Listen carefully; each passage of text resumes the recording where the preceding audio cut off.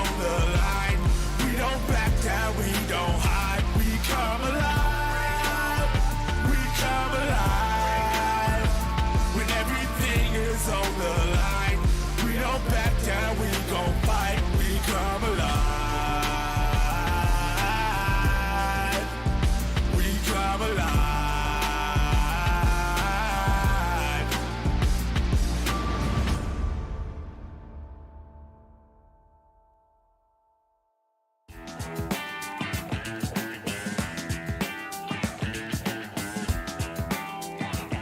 Okay, yeah, look, I'm running like a nosebleed, so stick 'em up, spread 'em out like a rollie. Ayy, show me love, like you know me, I'ma make 'em whoop, whoop, like the police.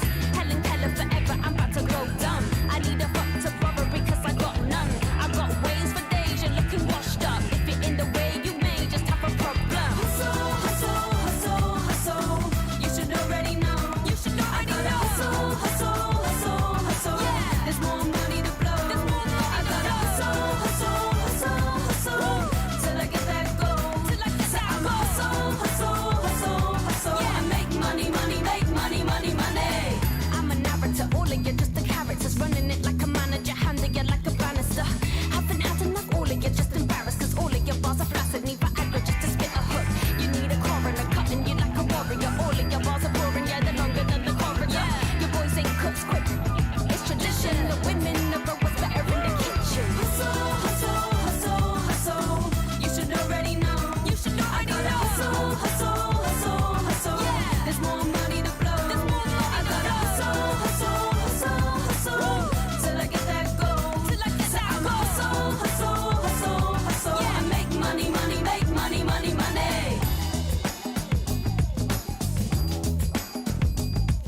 I make money, money, make money, money, money.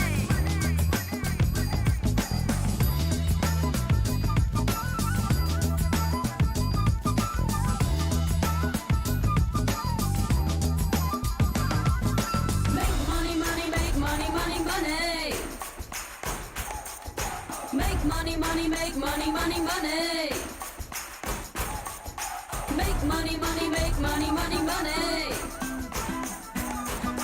Make money, money, make money, money, money. Make money, money, make money, money, money.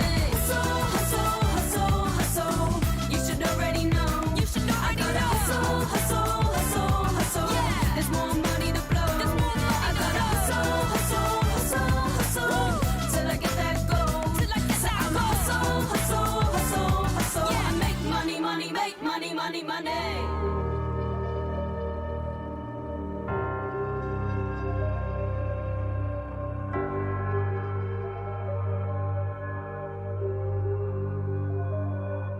We ain't come to play, we don't run away. We gon' elevate, watch us elevate. We on a mission, yeah.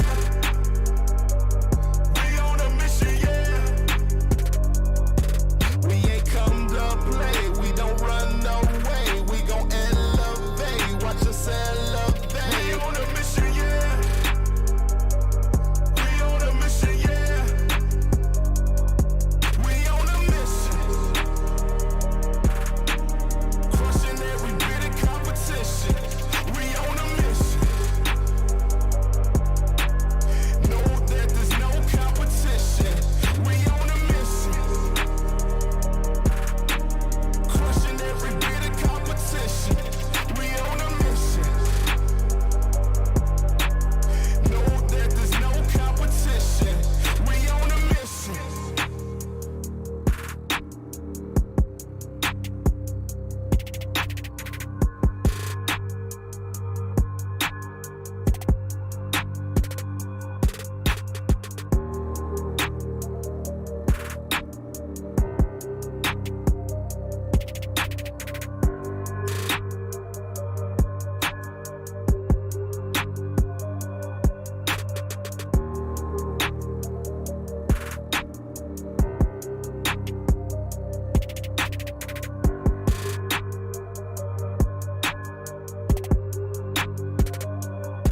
We ain't come to play, we don't run away. We gon' elevate, watch us elevate. We on a mission, yeah.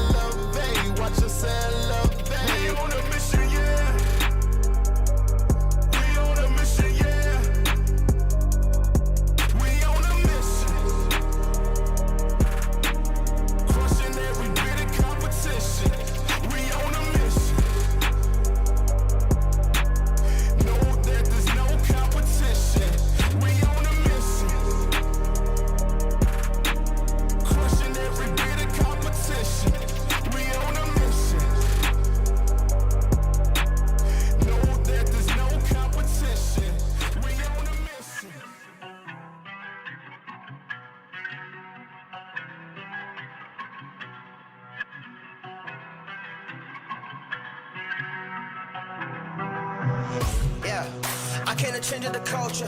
I see the hate, so say what you say, cause I gotta watch for the vultures. Boy, I'm too nice, you see the ice, plus I'm only getting colder. You just tryna flex like you got next, really you know that it's over. Yeah, hey, I don't need no co-star, been gone like so far. Plus I'm catching all the rays from the sun, give me power like I'm solar. You cannot catch the drip, yeah, that is unless you're a coaster.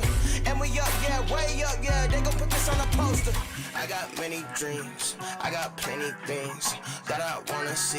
Will I put that on me? Yeah, I got many dreams, I got plenty things, yeah, that I wanna see. Will I put that on me? Yeah, I got many dreams, I got plenty things that I wanna see. Will I put that on me? Yeah, I got many dreams, I got plenty things that I wanna see. Will I put that on me?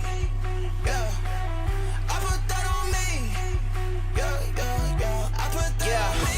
Walk tall, see the car, do another smile, I'ma be the greatest. Good luck keeping up everything I can, you know what the name is.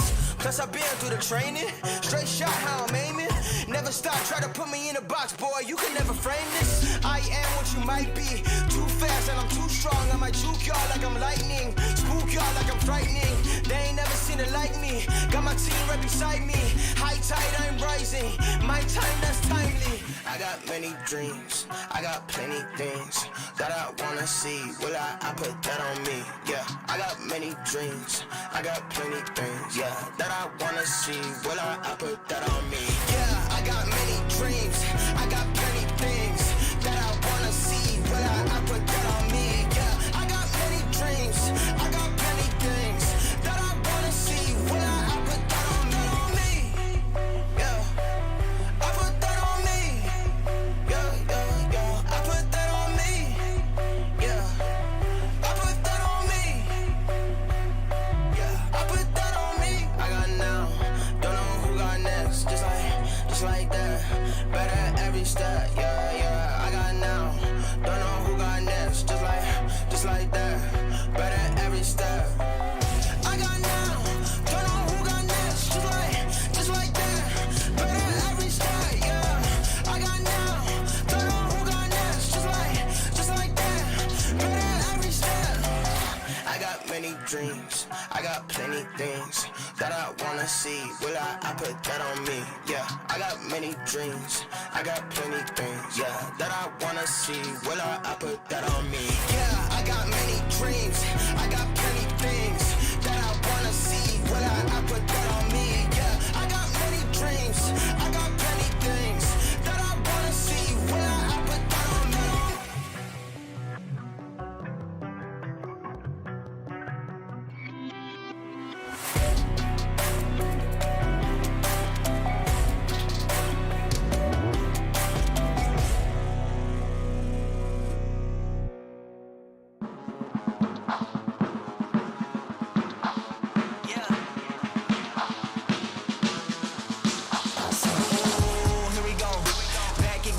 Scenario, win, yeah, we on a roll. Yeah, 2, 4, 6, we like 10 and 0. I should probably tell them something that they didn't know. Back then we was down with nowhere to go. Shit, might have been down, but we didn't fold. Now we running it like some intervals. Ooh, what now? Tell me who you see when you look straight up. Like, wait, who us now? What you gon' do when we pull up on you? Like, ooh, touchdown. You already know what it is when I come through you. Ooh, shut down. Shut down. Say, ooh, what now? Tell me who you see when you look straight up. Like, wait, who us now? What you gon' do when we pull up on you? Like, ooh, touchdown. You already know what it is when we come through you. Ooh, shut down. Say, ooh, shut down. Say, ooh, give me that crown. I need that now, right now. Ooh, don't make a sound. It's my time. You hear the crowd. Hey, we need that rain. Me and my team. Deja vu, this here a dream. We done all seen 100 times over back when we was just teens. Now we going dumb, told them we the one. They would count us out, now we counting up the funds. Now without a doubt, they be throwing other ones. Like they was always rapping, yeah, believe them if you want. Now they show love, came with a dub. It is what it is, it isn't what it was. They all love to hate when it don't work out. Tell you that they always been down when it does. Look. Say, ooh, what now? Tell me who you see when you look straight up. Like, wait, who? Now, what you gon' do when we pull up on you? Like,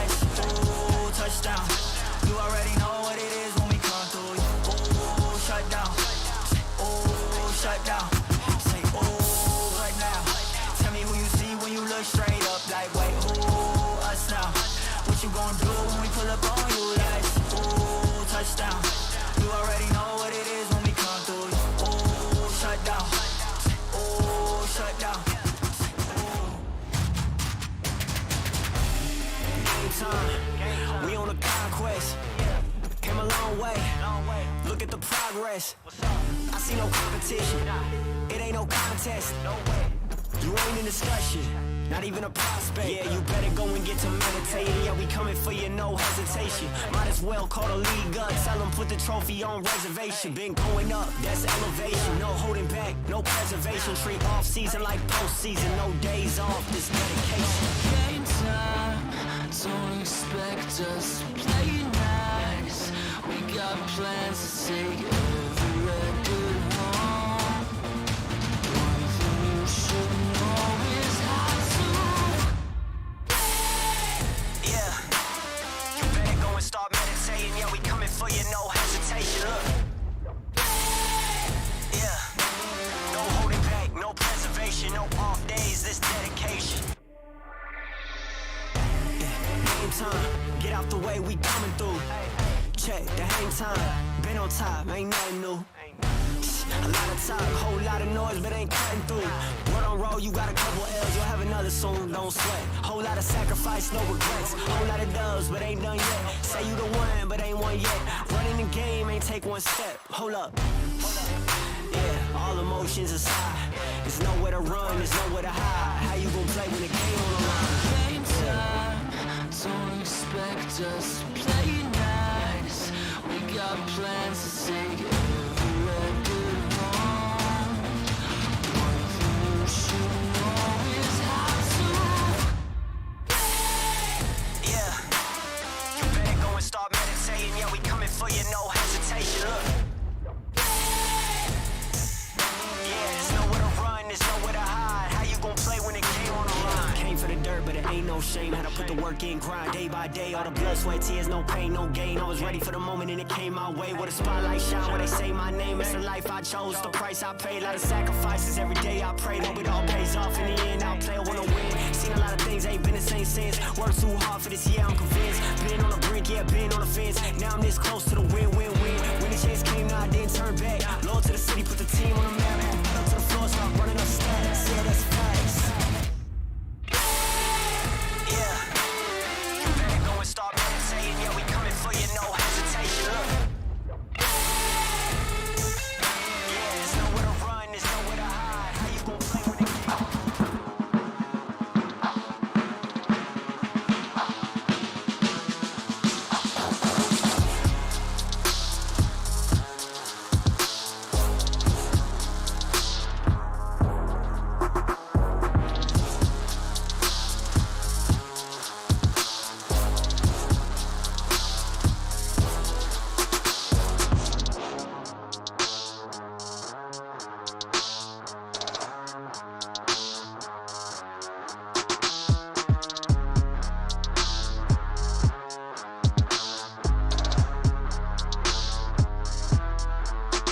Say, oh, what now? Tell me who you see when you look straight up. Like, wait, who us now? What you gon' do when we pull up on you? Like, ooh, touchdown. You already know what it is when we come through. Ooh, shut down. Ooh, shut down. Ooh.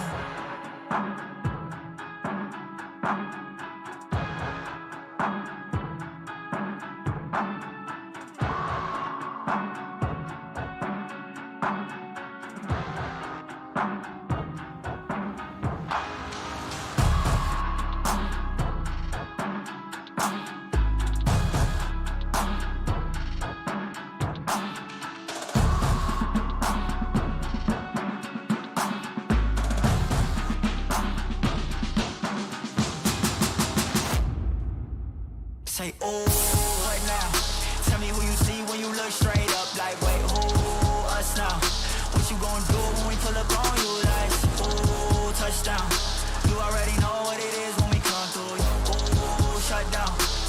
Ooh, shut down. Say, ooh, what now?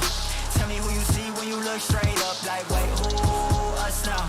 What you gon' do when we pull up on you? Like, ooh, touchdown. You already know what it is when we come through. Ooh,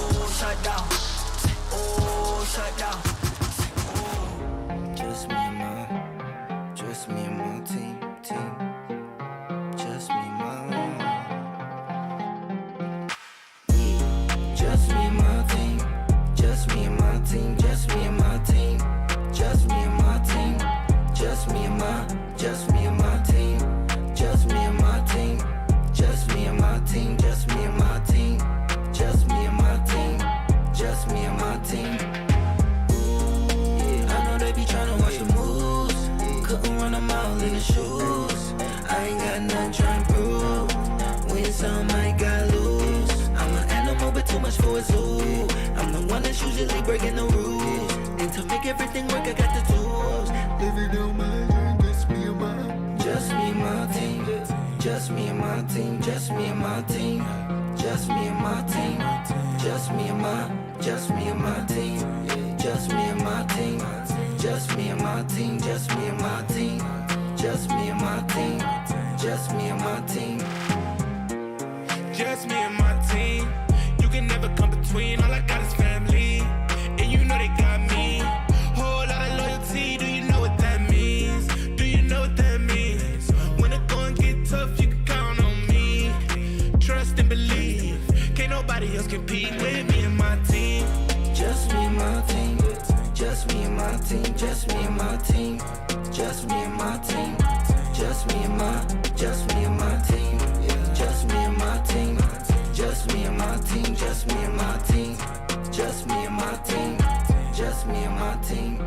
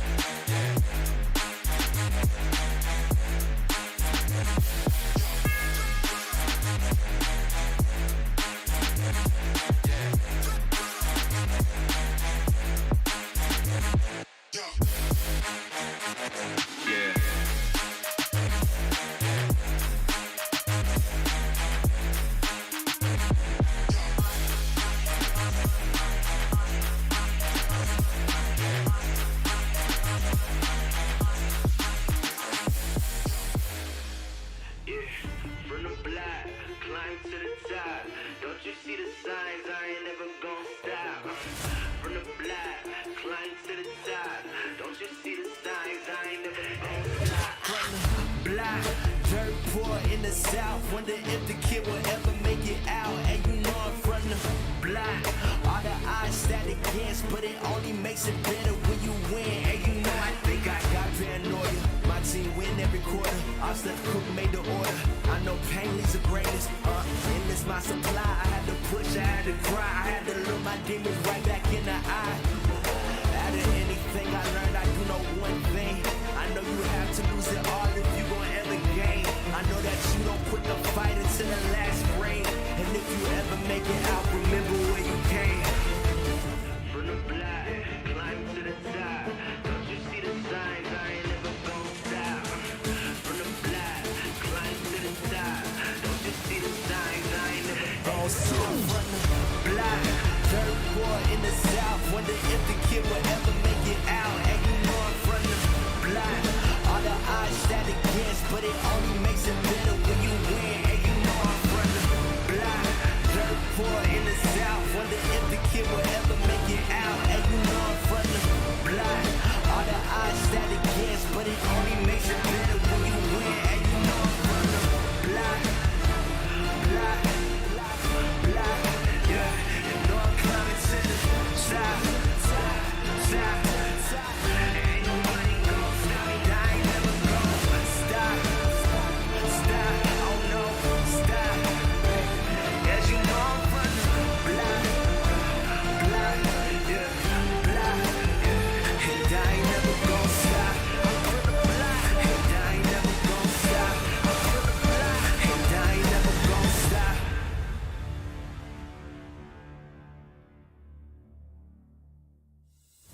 Top to the top, top to the top, top. Ain't nobody gon' I ain't never gon' stop.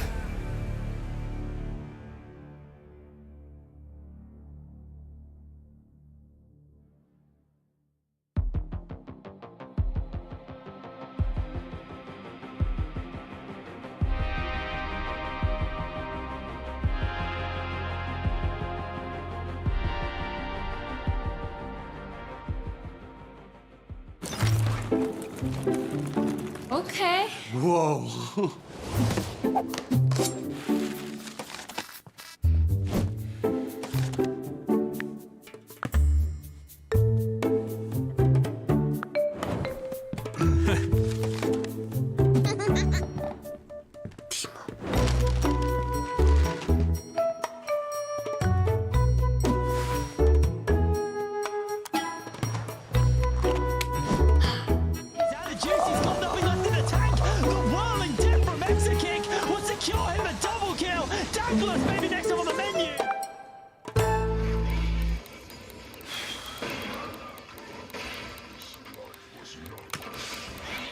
Hey, maybe I could use a little help with this.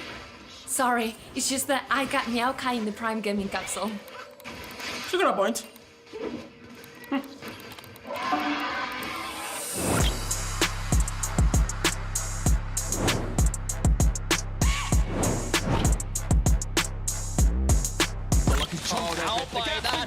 Cease and desist! Hey, let's go! Did they pick Timo? Already forced it into Attila's hands.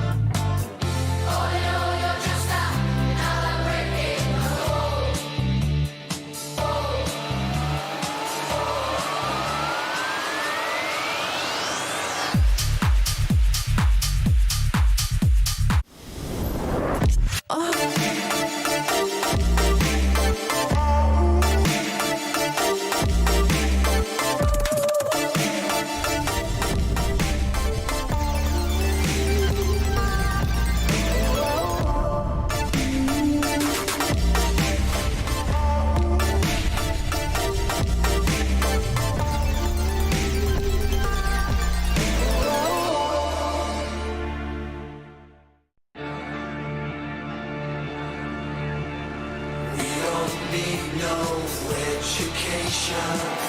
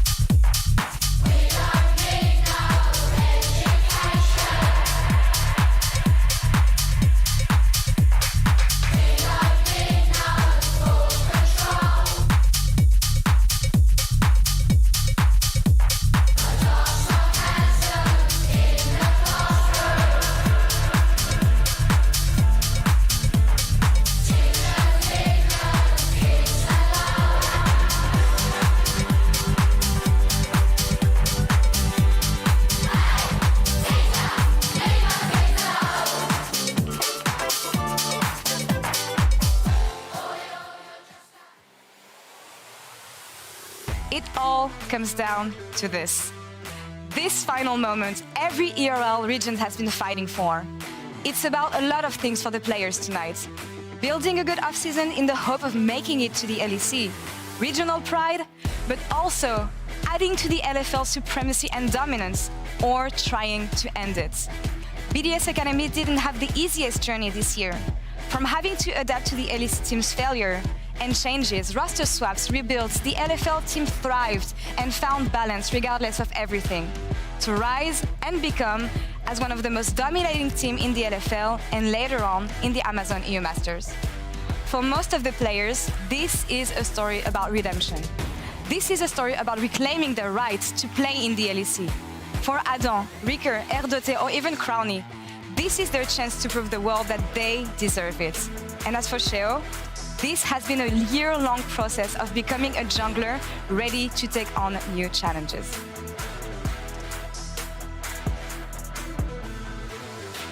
There is one thing you should know about Team Heretics. They've been fighting against the odds all summer long.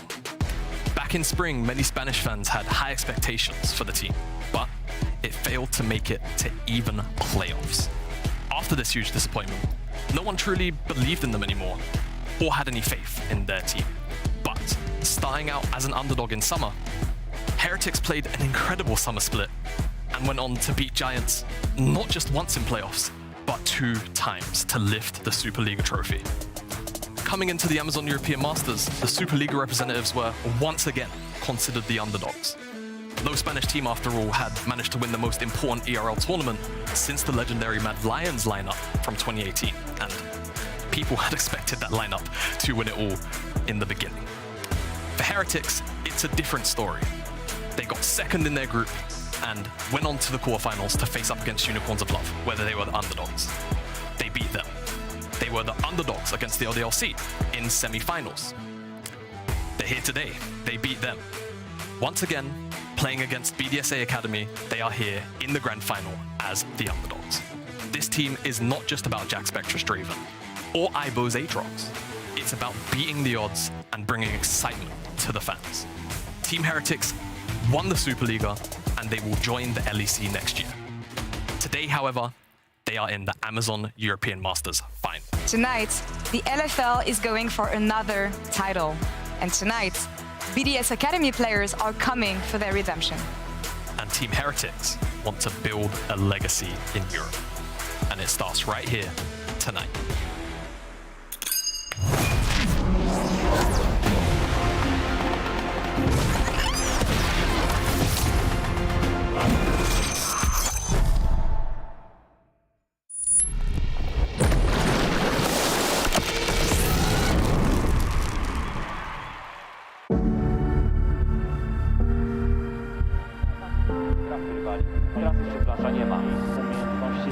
Dostępne, tak samo jak i dostępne jest to wombo combo ze strony Agoro.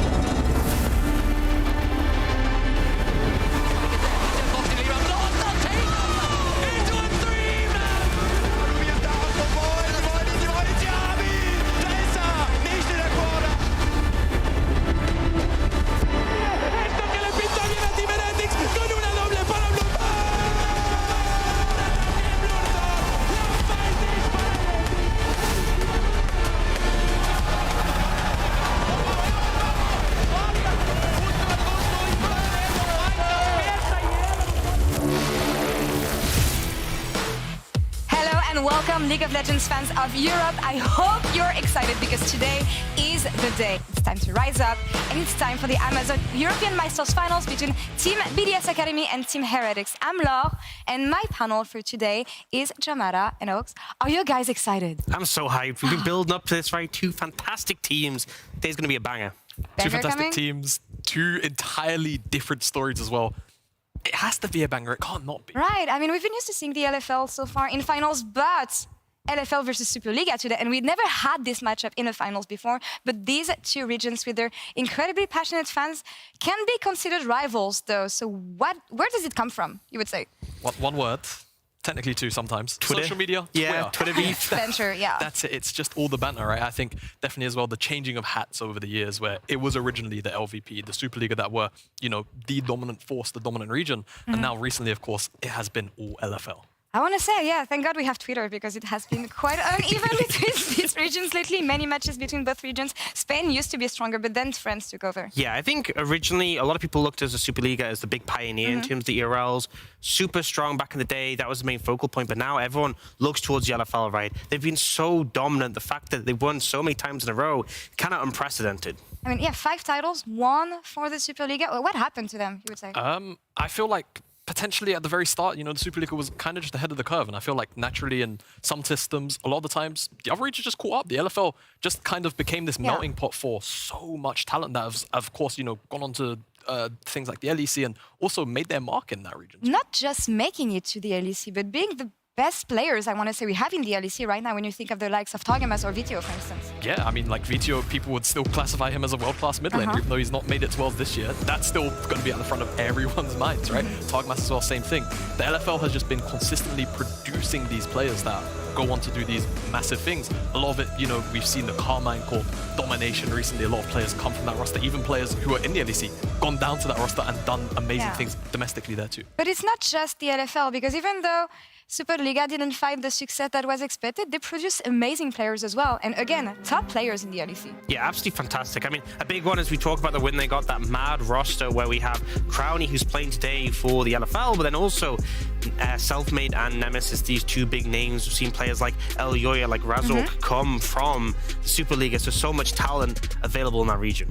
Maybe some new players also we might try and get to meet after the CU Masters. I know that Jack Spectra, for instance, is one of the biggest prospects we can have for the LEC next year. But as we can see, there's a lot of history between the LFL and Superliga.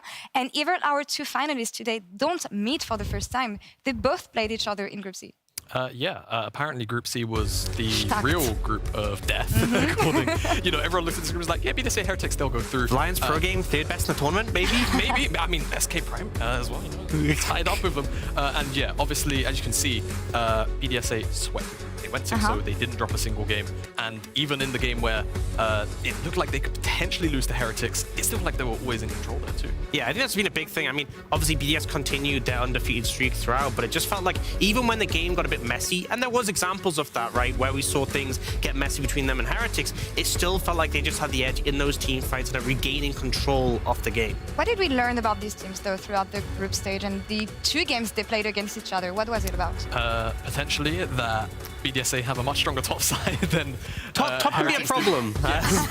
We'll probably dive on that a whole bunch more later on, but definitely, the solo lanes, jungle as well, it felt like BDSA kind of just had Heretics' number. The only real shining light for Heretics in this matchup in groups seemed to be the bottom lane, right? It's always what we talk about with Jack Spectra on the bottom side, with White and pairing up the duo and ensuring that they can try and get some resources and movement going on that. Talk about the Jack Spectra, we talk about the Draven, of course, which we'll come back to that later. But is it all about the bot lane for them?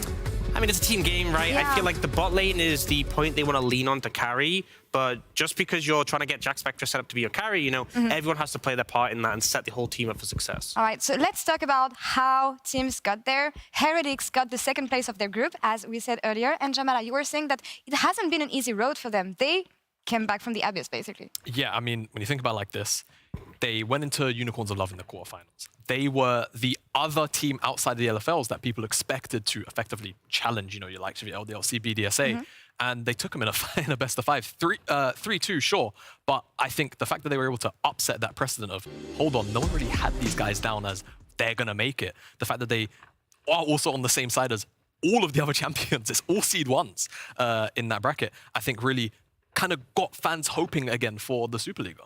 It was an interesting run, right? I mean, beating one of the best teams outside of the LFL, being Unicorns of Love Sex Edition. I always trigger to say this one. And afterwards, LDLC, I mean, LFL champions. I was expecting more from my boys. Yeah, I mean, I feel like LDLC had a rough series. Maybe a certain pick they left open that was problematic. Yeah. But I think the thing to say is that regardless of the outcome, LDLC still put on a decent performance, Unicorn still put on a solid performance, but Heretics have grown as the tournament has gone on. I will say, this is not the same team that we saw leave the Superliga in first place. They've developed over the course of the tournament, which has allowed them to keep upsetting step by step across the way. We're talking about like a ramping up team right now in the likes of Heretics. What did we learn about the Unicorns of Love series they played?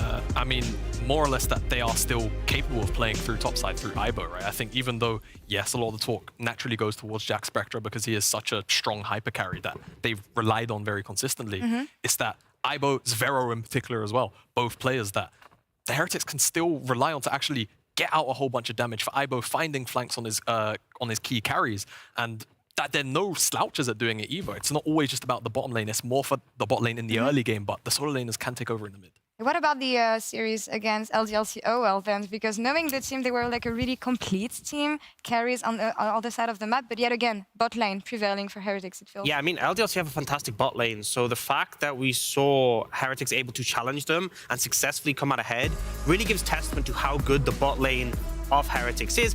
Obviously, the big point to mention is you gave Jack Spectra Draven. I think it goes without saying this guy is fantastic on this champion. 4 times yet, maybe a bit too many. But the thing is, there's more picks on Draven. There's the Callista, there's the Lucian armies played throughout this tournament.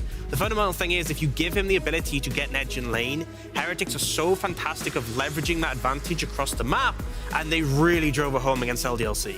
Yeah, they are honestly one of the strongest teams. Well, naturally they're in finals, but they were the best team to me at executing using mid lane, bot lane priority rather, and actually putting a lot more pressure not just on the bottom lane itself 2v2, but then onto the enemy jungler, ensuring that you just get loads of information, track them, and I think that also gives a lot more freedom as well towards the rest of the map when you have that level of dominance through the bottom lane. It's all about finding the momentum at the right moment, I want to say. So do we feel that the Heretics team coming today in the finals is a team that we should be really scared of? Did they reach the final form? Is that what I'm asking? I would say so. Yeah. I feel like we've seen a lot of growth. I feel like, Zero in the mid lane has stepped up massively. Ivo is obviously a mega veteran, right? Most games in EU Masters as a whole. Yeah. So it feels like this roster finally found like the winning formula for themselves. but they're still kind of coming into it underdogs, right? BDSA still yet to drop a game. You say momentum. This is like an avalanche at this point. Yeah, and about momentum, I'm scared every time one team comes to the finals or goes through a tournament undefeated, which is the case for BDS Academy today. Let's talk about their World 4 finals. They've been extremely dominant throughout the whole course of the tournament, and it's something that we can say about BDS Academy around all the year, but I mean, they only faced LFL teams in the brackets. Yeah, I think the fact that they've slain all of their brethren to get here kind of just proves that they are very ready and very hungry as well, right? It's not like they've taken down their LFL companions in, you know, sort of troubling fashion. It's not been 3-2s, not been close 3-1s. It has been very decisive 3-0s. And I think the fact that they've shown a very clear tendency to kind of drop the habits that they had from groups, even from domestically in the LFL, to play towards Crownshot and Oderte a little bit more, instead of just constantly relying on Adam and Rika and the rest of the top side to kind of take over, kind of just shows that not only are they a strong team in their style, but they're also willing to be very flexible in that too. Yeah, I think what's massive is we knew Adam was going to be a monster, right? We saw him domestically when the team played for him. But it's kind of the fact that they've gone, look, Adam wins top. We know that's going to happen. Why don't we play for the rest of our laners, and then we have multiple lanes we can play through? And I feel like this adaptability, this flexibility has really gone a long way. And the problem is, Adam, if you give him a 1v1 lane, as long as he has a champion he's comfortable on, which is a lot of champions, he's going to vibe real hard. I think it was about finding consistency for Adam also, but we have to talk about Rika, of course, because after the bad season he had in the LEC, he came in strong with BDS Academy, and he's been one of the key elements throughout their victories, I feel. Yeah, absolutely, and I've definitely been echoing this sentiment a lot. I feel like Rika just didn't really fit the Mad Lions philosophy, but strangely enough, I feel like BDSA have kind of developed into a bit of a Mad Lions-esque style, playing more to side lanes now. It's definitely quite strange, but even though, yes, they do that, I think they've also shown that Rika, like he did at the very start of the LFL split, is very happy to sit on some of these mobile mages that will just kind of be a wall in the mid lane, and they've comfortably played that style as well. They haven't always needed Rika to be dominant in lane to then move it to the side lanes. They've also, again, developed beyond just that one single path mindset, and they're playing loads of different ways with Rika. I feel like, you know, even if you're not necessarily roaming, as long as you have that agency, that priority, it shuts down the opposition from moving it over and trying to contest. I think he's done a great job of that, just ensuring he has control of the lane, so it's down to his team whether there's assistance or not on the map. Let's dive a bit more on the LFL murdering their brothers and sisters, because as much as I hate what you said, it's actually true. And the Vitality B series to me sounds like BDS was ready, whether it was on the map, but also in the draft. They had answers of everything. Oh, and the team fighting, I feel like was just so stellar, right? They have the picks that work for them. You can't really ban Adam out. You can't really get a good matchup. But when it came to those fights, the execution was just so good. And I think in particular, Shio in the jungle was just permanently setting up his lanes for success. And it felt like you couldn't find any headway when you're going up against it. Yeah, it was complete and utter fratricide, is the murder of one's siblings. I mean, honestly, it was just like everything kicked into gear. And like we kind of said, I think the fact that they came into this Vitality B series and said, you guys normally give Segendo all of the resources. We're just going to go and smash bot lane. We feel like they haven't been having a great time this tournament. And it worked because Adam as well on the top side held his own against Segendo, who was arguably actually not getting resources a lot of the time in that series. And when Vitality B tried to swap it up, come that game 3, it was already too late. And one of the best players we had in the LFL as well. But talking about bot lane and Game Ward here, I want to say that I didn't see Game Ward improving, I want to say, throughout the course of the tournament. And they wanted to play through bot lane, which is the main strength they have, but it wasn't successful at all. Yeah, this strategy made sense, right? They had a plan. The draft reflected that.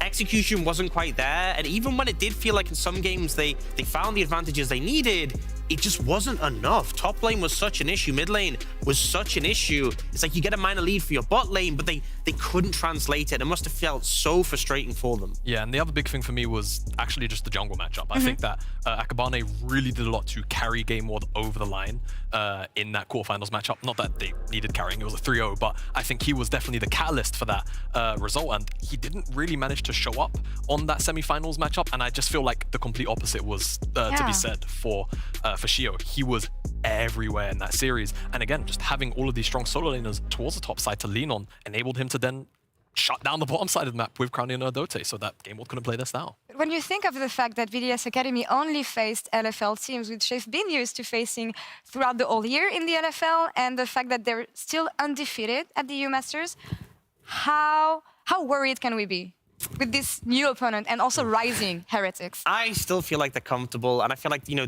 as much as Heretics have blown up and done some upsets, they should have learned. They've seen a lot of examples of how you can beat Heretics, right? They've dropped games. The problem with BDSA is we haven't seen many examples of how to beat them, right? Normally, there's no like straight outline. This is what you do. At least not for a while. Not since the domestic finals in the region when LDLC took them out. So I feel like BDSA should be coming in pretty comfortable in this one, but anything could happen on the day.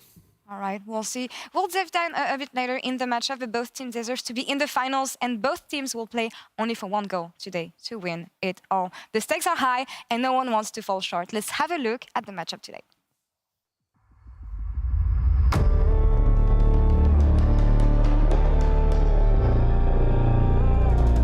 Spectra and Eyeball could solve the issue. Something Spirit Visits. Eyeball? Literally the moment we say you're in trouble, they do this, but Aruva comes white in, a blue resort, build out, is it going to be he's revived, and that means it's going to be this 1v3. Rand has got nowhere to go. They tried to give the execute over. But this is all starting to unravel so quickly right now, because Top are having a bit of a 1v1. It's a flash in, it's an Adam! Are you choking me right now? This goes in, but it's turned up in the hostile takeover again. Yike is executed the whirling death that lives up to his lips. Ivo comes flying in. The world is ending. Huge. Adam does have flash should he find an opportunity. He's going to try and 1v5 this right now. And he finds the back line. Adam shall not be denied. Adam will make sure BDSA do not lose a game at the Amazonian Masters.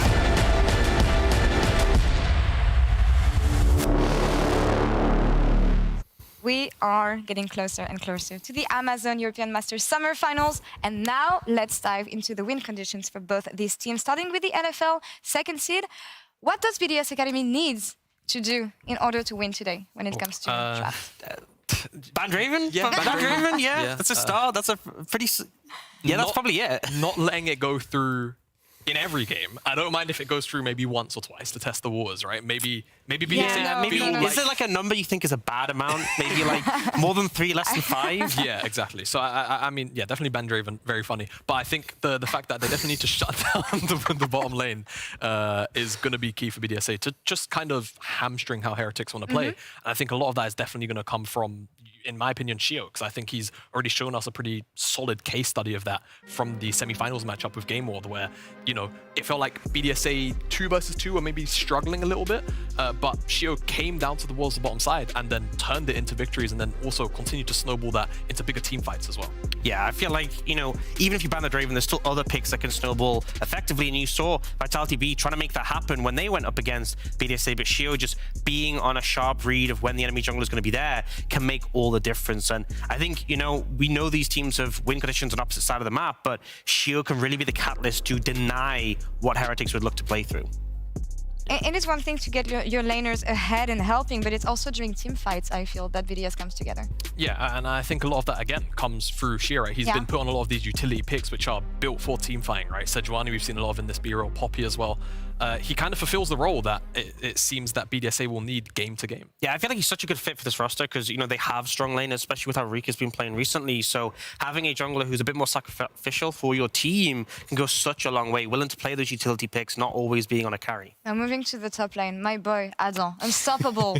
Keeps on bringing the flashy champions, the one that we know, actually, for now, but he's been so strong in BDS lately. I feel like in lane, it's a no-brainer. He's been really strong. In the 1v1, he has outperformed everyone he's gone up against. But it's the fact that even when we come to team fights, like, if Adam is strong when we come to team fights, he will perform and give you so much value for it. And I feel like it's so hard to deal with him because even if you ban away from the meta picks we've seen him play, like the Aatrox, like the Gnar, here, Melonica denied it, he'll just go to something like Darius and then dunk on you. And the problem is, even if you really thin his pool, I have no doubt Adam always has another pick up his pool, up his sleeve, sorry, that he'll bring out and carry a game with. Yeah, I think it's just the fact that he's so willing to be, I don't want to say it, but a bit of a psychopath in the top lane sometimes. He doesn't, fine with that. he doesn't really care. And I think, like Dan was saying, to sort of reiterate the sentiment, I think the fact that he's so strong in the 1v1, but then will bring that to the team fights. The champions that he's playing often are kind of these reset champions, like the Darius, for example, like the Aatrox, where even if you set it behind, all it really takes in these team fights is one big moment for these champions to have their impact in the team fight. So even if they love to thrive with having loads of gold, they don't even really need it to be that effective all of the time. Yeah, just can get even with that. And we talked about Just Spectra before, and he had some words to say about Adam, actually, the man himself. Came to the desk on today's series, and he joined us on the post show on Thursday. Let's listen to what he had to say. I don't think you can ever get Adam to just like handshake play a tank. It's like if you pick a tank, he's just gonna go his Darius or something like crazy. So like if you can get the handshake matchup versus him, I think you're very happy. But I think the key will be to figure out like how to not let him have his comfort and not let him like play his game. Because I think if he's playing another person's game or like a more normal game where everybody's playing like Ornn Sejuani, then I think he's not insane. It's interesting because they know what is coming, and it's just about having an even matchup probably for them. Yeah, I feel like it's about losing gracefully. Yeah. I don't think you're going to win against Adam unless you devote so many resources that you're exposing your bot lane, which is typically your win condition. And just because you know what's coming doesn't mean you can deal with it, right? We've seen this so many times before in League of Legends. So I think it's a matter of just mitigating as best as possible. It is Ibo, such a veteran in the top lane, and I know he's sort of player who'll go, look, I'm fine just taking a minor L because I know my teammates will step up in return. Yeah, he's been doing it forever, Ibo. Champions like the Ornn, the Sejuani now in this meta as well. It's a playstyle that he's very used to. I just wonder, because we've already seen the matchup play out in Group C, it wasn't pretty. How much leveling up has he done throughout, you know, his run here in the knockout stage really is the big question now coming into Adam again. But given everything and the fact that you know that BDS is going to focus on bot lane and that Jack Spectra and the bot lane of Heretics themselves seems to be the best point they have, what is the win condition for Heretics today? Well, I feel like it's the big thing that it all comes back to is I think the mid lane is so important because, you know, whether you're denying plays on the top side, having someone who can be an extra member there, or trying to play to the bot lane, mid is so important. It's the center point of the map, and if you have an advantage, you can put that into the side lanes and look to snowball them. And I think ultimately one of the reasons people have struggled with BDS Academy is because Rika's looked so good. He's outclassed most of the mid laners he's faced against. But Zvero has been fantastic. He has been so on point, and I think he is a match for Rika. Yeah, I mean, you could arguably say that Zvero has done the exact same thing against every other mid laner but Rika he's played this tournament, right? He has really kind of been a step above everybody else. It's, will he be able to bring that step above Rika today? Because like Dan was saying, not only does mid lane kind of control the tempo of the game a lot of the time, but it also kind of dictates the jungle a lot. Yeah. The jungle, as we've kind of spoken about, is going to be relatively important, specifically for BDSA and enabling their solo lanes, but also trying to potentially shut down Heretics, and a lot of that will come from mid lane priority. Zvero and Rika are probably going to butt heads quite heavily when it comes to that regard. Yeah, I was about to say, it's also about the champions you can pick for yourself and the situation you can unlock for your team. And I want to talk about the draft, because it will be extremely important today when you look at both sides. Which champions are gonna see prioritized here? We talked about the Draven, of course. Yeah. But there's other one. Yeah, I feel like, you know, things like the Aatrox in the top lane, fantastic for both players, super high priority in this tournament, but also mid lane, right? The Azir isn't a pick that necessarily is as proactive as things like Talia, Ahri, but it's so good at controlling lanes, setting the pace, having priority, which is something obviously we hit on being really important. And I just feel like there's so many picks where I would be concerned leaving them open. Bans are going to be so valuable this game, right? You can't waste a ban, you can't throw one away. Yeah, and that's the thing. I'm expecting pretty much 6 target bans from the jump. I don't No think, meta. Yeah, no we don't meta. give I genuinely do think both these teams are just going to be looking to ban away things that they just feel the other team is more comfortable on, right? For BDSA, expecting, honestly, if we see 380 carry bans, wouldn't be too surprised. For Heretics, if you're looking to take away, you know, the Azir, things like the Poppy from Shio and Rika, these are pretty core ways that they've managed to make it here undefeated. So trying to shake them off of that very comfortable champion pool is definitely going to be, at the very least, a start of an avenue to try and take down BDSA. You said that we want to focus on key champions rather than the meta itself. Knowing that Heretics is going to be a blue side the first game, what can we expect in terms of prio or blue one for Heretics, but also bans on the side of BDS? So I think for BDS, definitely probably banning away the Draven. The problem is, good start. Yeah. Do you ban away the Callisto as well?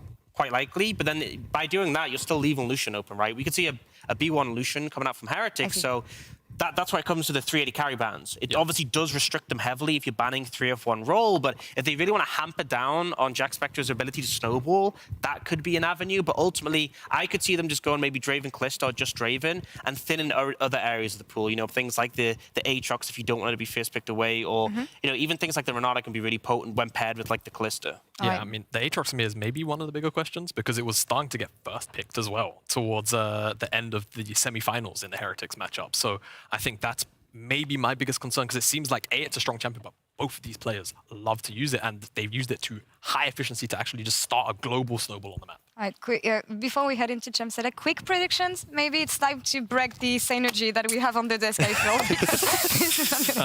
Should you want to do it? Should I do it? Yeah, Heretics all the way, man. I believe in Jack Spector. I believe they can carry. They've been underdogs throughout the whole thing. Jack Spector even said he loves being an underdog because you can break expectations. LFL have had their time in the sun. It's time for a change of pace. My head tells me BDSA. My heart tells me Heretics. It's that simple. I think that they've got the momentum with them in terms of just consistently still being here, still taking down champion after champion. And right now they've only got one more in their way, one more team rather in their way to become the European champion here in the regional leagues. That's so cute. I love it. 3-0 BDS. Okay. That's mine. I believe in the top gap. I believe in Adam doing everything that takes to get his second EU Masters title, actually. But we talked a lot about the 2 finalists and the stakes of today's series, but but what really matters is what happens on the Rift. So without further ado, I will now give it to the casters for today. Initialize, Trouble Inc. and Nymera.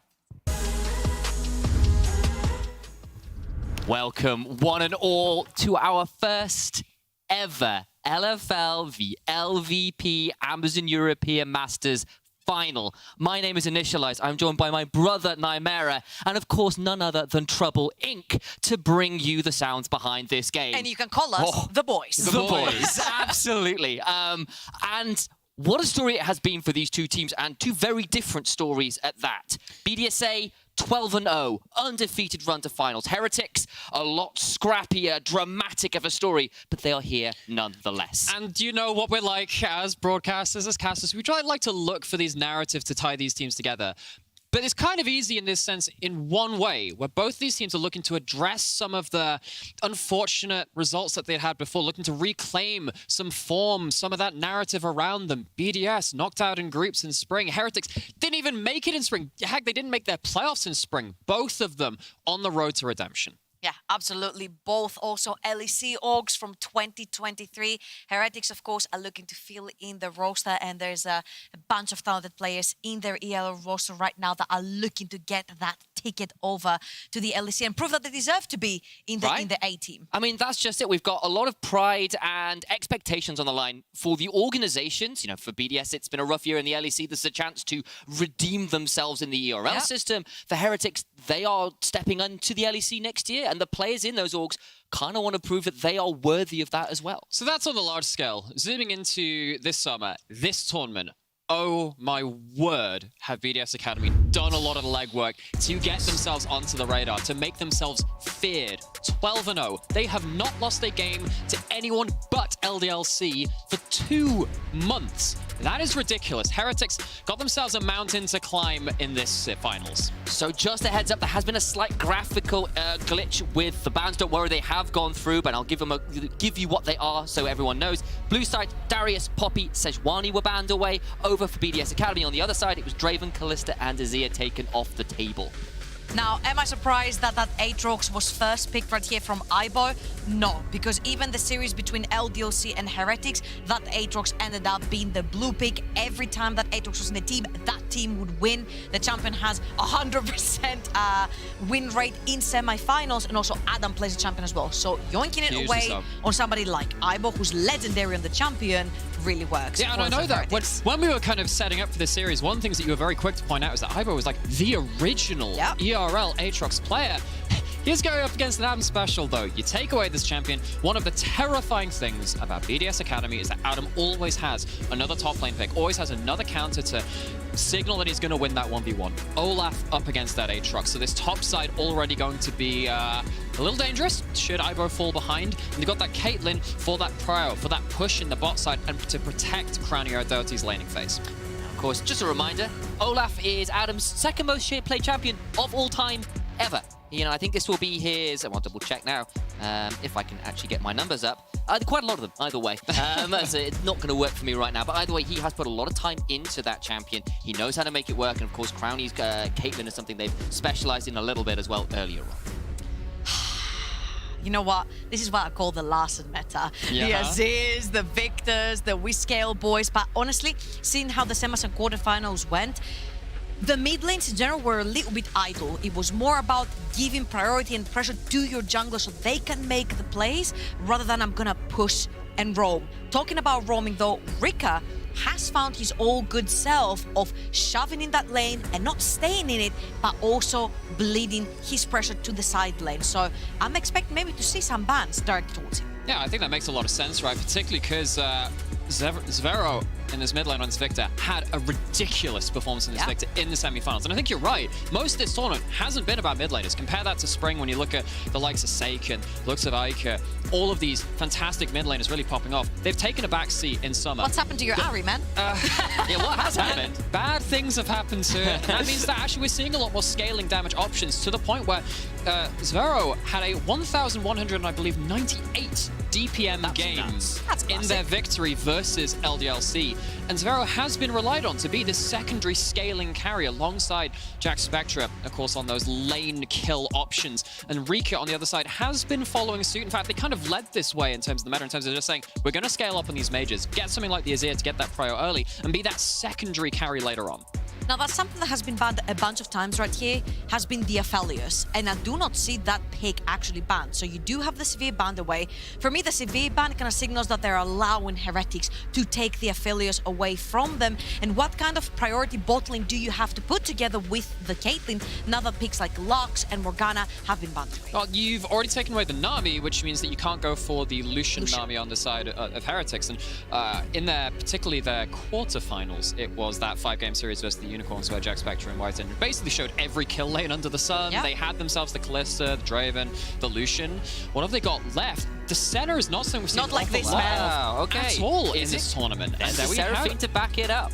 So, I mean, this is a lane that was pretty prominent over in NA, particularly, but it's CLG. a way of not necessarily playing for lane dominance, but to support that Aatrox on the other side of the map. It's just to prove Electron, because he was like, they played every kill lane under the sun. The Lucians, the Kalistas, Have you ever the been Dravens. hit? If you've ever been hit by a center W in this lane, you'll realize it can still be a kill. Oh, dear. Okay, now, seeing both of these drafts, of course, before the last R5 comes through, which is going to be the Soraka, I don't disagree. And chances with Caitlyn tend to do pretty well in lane. You can keep the Caitlyn very healthy as well to play very aggressive. Now, what's worrying me from the side of Heretics is that Heretics is usually a team that loves to play for the bot side of the map and loves snowballing the bot side of the map. Now, right here, I do not see much snowballing to be quite frank. I see a lane that is quite volatile as well. Not in the terms of that it can get very easily ganked, but it's extremely immobile and it's extremely squishy. So does it get hit from the side of BDS towards the bots of the map where they do have the pressure with the Caitlyn, they're going to suffer massively. Thing is that I don't think they're going to die in bot side that often. You've got Cher on this Vi, which can very much go towards bot side and threaten the immobile carries, as you were saying, but there's no real setup outside of that. Caitlyn, Soraka, they'll poke you out, but they're not going to all in you at that same level. For me, this signals something that Jack Spectre was talking about in his post-game interview after the semi-finals. This entire series is going to be, can Heretics stop Adam getting an individual lane advantage just running over the game? That is what he has done pretty much the whole tournament. Having a bot lane which can survive on an island allows them to put resources towards top side. I think that's their angle. I can see that, honestly. I think that's a fair call. And honestly, for both of these teams, it is a pretty similar style of draft. You've got these kind of bruiser top laners, you've got the engaged junglers, once more pick, once more team fighter, you've got the control mages in the mid lane, then you've got the AD carries with enchanters. Like, that's a pretty similar mirrored team matchup, which is not necessarily what I was entirely expecting out of these teams. And I'm kind of curious, with that in mind, whether you favor one side or the other with what you've seen out of the draft. With Heretics, I'm a little bit scared because they have a ton of scaling. The Senna, the Aatrox, the Victor. You go into that lake and you've got a bunch of damage. You can actually shield and peel for your Aatrox. You can be a god in this particular game. But what BDSA are particularly good at doing is they salvage their bot side of the map by snowballing the top side of the map. And Orianna can play the 2 versus 2 together with the Vi. You can play towards Adam's Olaf earlier on in the game, and and shut down the Aatrox. You shut down the Aatrox, you shut down that one win condition. And that is the huge thing for me, because this is one of these cases of we talk about win conditions a lot in terms of like, if this person gets ahead, wow, game's over, incredible. Something like, you know, your fellow senior Jinx in Spring was a great example of this. This Aatrox is a lose condition. If Aatrox falls behind, you are so sad as Heretics, because you're relying on Aatrox to pass the baton onto the mid game. Aatrox is where you put everything in the early game, and then your carries come online later. So watch towards this top lane. One mistake from Heretics or one piece of real inspiration from BDS Academy can set this game on edge. As we head on to the Rift here as well, don't forget to claim your August/September League of Legends monthly capsule for all the Prime shoppers out there for your chance to get RP, Mythic Essence skins, and more. Do make sure you get that. It's free. If you got the Prime subscription, you might as well get a hold of it. Important to do, and you may as well get your free stuff. Yeah, Rika didn't, so he ends up playing with Vanilla Orianna. Nice segue, I appreciate that. He's going for the Faker school of thought. For those of you that don't know, Faker never plays with skins on champions unless there has been a bug in the champion slate. He's occasionally done that. Not even his own. Not even his own. No, he did that the one time at All-Stars 2014. Yeah, there was the Battle Bunny Riven one time. Exactly. Well, no, so that was the Zed in the mid lane. Everything else has been a bug. This is not a bug on your screen. This is Adam very, very similarly. It's every time he's played the Olaf, just finding these early trades. That's the funny thing about this champion, also in the top lane. It can find advantages on its own, and Adam as a player in general is someone who has been finding advantages on his own in the top lane. When we talk about BDSA sort of swapping their playstyle from Spring, right? Not playing for Crown anymore, playing for topside, we don't necessarily mean that Shio is ganking for Adam. It's more about getting him in a comfortable matchup where he can get resources, where he's warded for and always shielded from his team. So even though Shio can hover towards the top side, Adam finds mainly his advantages on his own. Absolutely, and considering this is the prime pick for these top laners, the Aatrox, finding something to play into that is pretty powerful, because both of these players have been so damn good on the Aatrox. Having an answer could be a big deal here for Adam. And turns out Jack Spectre is a font of knowledge on multiple topics. Because we asked him about the Aatrox as well, in terms of like, he was saying, oh, Ibo's really good on this pick. And we asked him, is it just the pick? It's a little bit of that too. Both of these players, though, have been the standout Aatrox players at this tournament of Amazon EU Masters, though. They have really used it to have team fight impact, to have side lane impact, to have laning impact. It basically does everything you want out of a Bruiser top laner in the current meta, despite having not many champions changes to the champion itself. A little bit of skirmishing there in terms of just gaining control of the top side. Rivet Shale will claim that top side Skullcrab, which Bruiser will not have access to. All the while, though, you can see Zvero just heading down towards that bot side of the river to see whether that bot side Skullcrab is still up and available. Will be for his jungler to go towards if he can get there in time. I'd love to highlight something very quickly, just because look at the jungle tracking. What's over here? We saw earlier in the game there was one just a little bit around here too. BDS Academy understanding that there is some topside threat from the Wukong, Victor, and the Aatrox, and just making sure the rewards on the other side is something that we often attributed to LDLC in terms of their jungle tracking very early into their first clears. BDS Academy, very aware of this today. They've got good enough wards to support their pushing lanes. Just done that in the bot side as well. Observers toggle over. See, they're really on the same page today. The BDS Academy just doing their due diligence on setting up their safe lanes. And I'd like to remind people what happened in the game where rewards the LDLC versus Heretics, not necessarily having drafted themselves very heavy engages, no Sejuanis, no Orns, none of these like really big tools. Oh, Rika takes a lot of damage. Vanities might just go down. The gravity field gets the stun, but will not allow a final attack to secure the Orianna's life. He stays alive. I think Zvero had just run out of mana. He had run out of spells as well. So 3 flashes for Rika's life, and Rika gets out alive while using his flash. I think you take those right here if you're Rika. He's shoved underneath his tower for most of the time anyway, so he's going to be more than safe. Now, I just wanted to make a little bit of a connection because right here, I do not see any heavy engaged tools from both these sides. There are no Sejuanis, there are no Orns on the map, so we might be in it for the long run where all the scaling has come through, which actually favors massively Heretics. In a lot of ways, it really does depend what happens with this Aatrox to me, though, because while there aren't as many hard engaged tools in a teamfight setting, Shio can still make a mess of the map early on, particularly now you've lost Flash in that mid lane.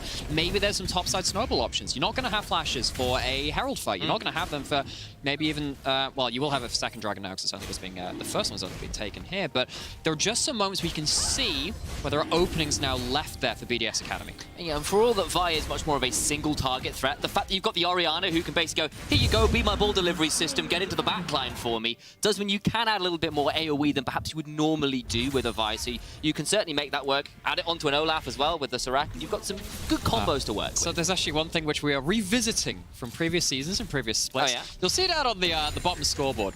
We often have these nice little champion advantage things. We don't often take into account the Senna factor, so while we get to see the lead on the Caitlyn there, what you really want to be seeing is actually what's happening between the Seraphine, who's farming, and that Caitlyn. Now, Senna throws some weird options in here, right? Because you get more gold value out of souls a lot of the time, and this is going to be that fasting Senna, not taking the gold for themselves, but if this game goes slowly and they're even-ish farm numbers between the Caitlyn and the Seraphine, that's actually ahead for the Seraphine in a lot of ways. Even if you're a slight deficit, you're okay as that for Heretics. On a bigger picture point as well, this will now be I believe it's a 33-20 head-to-head score with the LFL in favor over the LVP. This is a massive deal for both of these squads in terms of just regional pride and make sure this happens. And while this is the first time these two regions have faced off in a finals, it is still a long-standing rivalry, even if it's one that the LFL have been heavily favored in, considering their record over recent years. And if you're an LFL fan, yes, these teams have never met, these regions rather have never met in the finals, but they did meet in Group C, where BDSA 2-0'd Heretics pretty convincingly in this group of death, if you will, they were in. So BDSA are coming in with a big boost of confidence. Crowny also said that he's not worried if Heretics make it all the way to the finals. He can only, of course, he said, speak from scrims and the history between the teams behind the scenes and what we see in official games. But he said that he's not very worried in particular about this team. But the thing is, right, and I think based off of the games we had on paper, I mean, BDS Academy just really put them to the sword. Rika has no flash, though. Could be danger. Shares around as well. This is going to be a 2v2, but Rika taken so down low, nowhere to go. First blood to Blue Resort's Wukong. If you don't have flash as a mid laner in Europe, we punish you super hard. We know that from the LEC. It's been a big point of international talking points around those events. But even in the ERLs, we definitely follow that style. You blow a flash, things get very dangerous, and Shio is not there in time to respond to that gank. First blood to Heretics. A little bit not respectful from Rika right there, because Vero, ever since he lost his fast in the melee to try and kill Rika together with Blue Resort, he's been extremely respectful. He stayed underneath his tower for a long time, which means he did have the advantage lane. He was about 10 to 15 CS up. And if you see him, he's constantly playing very close to his tower, which is very difficult for him to get punished. And even though Shell was around, and he always has been with every gank that's happening, Shell really does smell this from afar. Blue Resort is the first one in the scene. What's really interesting to me is that Heretics tried to play through mid-jungle in the group stage versus BDS Academy with more proactive mid-picks and couldn't make it work. This time with the Victor, who is not realistically an early skirmishing mid-lane champion, they find first blood, they punish Rika, and they get themselves kill participation onto Victor. Reminder, ever since that rework, however long ago it was now, when you get kill participation and farm, you unlock your upgrades quicker. So now you've got that upgraded E. Now you're getting yourself closer towards that Glorious Evolution passive. It means that Zvero very happy with their position in the game. And also, you know, you saw Blue Resort get level 6 as that gank was going on. Show was still stuck at level 5. That discrepancy, especially for an ultimate as powerful as the Wukong ultimate, that Cyclone is so deadly. Nothing to be done. And in fact, I've got a little word for production as well. We've got a little graphic about Zvero's Victor as well, because it's worth reminding people how disgusting he is on this champion. He's nuts. 1.1k. Yeah, so this was... yeah, that highest DPM, if you are an LDLC fan, close your eyes. You don't want to look at that number because it's much too high. And that was when Heretics started to actually put Zvero a bit more on that carry duty and saying, all right, we're going to give you some scaling options. When it gets to those 2-3 item points, you can be a damage threat too. I'm starting to get a little bit worried for BDSA as the time goes on, because the healing and shielding will come online from the Senna, from the Seraphine. The raw range that the Senna will be able to play you through is going to be difficult to deal with. Encore into the railgun. The witch will keep Odoti alive, but I don't know whether it's a Disney movie. Wishing upon that star does keep him alive for now, no matter where you are. But in the mid lane, Rika was really wishing he was anywhere else. Does have to pop the flash again, but will survive this time around. But Bluezer has had impeccable timing back-to-back. He catches Rika with no flash when he's overextended. His flash has just come back online. He uses his level 6, he uses his own flash to take Rika's flash over again. So the second Rika is going to try to push his wave again. He's going to get instantly punished. He's going to have a world ender. Downs, there's nowhere to go for Ibo, who's flashing away, doing what he can to hold on. It's a decent Infernal Chains, keeping Sheo under the tower, but he'll use the Q to get on out to safety. You know what? I was about to talk about after this play in the mid lane, the reason that Heretics can do this is because the rest of the map is stable, which is not something that we've seen very often against BDS Academy in this knockout so far. But that is now a kill over to Adam. It is a significant lead over to Adam. That's an important thing to track. As we were talking about coming into this series, Adam has had a stellar tournament. When he gets an individual lead, that is big problems for his opponents. Problem is, on the other side of the map, every single plate goes down in a Senna Seraphine lane versus a Caitlyn. That is pretty tough. They'll manage to get the Herald a little bit further on. I don't think it'll get a second charge, but that's still a decent trade back for Heretics. But this has always been the case with Heretics. They will play towards a bot side of the map. It doesn't matter if Jack Spectra is on an ever-scaling hypercarry or if he's in these early game kind of champions like the Dravens, like the Kallistas, like the Lucians. Blue Resort will be playing towards that bot side of the map, shadowing, shielding, using vision for that bot side of the map. And even though BDSA will always pick these Caitlyn lanes, these are concealment Caitlyn lanes. You always expect that Caitlyn lane to perma-force that bot lane tower, but BDSA have not used it like this. They absorb pressure through that Caitlyn lane, and then they allow the rest of the map to snowball enough until that Caitlyn does enough damage to come back in that lane. But despite tower going down, despite having the Caitlyn for that Prio lane if you should need it as well. Of course, we know that BDS Academy have kind of used it as a different identity, very unlike the champion, what we see of it in Pro. BDS Academy now have 2 dragons. It is a Hextech Rift. Now, I'm just going to say this soul is utterly busted, especially when you have stuff like singular Caitlyn shots, singular like Soraka or Orianna skill shots slowing people down. And as we know, there isn't that much hard engage tools, but having an extra soft engage tool like a Hextech Soul is incredibly dangerous in this first game of finals. We're left with a game that is about 1,000 gold just over in Heretics' favor, but as we've kind of mentioned, Adam with a little assistance there from Sheo has managed to get himself a notable lead on the Olaf, even if it's not a game-breaking one as yet. But I think both of you have been saying, look, if this game gets to a mid-game with this kind of lead for Heretics, yes, you've got a Soraka on the other side, but the Seraphine with all these people to really back up and empower in those fights, kind of feels like Heretics should have the edge on paper. Yeah, I mean, there's always execution to be taken into account. Adam, no Ghost, does have ult, but he's not going to be committed to a fight this time. There's an Astral Infusion to come through from Odote, but Adam did get pulled back the Infernal Chains, but nothing really more to be found for now. Instead, it'll just be some vision control being fought for both sides. And very quickly right here, you see the rotation coming in on the map. You see that they have already rotated, they're Caitlyn in the mid lane, the Orianna bot, and then you'll see that Soraka is sitting towards the top side while TPs are coming in. They're going to try and defend this one. Blue are in a difficult position, silenced by the Equinox, knocked up with the cease and the desist. Will maybe have the flash on over, but it's pulled away, nowhere to go. Kill for BDSA. Amazing rotation from BDSA. They know exactly what the play was for Heretics. They put the Caitlyn in a very safe lane, and they know that their Orianna, if they need her to fight, she will have that TP, and they might be looking for even more. But right now, the entire top side of the map belongs to BDSA, and Ibo. Don't know if he wants to be there. Has got a world ender, gets knocked up, but is managing to get away for now. White in over the wall will dissuade any further attacks. And I don't really know why Heretics are going for this amount of aggressive plays on the top side. As we said, scaling and the team fights are pretty happy for them as it goes on. This feels like it's a bit of an overreach. Sure, look for the plays if they're easy enough for you, but you know there are people in force up on this top side, and you still lack those hard engaged tools. They get punished for a little bit of greed on the top side. You know what I've been looking for? Seeing how both of these teams have a bunch of healing and shielding, I've been looking for all these little pesky anti-healer items coming through.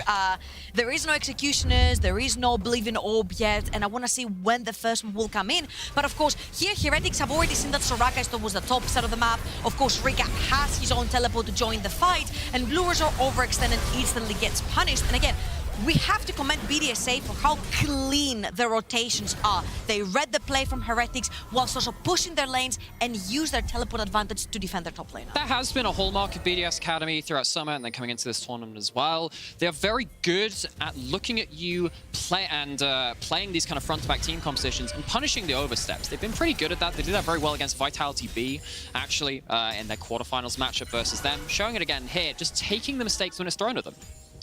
You know, this is a team, as we said, undefeated in this tournament. Practically undefeated in the second half of the LFL, but we'll have to talk about that a little later, as actually we've got some fights going on around this topside river. 4 members versus 5. BDSA are here in force. No Ibo, though, which is a big deal. Again, traps are down. Look at this choke point. He dodged it, but he did take a bunch of his HP with it, which means that Heretics cannot walk anymore into this river. Second Rift Herald will go over to the side of BDSA, and we do know that with a Caitlyn in the team, you can actually use that Rift Herald to open up that mid lane. With two mid laners that are perma-clearing, it's so difficult to push a wave against a Victor and against an Orianna. Having that Rift Herald in your back pocket to open that mid lane is going to be very useful. Recap now being put on side lane duty. Doesn't have that teleport. That was the response towards that top lane overstep, as we were saying. And this is where things get a little bit weird because, as we were saying, not a huge amount of hard engage tools on either side, which means that side laning gets a little different to what we normally expect in the meta because you're not going to have an extra Nautilus or a Leona coming in. We've seen less of them nowadays anyway, but with these enchanters, it makes it hard to shut down side laners. Even someone like an Orianna, which typically doesn't like side laning, is a little more safe than they would be in another game on this patch. Also, really unfortunate for the side of Heretics. Usually when you play Seraphine, you might want to be on the red side of the map. I'm going to hold on to this thought. Adam's in danger. We've got ourselves 10 seconds till a Hex Tech Drake, but that, Astral Infusion makes life difficult to kill people off. Cease and desist comes through, Sheo being healed up, but the turnaround heals are pretty damn good as well. Railgun comes flying. That Dawning Charge doing what he can. Blues are a ticket so low, but Adam gets one in the 1v3. Over they go with Sheo, and now here comes Crowdy. Big encore, does a lot of work back, makes that a 1-for-1. Zveru coming over, but there's Rika in the bush looking for a good option to Shockwave. Will not pull the trigger quite yet. Jungler dies on both sides. That is huge Soraka value, and this is one of the reasons why you look at these enchanters. They have some scaling aspects to them as well. Those heals keeping these frontliners in the fray so long, but even then, it does end up being a 1-for-1 at the end. Very importantly though, Whiting has just used his Seraphine ult, which means that BDSA can actually walk out of both of these choke points. Rika's towards the top side of the map, so Heretics have to actually make a move on one member. They'll burn Rika's flash right here, but they cannot move to get into this river for the Dragon.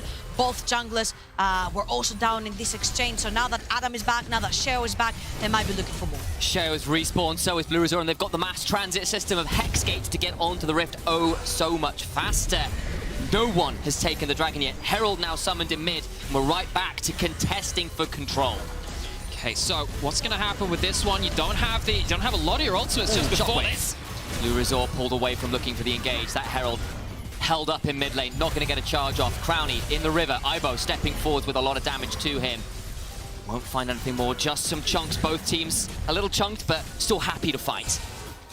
And the Caitlyn setup has not been set down. There is one in the pixel bush, there's two in the mid lane bushes, but mainly Heretics have made their way through that river, which means that the Caitlyn setup right now doesn't really favor the side of BDSA. They need to remake their way into that river. Mainly they need to push in first that mid lane wave, but by then Heretics will have already taken the Dragon. The game could break right here. Both squads evenly matched in the gold. Dragon started by Heretics. They need to stop the soul point coming over. Ibo looking for the flank. Big chunk with the Chaos Storm over the wall. Odote taken out of this fight before it even begun. Ibo on the flank doing what he can. Adam is in 1v4. Does not get Zveru. Trying to make sure that it's still going to be a 1-for-1. Crowley gets one. Jack Spectre gets another. Dragon secured by the Seraphine. But what about the rest of the fight? Ace in the hole comes through onto Jack Spectre. Chucked down to 20% HP. Sheo chokes out Blue Resort. Turnaround damage is Shu. Encore onto 2. Will not finish anybody up though. And it ends up being a 1-for-1, but the Dragon goes down to Heretics. Oh, every time you see someone jumping into the enemy team composition, they're taking their life into their own hands. So much ability to sustain through the damage, to CC through the damage and keep range. Both of these teams struggling to find the clean engage they want. And I want to keep our eyes on to Adam right here because I do think he got a little bit ditched by Dante at some point there. So what Adam is doing right here is he's keeping 3 members of Heretics busy, trying to take down the Victor. If he kills the Victor, the game is over right here. That Dragon will go over to the side of BDSA, and Dante kind of splits away from Adam right before he throws that heal on him, which means that Olaf still stays alive. It's a 5 versus 4 numbers advantage. Heretics will walk over with the Dragon though, which was what they came for, to not give that soul point over to BDSA. Yeah, it felt like BDS Academy kind of committed to both sides of the fight. If Adam actually walks away with a 1-for-1, taking down the Victor, that's a good play. It's just very bold, and it ends up costing them that Dragon, costing themselves an early soul point, which would have been hit just around that 20-minute mark. I mean, I'll give credit over to Zvero as well, who chunked out Adote to about 10% HP before the fight began, and then the wish comes up partway through the fight, but not when they really needed it. You know, like, some good plays that make that one a very tense fight. And honestly, with how favored we gave BDSA's chances in this finals, this game being so close at this point in the game is pretty fantastic news for Heretics. It's also in this fashion that it's happened as well. No. Very different to the rest of the tournament. Shio can have a teleport to try and bail him out. Going to be a 3v4 as the teleports come flying from both sides. Adam will back on out of it though, and it will just be some of those summoner spells popped. I'm just loving the commitment for both teams to actually defend their members.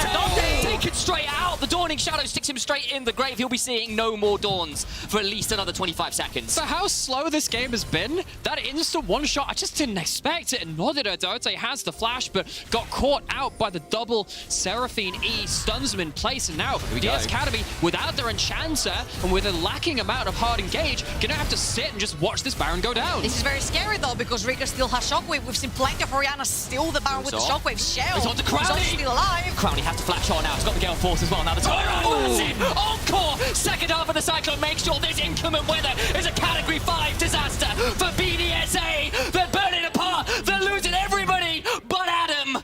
And that will be a massive win for Heretics that can turn straight back to the Baron. Okay, but this is the case here. Does Adam try to 1 versus 5 with a pocket heal Soraka onto him? Because he can try and cause some mess right here for Heretics. There is no ultimates for the side of Heretics, and Adam has his. He's got a Ragnarok, he's got a Dream, he's taken so damn low though. Healing's pretty good. Trying to turn around onto him. He disappears. Nothing to be done even with the healing. See, that's the problem. If you go too far away from Soraka, Erdote cannot walk forward, because the second he does, he's dead. We saw it in the fight just here. You'll see that Sheo and Rika have the right idea. They see Eyeball along the top lane, but is he ever alone with double teleports coming in from the side of Heretics? And there are the thing about these teleports and these disengages, typically in this game, it's taken a long-ass time to try and kill someone. They don't die quick. Then this happens. This is why you're looking at all these big cooldowns and you see everyone back away from the teleports. You think that the fight's off. The Dota game being caught off like that, though, is not one of these tanky frontliners. That puts BDS Academy into real disarray. And in this first game, Heretics are swinging some heavy punches. And mind you, we talked about how Heretics love fighting through these choke points. Look at that Seraphine ult, reaches all the way to the back line. And even though Shio's trying to take the gate, and he's like, screw it, I'll fight, nah, I'm out. And Adam is just left there. But then we have Erdote still coming in. And again, yes, Soraka is a great pocket heal, but if you overextend too much, you can't reach you, so you will just die to enemy team. Gonna try and turn around Sphero. Caught out, doing what he can, but remember, there's no flash for 3 seconds. He's got to stop, which buys some time. Eyeball to the backside. Adam is dead. Sphero is traded back, though, but Crowley caught in no man's land, doing what he can. On the other side of the fight, a big fight onto Sheo, doing what he can to stay alive, but there's nothing to be done. Heretics! It was supposed to be unexpected, but no one expects the Spanish Inquisition. They're here to take game 1. The LFL are the gods of the ERLs, but what's a god to a heretic? These fights are far too split for BDS Academy to keep everyone grouped up, to use that shockwave. You can say that of both team compositions, but in this one, Aibo lives to run down the support. They take the split fight. Heretics can actually finish the game right here. They have the Baron buff, but they're gonna choose to take that gate out. Take what you came for. It is going to be that middle inhibitor that's gonna be permanently bleeding for BDSA.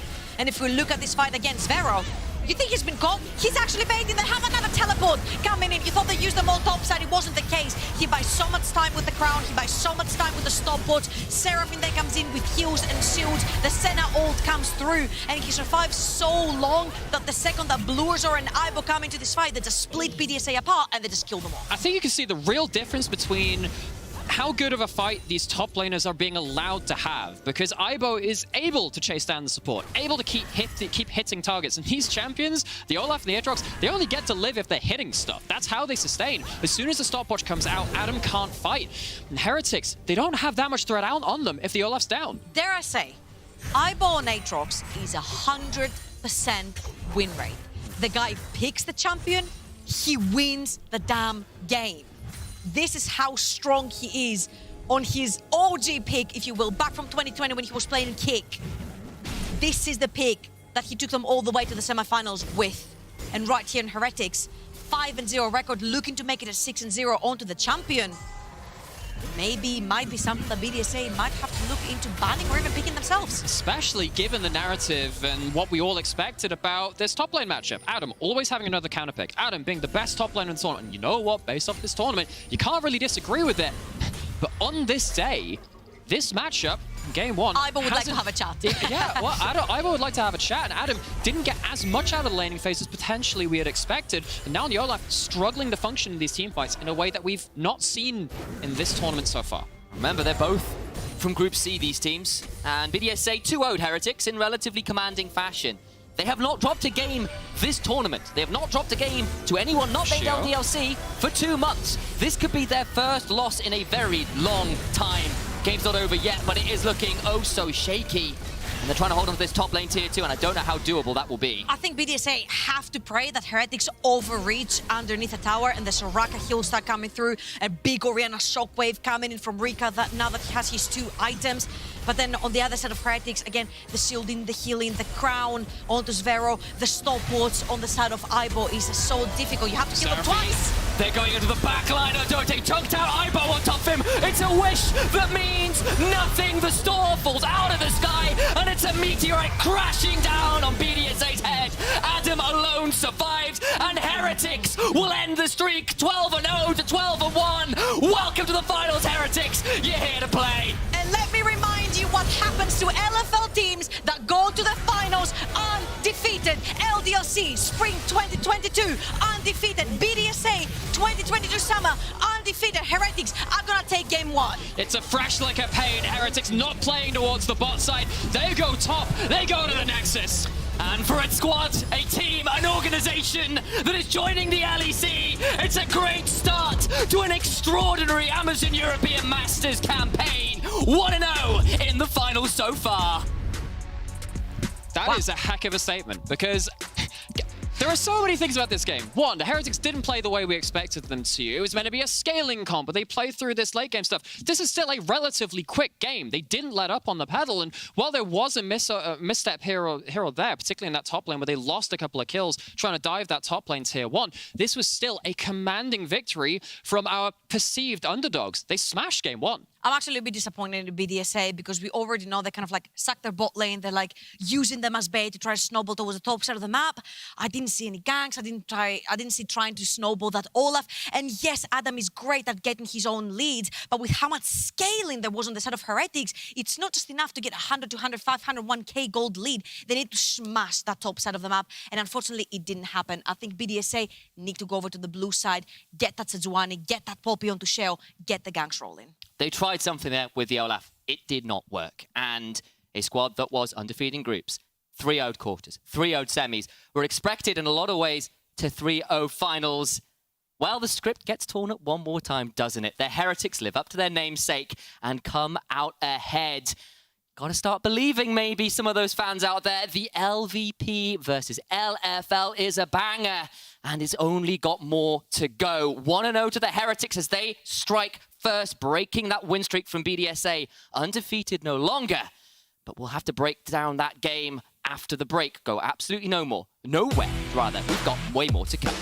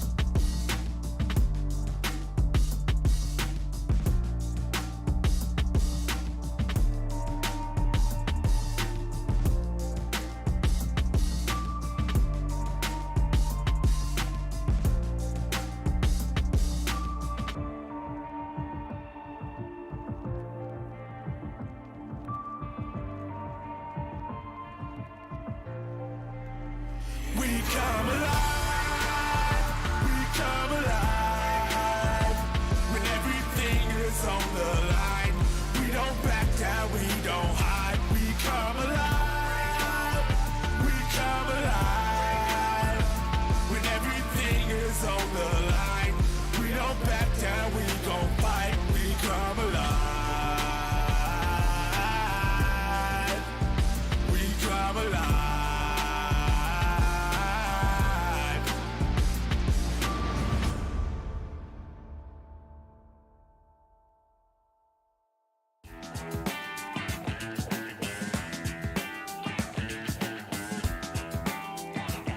Okay, yeah, look.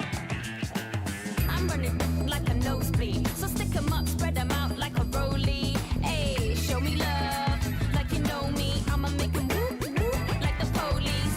Helen Keller forever, I'm about to go dumb. I need a fuck to robbery cause I got none. I got ways for days, you're looking washed up. If you're in the way, you may just have a problem. Hustle, hustle, hustle, hustle.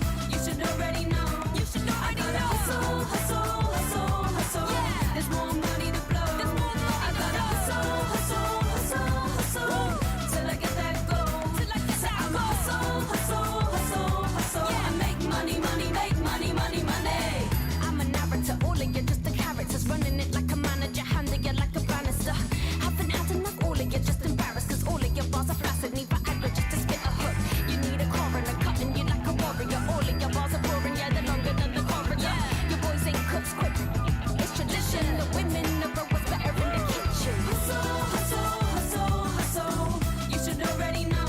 You should already know. Hustle, hustle, hustle, hustle. Yeah. There's more money to blow. There's more money. I gotta hustle, hustle, hustle, hustle.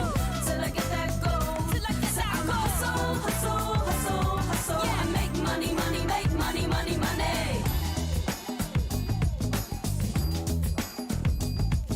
I make money, money, make money, money, money. Make money,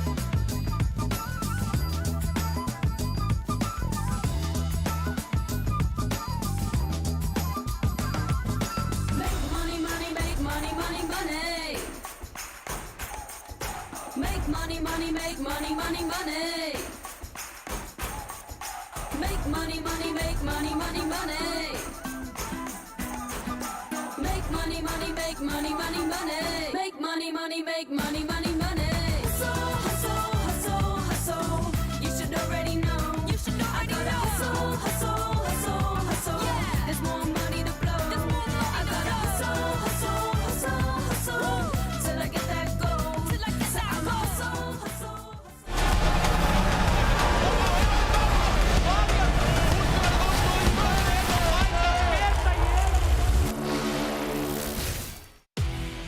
And we're back after game one, and Team Heretics just ended the unbeaten record of BDS Academy in this tournament. I cannot believe it, guys.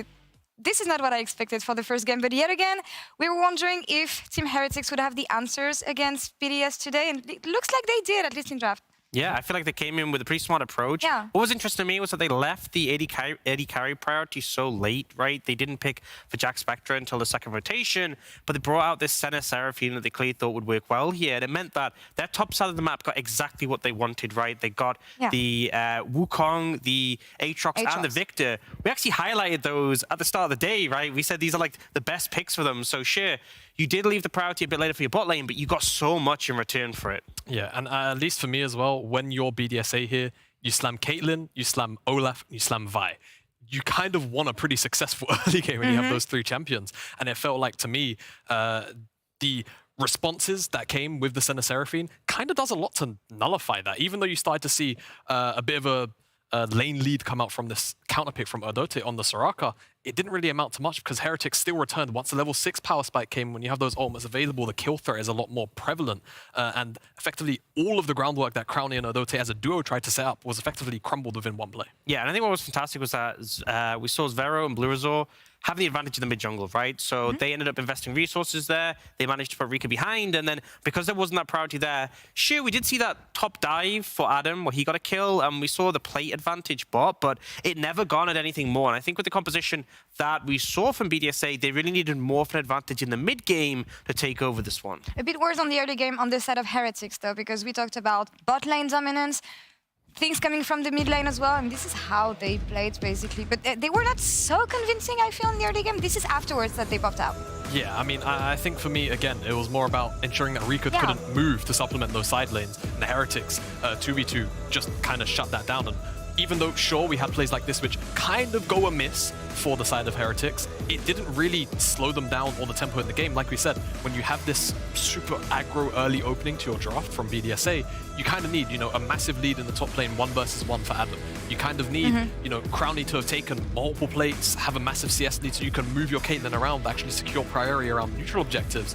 We didn't really get to see it come out too frequently, and it's kind of because of plays like this where BDSA just take one more step too far forward than they had to. But when you look at fights like this, you would think that they have the right composition and playing to their strength, but this is later on during the game that things fell off. Yeah, I mean, I feel like the fact they got those 2 early dragons really gave them a lot of strength that I was concerned about for Heretics, but it came to the point where, you know, that third fight there where they didn't quite work it the right way. Adam was a little bit isolated, which, you know, typically is fine, but when you have the Soraka, you really want to have him grouped up to keep him just this unkillable machine. We went over the fact that BDS Academy especially came together during team fights, but in these key moments today, Team Heretics came ahead, and Ox, maybe you want to talk us through how they set up Baron especially. Yeah, so I wanted to kind of highlight the pivotal play which actually resulted in basically Heretics taking control and winning out the game, and it was obviously that Baron they were able to secure. So the reason that they were so good at this was the fact that they got this one individual pick onto the Soraka, and it was how well they were able to translate that into the rest of the play, because a lot of teams, if you get that singular pick, it's like, it's great, it's fantastic, but were able to move it into a little bit more. And this has LDLC on, so I think select this clip. Here we go. So start this clip. The thing I want to highlight is obviously we see the attempt for BDSA to make the play here. But as you continue, nothing really comes from it. We see the TPs. And the big thing with this is obviously means that we have all members on the top side of the map. Ultimately, as I said, doesn't amount to anything, but then there's a little bit of a contest coming out for Vision, and Adote makes a mistake where he steps up, and it's nicely played. We see the slow from Jack Spectre with the E from Seraphine, and that kills the Soraka. The reason that's significant is because now you've taken away the wards from the side of BDSA, and Heretics do a fantastic job of setting up this Baron. The big thing to note is that we still have Flash on the Vi, who we see here, and she can get in the pit easily, so you don't want to 50-50 this Baron.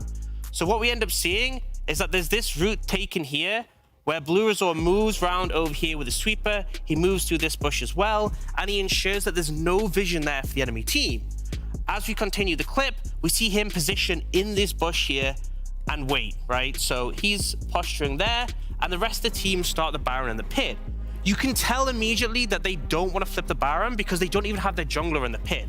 But we see how this plays out. The approach comes from BDSA, they start to move over, and unfortunately Crownie, assuming he's safe because he thinks Wukong will be in the pit, he walks straight into Blue Resort. So as you play this forward, Engage comes through, and then Crownie ends up flashing here to get towards the rest of his teammates. Now, that's generally speaking the right call. As an AD carry, if you're isolated, flash towards your team. But the problem is, this sets up for the big Seraphine ult where Whiten flashes forward, it changed through everyone, and connects onto both Crownie and Rika, the backline carries. So immediately the transition from that initial pick into this big team fight win, and after that the game is pretty much done. They secure the Baron, and it's just fantastic play. Really smart from Heretics to take that one pick and then transition it into a Baron in a one game. Honestly, and they took their time into setting up their plays, it feels. Yeah, it just generally felt like Heretics as well were just sharper when it came to the execution in general, right? I think from the get-go, seeing that they were never really going to commit to the Baron, knowing that Shio is alive, is kind of just a very brief example of it. All of the skirmishes really always went the Heretics' way because they were a little more consistent in terms of the decision making. I felt like BDSA slightly different pages in some of those smaller skirmishes, specifically on the side lanes, and that was one of the major difference makers here for me, as well as, again, I feel like they kind of got a bit outdrafted. They drafted themselves into a bit of a hole with some of the responses that Heretics came out with. And moving forward then, because BDS Academy is going to play blue side this time as they pick this side of the map, what kind of changes and adaptations can we expect from their side mostly? Because they're the one who have to do the hard work now. Well, first and foremost, the Aatrox, right? They can potentially first pick that if it's not banned. So the question is, do we need to see it banned away by Heretics on the red side? But then obviously leaves more opportunity for things to be left open. And I think the big thing with blue side, the reason we've seen it be so prevalent is there's so many picks that are super powerful or like really hard to deal with. And the weight will now be on Heretics to try and deny those away. Because ultimately, I think if you give Adam Aatrox, I can't think of what Ibo would pick into it that'd be able to deal with it. I don't think that necessarily is a pick. And then suddenly, if you leave that open, maybe you're leaving other things. Sorry, if you ban that, you're leaving other things open that will be just as much of a problem. And I think it's a new situation now for Team BDSA because they're down 0-1 for the very first time in this tournament. Will they be able to strike back? What do you think, Trouble? Tell us. What do you think, Trouble? What do you think? Well, my height, first of all, is fluctuating. Because I'm trying to match you, but then I take my shoes off mid-cast, but then I don't have time to put them back on. So. Well, BDS Academy probably want to put their dancing shoes back on. That's it, yeah. Yes, absolutely. That last game was a lot about those team fights, and they couldn't quite hack it with the Heretics. I mean, it's difficult when you have been out-comped when it comes to playing the team fights like Heretics. So much scaling, so much poke that they had, healing, shielding, AD damage, AP damage. I had an Aatrox that was popping off. I think this time, you need something more from the side of BDSA. You need to snowball that top side of the map or actually try to match the aggression towards bot. That's exactly how they were playing in spring. That's exactly how they started playing again towards the playoffs for this European Masters. And I'm like, try to maybe match that pressure, shut down Zack Spectre. And considering how we're talking coming out of draft in game one, it's pretty different. Yeah. This wasn't just the monstrous top diff that we've kind of come to expect, just in terms of monstrous top side from BDS Academy. Adam didn't quite get enough done. Rika actually exploited in this for pretty much the first time this tournament. These are things that we haven't come to expect from BDS Academy. So even just in terms of the teams that we know, things are a little bit awry. It was a bit of a different look from Heretics as well, right? That wasn't the early game, we're diving bot side, Draven gameplay we've come to expect over the playoffs in particular. That was a little bit slower. Yes, they got about 1,000 gold lead off ganking mid lane stuff, but at least like comp-wise and how they played it was, okay, we've got 2 items, let's fight around this third dragon. That's not what we've seen out of this squad, and they did it actually very competently against an undefeated LFL team. That is pretty impressive, to say the least. And I'd like to remind also what this means for players like Blue Razor and like Zack Spectre. Zack Spectre rumored to join G2 didn't happen, to join K-Corp didn't happen, ended up on Heretics, having a great run right now.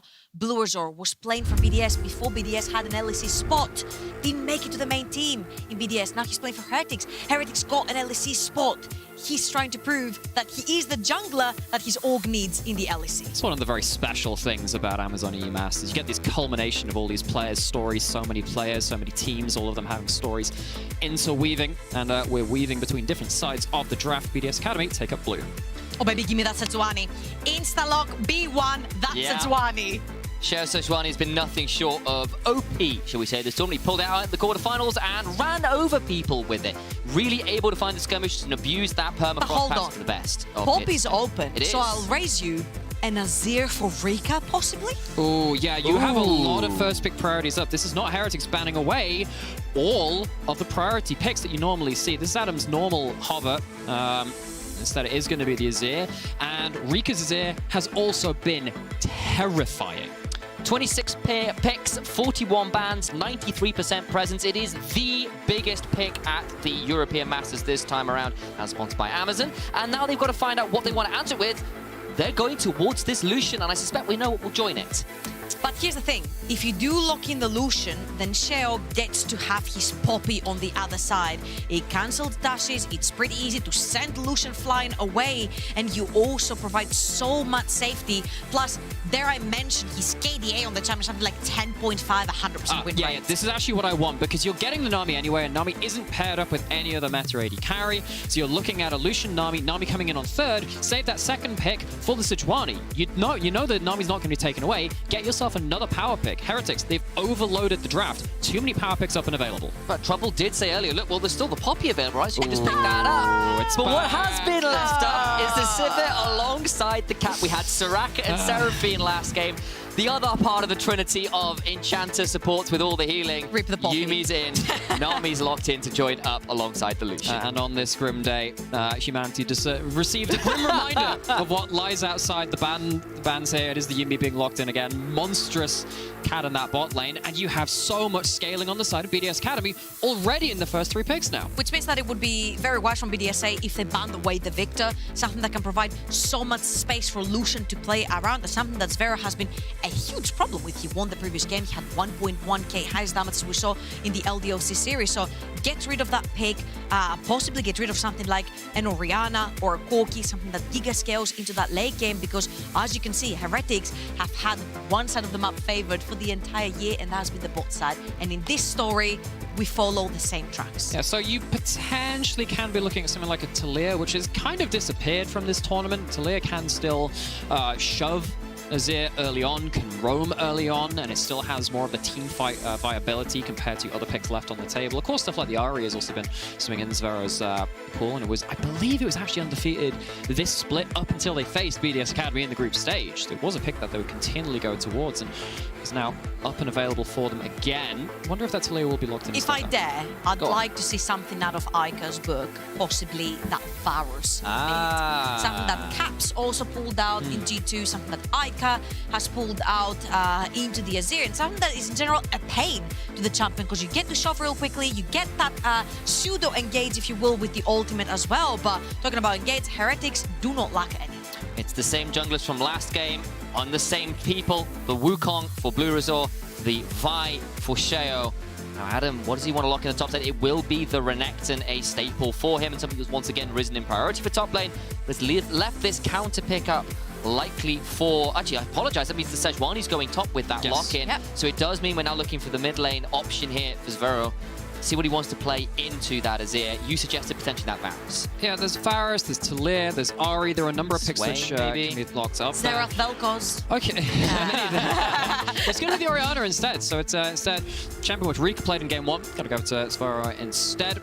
Scaling pick once more gives you a lot of zone control, and looking at the Vi and this Renekton, this can stunt the engage fairly effectively. A good enough shockwave lands, and it means that the Renekton is going to struggle to reach their targets, just deny some of that target access from this top laner of BDS Academy.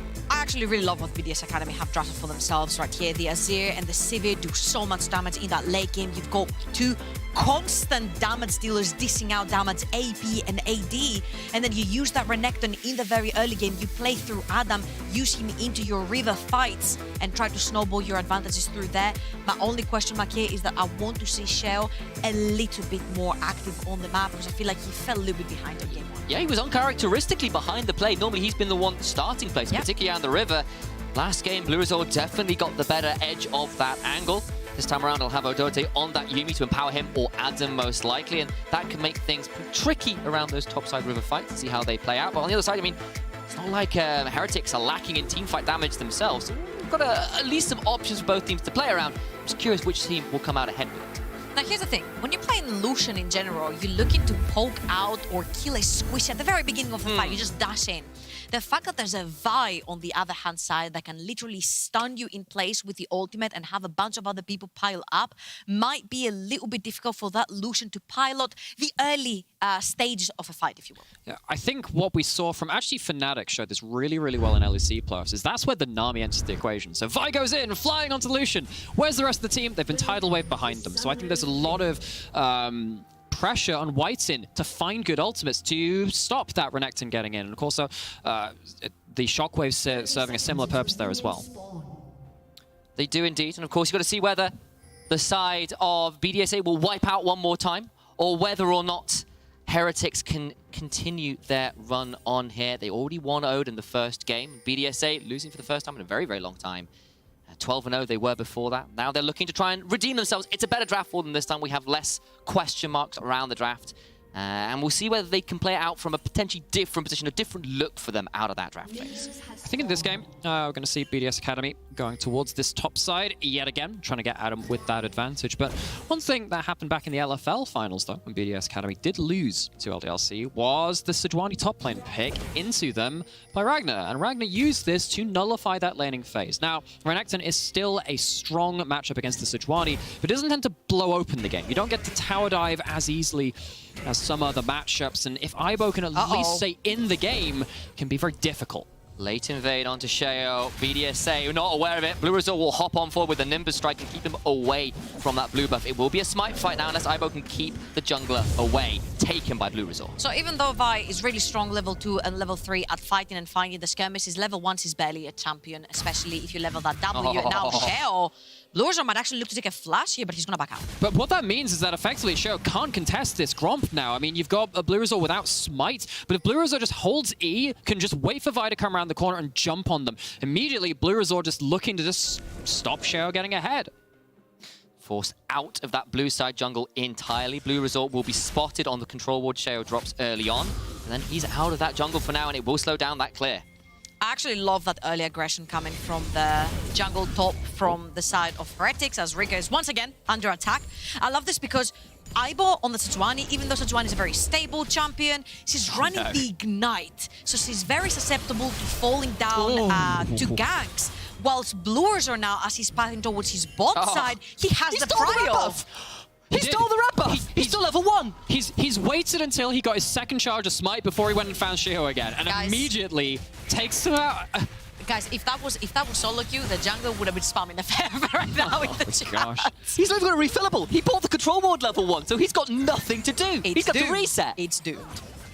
I think right here you're gonna have to have your Renekton possibly pull down from that top lane tower to try and just shield you so you can finally farm something. Luckily for Sheo, because he has started with the W, he has that Gromp still available for him. They're gonna spot him still, but luckily for him, Blue Resort is both sides of the map.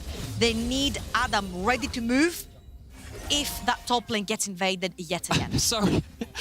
Sheo has got their first CS, which is technically a control ward, at 3 minutes and about 25 seconds. We take those. First camp is going to be at about 3 minutes 40. This is a ridiculously dominant early game from Blue Resort. And while you have a strong top side of the map, being able to combat the Sejuani, who can struggle in the early laning phase, particularly with the Renekton helping you out, Heretics have done such a good job of setting themselves up for success on the top side. And with that in mind, let's bring up that bot side graphic, or sorry, that jungle graphic is in the bot line. Never mind. We've got a bot lane kill as Jack Spectre and Whiting get the solo kill as Blue Resorts run over Sheo in the jungle at the same time. Heretics running this game over. But there's no way for BDS Academy to interact with this bot side. Blue Resort has stopped Sheo from bailing out any of these lanes, which means the kill lane of this 2v2 is happy to play as though the jungler's not there, because Sheo sure as hell isn't going to be. And the funny thing I want to mention is Rika was actually hovering towards his jungler, but I'm like, you're not hovering towards anyone right now because your jungler is not coming to assist you. But once again, Erdote is trying to move forward to get that auto attack for that passive shield onto the Yuumi, but he gets caught by a bubble. And as soon as you get CC'd, of course, you get a 5-second cooldown. Gives you W that extra bit of cooldown. And you don't have a flash to get out of here. Don't run that on the Yuumi. No mobility, no health bar. Goes down and suddenly kill towards the Lucian. Gets to sit on that Dirk as that first back item. Jack Spectre happy to really start dishing out damage already. Oh, Sheo gets caught and he's Dovar behind. Remember, he's only got the Ember Knife. Takes so much damage, but does at least survive this time around. Also, reminder, the fact that you have Yuumi in the bot lane means that you have more summoners available to you. Does a 2 versus 2 break out, and now you've lost every single one of them, and with Whiting and Jack Spectre still sporting the flash on the bot side of the map, they can play even more aggressive like this. Piercing Light comes through, Crownie chunked out, but it does at least get the bop and block, and it has been all go from the bot lane and jungle of Heretics, who have done their very best to make sure BDSA have a torrid time of it in the early minutes of this game. And now what we're seeing in Game 2 is a very different look to Game 1, because this is more of what we saw earlier into this tournament from Heretics. They've played more towards kill lane's bot lane. They've played more towards getting Jack Spectre into position of power, but showing that they can do both in this finals is very important going into the rest of the games in this series. It gives BDS Academy so much more to consider when it comes to designing their drafts and playing the early game. And I think I really agree with what Sheo is doing right here. He's trying to find the openings, because right now you're never gonna catch up to Blue Resort. You literally have 2 Ruby Crystals to potentially, if you do face that Wukong, you actually can run away with that extra HP that you have accumulated through these items, but you're never gonna reach him in terms of CS. He's 20 CS up at this point. That's 5 camps up for the Wukong, and every time he's gonna be spawning, he's going to be clearing them that much faster. So what that means is, you know what we were talking about when the Lucian dashes forwards, potentially that Vi can shut them down. The Vi. Now the Vi is going to be there, and we're going to have this issue of Vi potentially just dying on the engage. And let's bring up that jungle graphic again now that the bot side isn't in the immediate danger, because both of these junglers have been pretty extraordinary throughout the tournament. Blue Resort, as the tournament's gone in particular, has done a really good job, and this game has been pretty phenomenal. And also, if you look at Blue Resort's stats, his goal difference at 15 is minus, his experience diff at 15 is minus. So yes, his kill participation and everything look really good because he sacrifices all that to gank for his team, to play aggressive. This is why we said that if any team breaks the LFL, it's gonna be Heretics. It's gonna be that aggressive, proactive, early game playstyle where if they can snowball through that, they will break LFL teams that just want to take it slow and team fight their way to victory. I like how on that graphic, Blue Resort was actually on the other side, because actually the blue side jungle has been Blue Resort as well. Glad that the graphics are immediately But yeah, I mean, Blue Resort is just absolutely monstering this game so far. Wukong has been a pick that has been hugely banned throughout this season, never mind this tournament, but in this series as well. I expect it to be a huge point of contention between these two teams as well. It has allowed Blue Resort early game prowess into teamfight impact. I will say, though, at the very least, Shale managed to steal away at camp, and you can see in the red side jungle of Heretics, a lot of wards have gone down for BDSA, especially with the Herald coming up. Yes, the Vi's been put behind, but at least they've managed to get something done right now. We take the small W slowly but surely, but Adam is in a lot of trouble. Blue Resort, though, not level 6. No, he's not, but Ibo's going to throw down the Glacial Prison alongside the Ignite. Not a lot of healing to be done. A line straight through the scoreboard to prove exactly what is being done on the top side. Nothing left alive. That was definitely 100% a meant-to-be line there. This is the danger of playing against something like a Sejuani. Even if you do win the push, you win the priority. Renekton shoves in, Renekton overshoves, gets shut down by the huge base damage of Sejuani with a little bit of help from Blue Resort. Well, the Herald spawns, Adam's dead, got no ultimate, and I wonder whether Blue Resort feels there's an opportunity here to go towards the Herald, but with some of the resets coming through, maybe decide against it for now.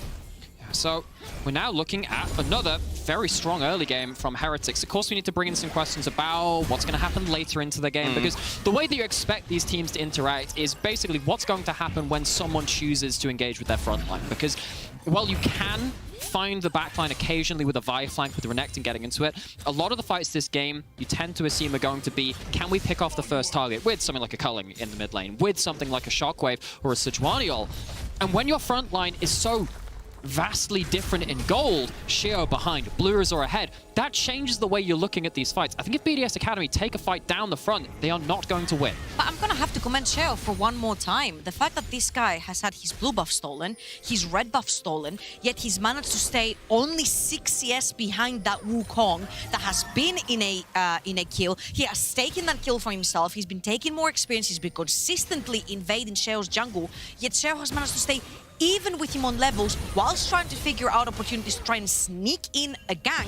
And even right now, he's 1 level up on Blue Resort. The fact that Shio managed to find these small inklings to get himself back into the game means that this Vi is back in and she's dangerous. That's quite impressive, really. The triaging ability to play from behind and get yourself back in despite that really disgusting early game that went very wrong. Adam is just dead in the 1v1. Wait, no, the ultimate comes through. Dominus keeps Adam just about alive. Just a prank. Just a prank, but Adam playing with the health bar as a resource, and Ibo in the first 2 games giving as good as he takes in that 1v1. Got dove the first time in game 1. Game 2 had a little bit of help. Down in gold, but very much stabilized. Got word for production. How much HP do you think Renekton survived on? 3. 4. Oh, I was so close. 4 HP. Oh, gosh. What did I win, though, if I won? I don't know, a nod of respect from me, your play-by-play caster. Yeah, sense of pride. Not even a cookie, anything? Something edible? I don't make bets around donuts, Trouble. That's you. That is true. And I lose those. Well, Shio, once again, eating through some jungle camps to get themselves back into relevancy. Going towards a tank build, which I very much commend this game as well, is less about the damage which Vi can do, more about can you survive that initial engage. And as Trouble is rightly bringing up, Shio has clawed their way back into relevancy in terms of XP, in terms of gold, and I think they're itemizing correctly for their role in the team fight. This is also how you stabilize the mental. the fact that everything For got sure. stolen from you in the early, the fact that you're able to use the resets, to use that bottling power, to sneak in, steal that blue buff away. Again, Sheo has managed to claw his way back into this game, which means that the front to back that we talked about with the Sivir late game scaling, with the Azir late game scaling, is back online. And speaking of that mental stability, stabilizing factor, I think that's very worthwhile talking about as well. Of course, there's a lot of conjecture when it's talking about teams which are obviously playing on the Rift. Not exactly stood in front of us right now, but this is a team that was on this huge winning streak. We didn't know how they were going to react to a first shocking loss in a lot of ways, but able to come back from even an early game deficit of that scale in this second game does show that BDS Academy still on the right track, still got their head in the game. And they are down about 1,000 gold, but that's very playable from this point. Shell will be spotted out with the wards, and we've got a second dragon that's just spawned. Heretics use their bot side pressure to secure the early dragon, but now in the bot side, Crowny has to flash and heal away. Unfortunate positioning. The second ward is the deadliest. Sweep out one, put it down after the sweep is gone. Catch out Crowny on the return back to lane. Now no summoners left on that Sivir for what could be the first crucial team fight of the game coming up. But if we look on the top side of the map, Adam does have his teleport available if he wants to walk it down bot or even TP for this fight, which means they're going to have numbers advantage because Aibo has just used his, to get back into the lane. And Sheo, I really like the fact that they have put the Yuumi onto this Vi, because right now, having the Bami Cinder, you're probably the most dangerous one in your team that can use the Yuumi. Here they go, trying to get into Jack Spectre. Flash, cease and desist, final chance to put a turnaround. It's huge, trying to keep him alive. The exhaust is doing it well, but they can't kill him. The Shurihima Shuffle does its best to keep away the members of Heretics, but there's nothing to be done. Sheo falls, and the dive fails. Look, you might be tanky, you might have a Yuumi on you, but you can't go that far. Flashes in, flash out from Lucian as well.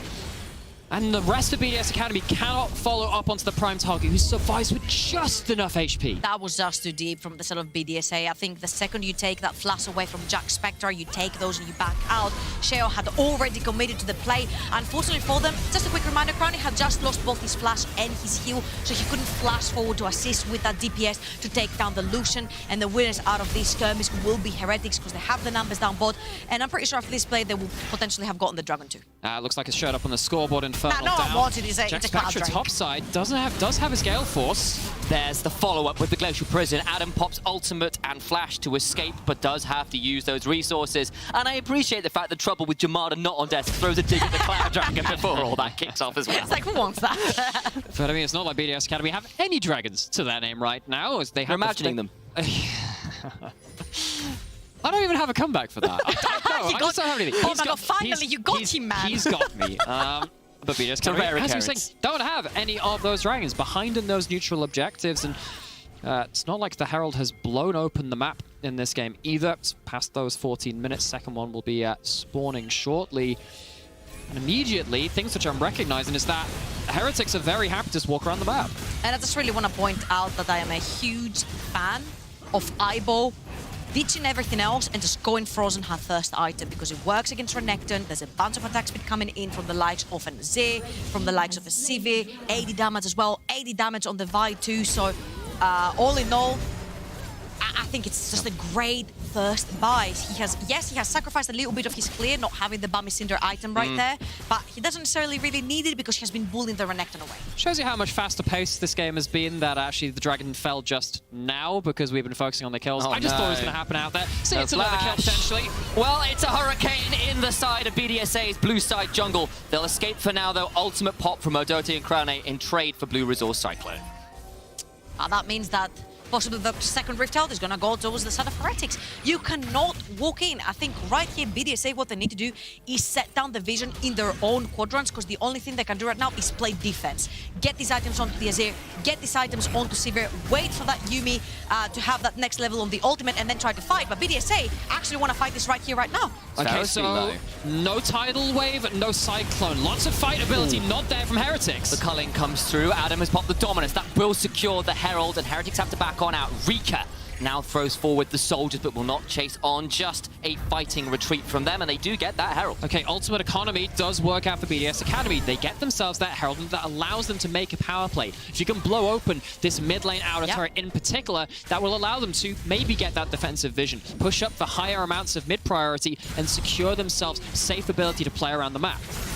Ivo trying to trade onto Adam here. Best he can. Will not quite get the permafrost proc, but both those top laners did teleport towards the bot lane, trying command control over that wave. But nothing going to amount from it for now. Sheo, as you said, did get the Herald. You need to see what they do with it. Your suggestion is mid lane. I suspect that is the right call. Yeah, typically with a second Herald, because there aren't plate gold, there isn't plate gold in the equation, right? It's typically about whether you can finish a tower and open up a section of the map. Now, of course, top lane has been wailed on by Adams, Renekton most of the game. That's an easier one to take down, but particularly if you get mid lane out of turret, it fixes a lot of this issue with vision control that we're seeing from BDS Academy currently. And for them to scale further into the late game, they're gonna need this vision for themselves. Now, the problem is, how do you get Jack, Spectre, and Whiting out of that mid lane so you can use that Rift Trail, because they have been that sore spot for the side of BDSA that they cannot necessarily deal with. Really good stuff though from Rika. He's gonna shove in that wave in the top side, get that top lane tower. Bot lane is almost down as well. So the question right here is, can you bunch up enough members in the mid lane to try and even kill or push out Jack Spectre from that mid lane to try and take the tower in return? Well, this is part of your vision control. Plenty of wards dropped down by Sheo, and this invade was seen doing so. So Wow, yeah. Heretics know that Sheo has been active on their side of the jungle, so they're not going to go walking blindly through that point. That's a Fnatic push. They have a teleport onto Zvero as well if he wants to join the fight. You can see that Jack Spectre hovering around bot side of this mid lane. Just make sure he's not caught out by this wandering Sheo. So much play around the vision control right now. Whiting stepping forward. Would really like to control that ward, but I think it's so risky. Everybody's there. They decide against it for now. That was a really fun interaction because you just had two carries in the mid lane and they were looking each other in the eye. They're like, we know, you know. I know, you know, we exactly. know. Now behind each and everyone's burst, there's the entire team waiting. It's the deadliest game of chicken you've seen in your life, or perhaps Raptors consider they're near the pit, but either way, the ward stays alive and Heretics don't take the bait this time around. And what we're seeing is BDS Academy, they did just manage to push in that top side of the map, still have Herald to drop somewhere, so they have a power play in hand, and it does feel like for one of the first times in these first two games, BDS Academy now get to choose the next play on the map. They've had to respond to a lot of the first plays in the first couple of games so far, and that amount of control is fairly scary if you're Heretics. BDS Academy have, of course, been very proficient at doing so, but Adam's caught out. Ivo has been heat-seeking with those, which is perhaps a little ironic considering the Glacial Prison is very much a frosty ability, but no one dies. Ultimate for ultimate trade. But that is huge because that Sejuani ultimate is the one that starts the fights for the side of Heretics. And with BDSA... Sheo? There's no time, he's gone. Whiting gets that one, they're going to keep going. Blue Resort is on to Crownie, but cannot quite get the kill. Rika shuffles over the wall. Ooh. They get the shutdown with the ricochets. 1-for-1, jungler for jungler. Aqua Prison dodged away from by Adam. And now in the 4v4, do either team feel comfortable to go for this dragon? But like your Rift Herald is down now because Sheo just died. He had Shirley in his back pocket. You could have put it in the mid lane, walked into that river. The second you got that huge Sejuani ult, that's no longer a tool for the sort of Heretics. That was your win con. Sheo overextends yet again, ends up losing his life. And now none of these two teams have their smites up and available. They need to dance around a little bit until Sheo and Blues are up on the map. And you've got a Ludens onto Rika. There's not a huge amount of magic resist on the other side. Scratch, there's basically none. So this is it. It's starting to win out and Crownie poke. Flash has to get on out of that. Ivo chunked out there. Rika now hopping forwards. He gets the free moment to chunk. Jack Spectre out. Gets the soldiers forwards. Can't quite get the last order. Sheo looking to go forward. Cease. Desist. Dead. Jack Spectre. Adam claims the kill. And now they'll see whether they can get anything more. But no. They'll take the one kill and consider that a worthy trade. BDS Academy striking back, playing it slowly, knew they had position on the map, and they even used the Herald to add insult to injury. Turn around, Adam takes solo, but he's got no dominance. Can't quite secure the kill, though. Tower stays alive, but what about BDSA? Do they feel like they can still secure it? Rika gets hit with the Aqua Prison, but there's not enough follow-up, and the tower falls anyway. The mana bars are extremely low on Heretics, so they cannot push the trigger to try and get underneath this tower and save it for themselves. So BDSA, second time's the charm, they say. They tried the first time Sheo died, he came back onto the map, grabs the kill onto Jack Spectre, which then allows them to put that Shelly in the mid lane, take the tower, and also stop that very important soul point from going over to Heretics. BDSA have gotten 3 eggs in their basket with that one fight. They have, and big difference between game 1 and game 2 has been the presence of Rika. Adam can have to get some more pressure put towards him. Dominus for Cyclone. Zuero looking for the kill, but a flash away will prevent an easy shockwave, and Adam gets out alive. Adam has been soaking so much pressure, and while most of the time we have considered that a bad litmus test for BDS Academy, because you want Adam to be ahead, to be pushing his own advantage, just taking cooldowns away and surviving has meant a lot in the last couple of minutes because the rest of the team is actually starting to do a significant amount of work. We saw those boomerang blades from Crownie finishing off a kill, doing damage. Rika also leading into the damage too. Adam just absorbing pressure has been more than enough so far. Yeah, and due to that, Rika is 1 level up, Crownie is 1 level up, because Jack Spectra just hit level 11 onto his Lucian, which means that Crownie is up in levels and experience. Crownie chugs so low, will not quite die to the culling. Showtime around, teleports galore, but can they get out? Jack Spectra stays alive with a flash shockwave afterwards, trying to get the kills, but there's just not enough damage. Trying to finish this one up, not gonna happen. Health bars low, no one is dead. Oh gosh, you can see that shockwave having so much value. This was the value of the Orianna pick, just being able to just disengage away from the tankier front lines if they're stood in front of you. It works out this time. That was dangerously close to once again Jack Spectra getting caught out. And with that, we need to take a moment here to reset, catch our breaths. 22 minutes into the game is pretty damn even. BDSA have claimed themselves a slight gold lead, but it's not even 1,000 gold at that. 2 items for Rika and Crownie is what I've got my eyes on. They hit 3 and things get tricky for Heretics with the way scaling works in this game. Already Blue Resort not enjoying standing in those soldiers. Also something we didn't mention at all is how many targets Yuumi has. The Sivir, the Azir is even a good target, the Vi, the Renekton. Every single target for Yuumi is viable, but right now the only target on their screens is Vero. He's not going to burn the flash. He knows it's pointless. Will die to Rika. Cannot get out of there quick enough and falls to the might of Rika. And it's not like Heretics have any real response on the map. They're going to clear out 1 pink ward in the mid lane, but they weren't pushed up across anywhere else in the map. And the work which BDS Academy put into recovering that early game vision control takes a lot of time. Cyclone Prison goes wide. Now Blue Resort has to get on out of there. And this is the thing, this is another play by BDS Academy. Their hard-fought vision control has led to a kill topside. They saw that engage coming with that ward in the mid lane, and now they're able to start up this Baron. Multi-step plan, putting BDS Academy into a strong position. And Heretics have to use 2, initialized ultimates, which they don't have. And they both are, their engaged ultimates, Zuani ult, Wukong ult, all done for. But BDSA, knowing there's a teleport, which actually is going to be... Now they're going to question my opinion on the top side of the map. They're like, possibly we could have fought this, but Heretics, they're looking for more. Oh, recall starts. Crownie, so much damage, but it's still going to be a 4v5. Tyler turns it around, trying to get the kill. Stunned up, Adam dies, but now it's still traded back onto Jack Spectra. A 1-for-1, but the AD carry falling is a big deal. Can Crownie get far enough away? Permafrost will not quite get him with the Winter's Flail. Gets him at the end of it all. Ibo shuts down Crownie. Rika shoves him away. Aqua Prison is not enough to kill him up because Yuumi is a hell of a champion. The Zoomies will not keep him alive, though. A double for Rika. It's a 3-for-3, all things said and done, and Sheo with the cat on his back will try and escape for now. Well, I mean, Heretics say we fought ourselves into this mess. Let's find our way out of it and somehow come out with a 3-4-3. Yes. I'm trying to remember how long that fight went on. This was potentially very dangerous, but the backs were cancelled from BDS Academy. That was a fight where, again, there was no Setsuani ult, no Wukong ult. These are your 2 main tools to engage or disengage a fight for the side of Heretics. But at the end, it's going to be only 2 members surviving right there. Crownie was almost saved by her daughter, who was just jumping on him as well. And indeed, the fact that Yuumi does exist in this game, the healing, the shielding, Rika should have been dead long ago right there, yet he gets to put even more damage into this fight before he goes down. This is going to be problematic because scaling is going to seriously come through the second her daughter hits level 11. And one of the first things we talked about in terms of how these team comps interact is how quickly can the Vi live, die, engage, going to be fired off again. Misses the way of the wall, does her flash, will have to use it.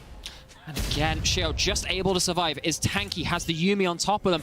And even though they're in a dangerous position, if they were further behind, if they hadn't clawed their way back into that early game, this could be a very different scenario. And a reminder, that fight in the jungle was, for large parts of it, a 4v5. The Orianna had teleported to the top lane tier 2. Still came out 3-for-3 after Sphero turns up at the end of it, but we've got ourselves 20 seconds or so until an Ocean Drake still point for Heretics. and both teams seem willing to fight. I'm seeing Rivers and I'm seeing Rika onto this Azir, and I'm getting deja vu where his Rima pinched everyone into the pit and absolutely decimated. And Rika is again onto his pick, has shoved everyone into this choke point. Show. Much better game from him this time around. Jack Spectre throws out the culling, chunked out pretty low. Oh, Show's still in the bush! Jack Spectre goes over the wall the same. The Aqua Prison keeps Show alive. Glacial Prison in turn goes wide.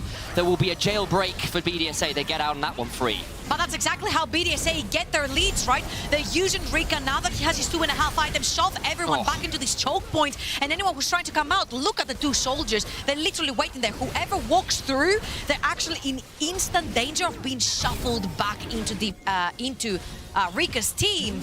And so far, Rika has gone very under the radar onto this Azir. 1,000 gold up on Zvero, 3-1 and 3, very close to something that supposedly is probably a death cap coming in. And I'm just waiting for the huge Shurima shuffle that's going to change the next thing. And I think this is why Heretics, well, one of multiple reasons why Heretics aren't committing as heavily to these fights, because if you're engaging into those soldiers, just say goodbye at that point. 2.5 items, Rika, such a night and day difference between game 1 and game 2. Heretics forcing their hand though, Rika has to teleport back in. The Heretics going for a bit of a Hail Mary. Ain't that ironic considering their name? Down to half HP. Over the wall is Show. Vault Breaker charged up. Goes over, but it's Blue Resource clone. They can continue it. They can continue it now and force Heretics to fight in them. Adam has jumped behind the pit and Rika's putting so much poke down. Heretics have to run for the heals, but now that they're split, maybe BDSA can just find a pick. They're looking instead at that mid lane tier 2. Crownie's on that one, but the turnaround's pretty big. Sheo chunked out, but the tidal wave goes wide. We're trying to potentially bait out Sheo's ultimate or just a misclick, who knows? Shove away from Rika, keeps him around. Ibo, in he goes, but the Arctic Assault puts him in the ground. Top laner dead for Heretics. And the Heretics had a load of AoE ultimates there. Everyone piled in together, but the damage isn't there onto the front line. There's enough gold on the Renekton, on the Vi. There's a Yuumi to keep them topped up as well. And Heretics really struggling when these grouped up fights have come to the fore. Mind you, if anyone wants to have some business into this Baron pit, Sheo still has ultimate. The second he pins someone down, things like Rika on the Azir, Adam onto the Renekton can jump over the pit. Blue Azor is still alive, and they do have vision on top. They're going to have Adam on the back of the pit and a bunch of soldiers. Flash in a Can dream. he do it? Can he get in? He's in! He's got it! Heretics steal the Baron! Blue Azor, that is a game-saving play! Okay. This is a game-saving play indeed, because with Sivir and Azir, if you have Baron, no one can step up to the wave. Again, we're seeing this replay right before the Baron, where BDSA are fighting Heretics in very tight choke points. And that tidal wave missing right there from Whiten was very crucial, which meant that Rika could still stick around together with Adam. They use also the shockwave from the Orianna, but a beautiful shuffle from Rika. While this is going on, bot lane wave is pushing, Crownie has pushed mid wave, and they're forcing Heretics' hands from the side of BDSA. You're either gonna fight us or allow us to take your towers and push in our waves. And right here, Blue Azor pulls in the miracle still. They've even put Adam outside to try and stop Wukong, but the problem is Wukong can go invisible with his W, and you will not be there or see him in time to stun him in place to not allow him to get in. Okay, so Dragon 2 minutes, that's going to overlap with the Baron buff. We'll have to track with how Heretics can try and wrangle control of this map. Currently they're stacked in the mid lane, but they're on their own half of the map. Baron, it gives them that gold injection, and most importantly, it means it's not on BDS Academy. But what can they actually do with it right now? Because they are... You're not going to get too many opportunities like this. It's the edge of infinity that Jack Spectre is standing on right now. He's got that third item. He's got an Imperial Mandate to back him up. Can he find the pick before the fight? It's oh so crucial. Not if he gets chunked out like that. Sheo forced to flash away from Whiten's Nami as well. Big couple ultimates now burned alongside the summoners. That's actually crazy. Rika steps up and everyone from Heretics have to flash away, they have to jump away, they have to hold away, and Sheo is still chasing, but mid lane wave is pushing it. They're gonna get a mid lane tower for free. It's Heretics having the Baron, but BDSA taking the towers. Well, it's not for free, because the reason they're engaging this is because Svaro's on the top side, pushing out a turret. Heretics are just trying to hold the line while this Orianna is getting at control in another lane. does get one tower there, so it will be a 1-for-9 in terms of tower trades for now. Can she get on top of that tier 2 for long enough to secure it? Blue Resort still on a flank, but that will be a 1v2 he desperately does not want. So he's being a battle wolf right now, just trying to be that advanced modus for Sphero to start playing, but I don't know if they can disengage fully from this. If they want to commit, I guess they are out for free. So 2 turrets that extend the trade, and a dance of knives between the two teams. Now, the most important thing from this push from the side of BDSA is that they managed to put a bunch of wards down towards the side of Heretics. 35 seconds for that next dragon. It's going to be so point for both teams. But for BDSA, having three dragons and getting Ocean Soul with 3 on the back, it's going to be immense healing through this one. Turn around, trying to get the kill, can't quite get it. Rika gets away from the Aqua Prison, but Sheo jumped out, taken so long the Tidal Prison. Does his probe. Sheo is alive, though. The final chapter is going to lock people up, but not for long. BDSA on the retreat. Rika is down. Rika is dead. So is Adam, and Heretics fine too. How much more can they get off the back of this? I'm not actually sure. Dragon is going to be up, so soul point to the side of Heretics. And these hard-won fights even go back just a couple of minutes, 5 minutes or so. BDS Academy was starting to rule the territory, take these front-to-back fights with ease, but Heretics, they find a Sejuani ult to burn so much, and that Nami tidal wave is the follow-up they need to fire and just burn down that first target enough to win the fight. I mean, roll the tape and tell me that the Sivir is peeling backwards through a choke point and doesn't kill everyone chasing, and I will call you a straight-up liar. It feels like that Sivir has not yet come online. We have not seen that front-to-back come into fruition from BDSA, because very simply, your front line is dying too quickly. Your Renekton is a pseudo-tank. The Vi right now has bunched in 2 tank items. Sheo still goes down first or has to ditch out of the fight.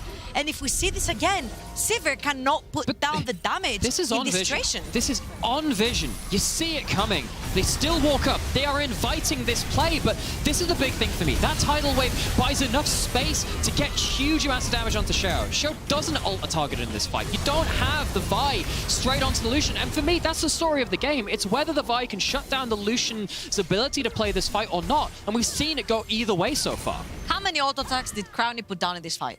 1. I wasn't counting. 2. Also, that's not what you need with your 3 items. It's just really difficult. You need to play the front to back. You need to use your Renekton and your Vi in front of you as mid shields while you keep putting in all those ricochet crits over to the other team. The other team is extremely squishy, minus the Sejuani, right? Even the Wukong is going towards that Bruiser build. You hit him with a couple of crits, he melts down. And thinking of this again, Heretics are only in this position because of their hero Baron Steel, and they are poised to take more. Go again! Flash from Blue Resort! He gets Crownie! The AD carries down that Sivir, gets no more auto attacks off this fight than the last one. Blue Resort still alive. Adam dead. Rika is alive with a Yumi. In goes Jack Spectra. Stopwatch keeps him alive for now. Ivo hopping forwards. The Arctic Assault forces Rika to stopwatch in turn. He has not got an ultimate. He's not got a life. They're trying to keep him alive. Whitein is chucked out. The turnaround's pretty huge, but it's not enough. The Heretics get everybody. And they tricked us with game number 1. They picked Scaling bot lane, Senna Seraphine, they play the Lucian Nami, they play the early game aggression.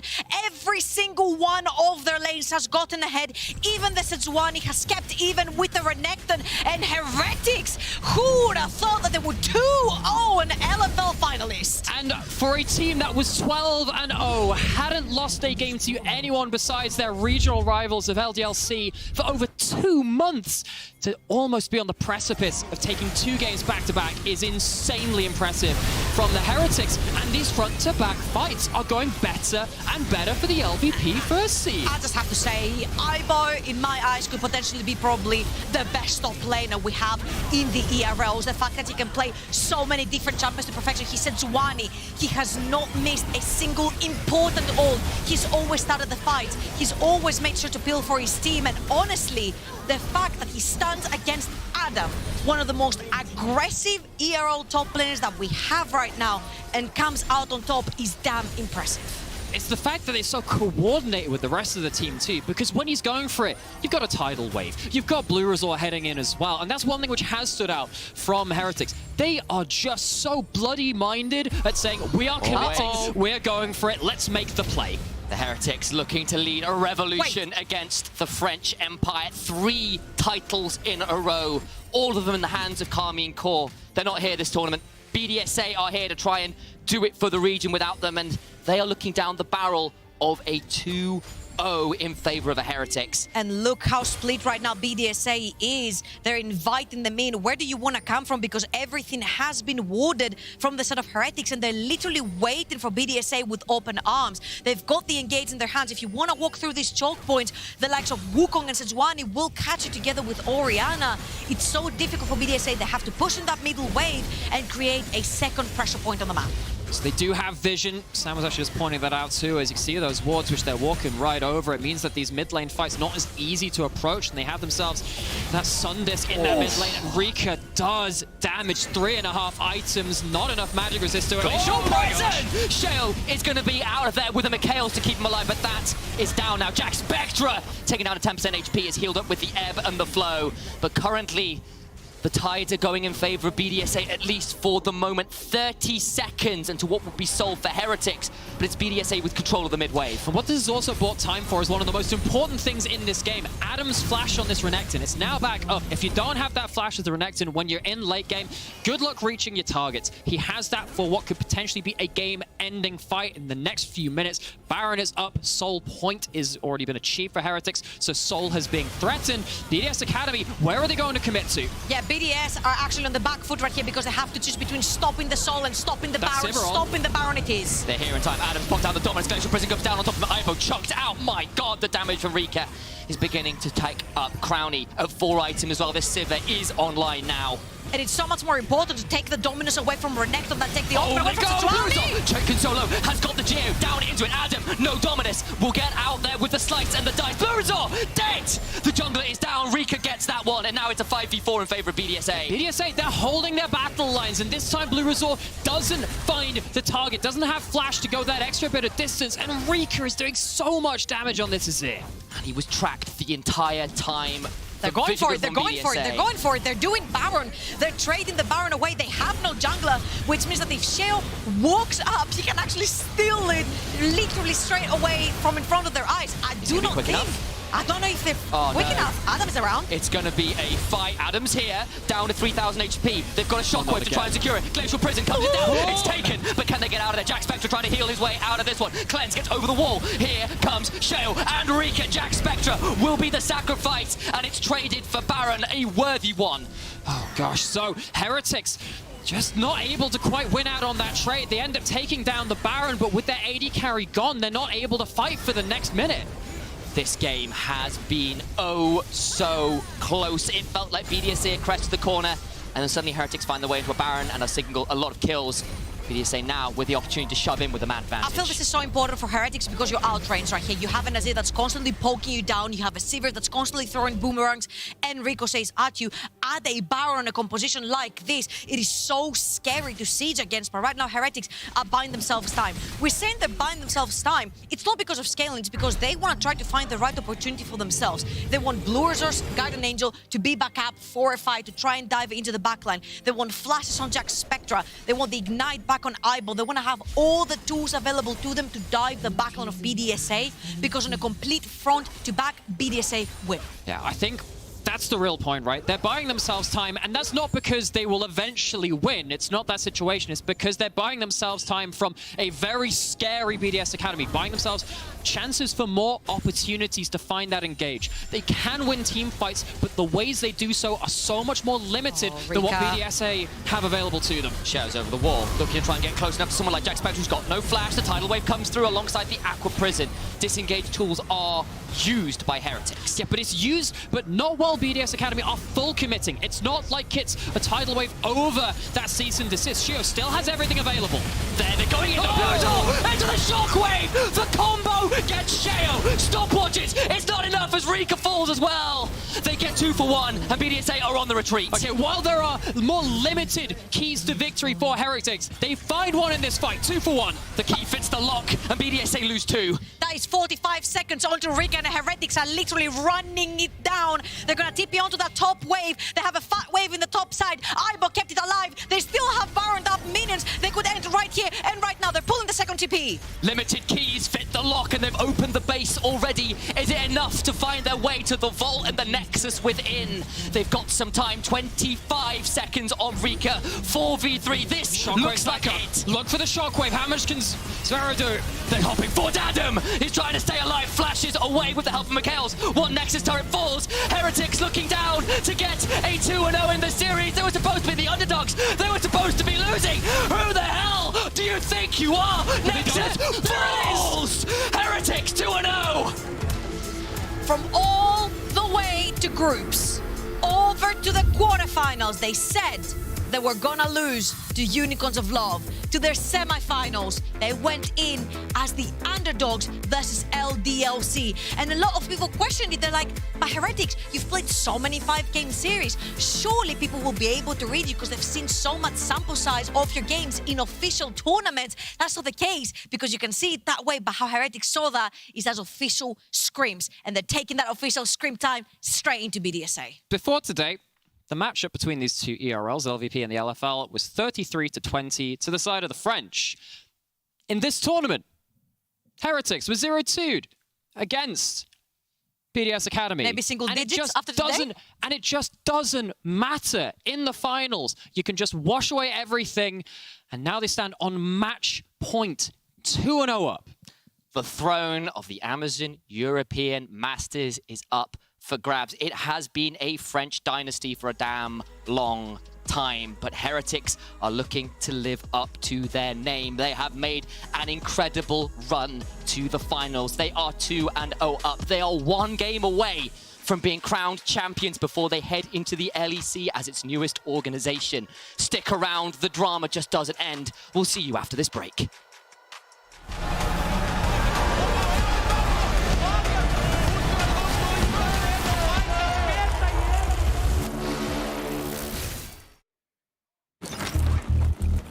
Whoa.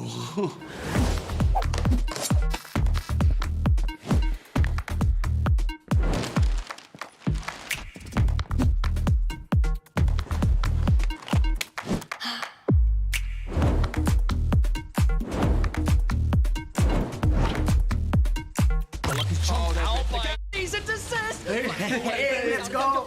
Did they pick Timo?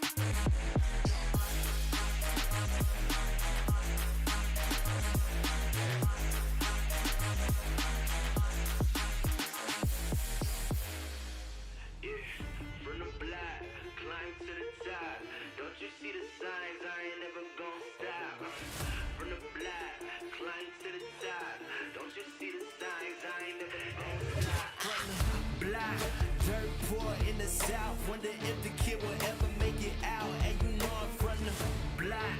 All the odds static against, but it only makes it better when you win. And you know I think I got paranoia.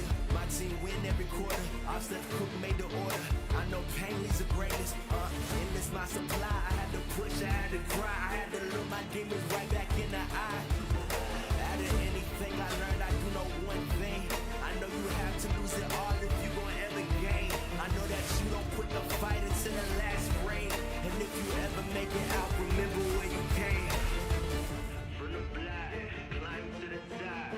Don't you see the signs? I ain't never gon' stop. From the block, climb to the top. Don't you see the signs? I ain't never gon' stop. From the block, third war in the south. Wonder if the kid will ever make it out. And you know I'm from the block. All the odds static against, but it only makes it better when you win. And you know I'm from the block, third war in the south. Wonder if the kid will ever make it out. And you know I'm from the block. All the odds static against, but it only makes it better when you win. And you know I'm from the block, block, block. Yeah, you know I'm coming to the south.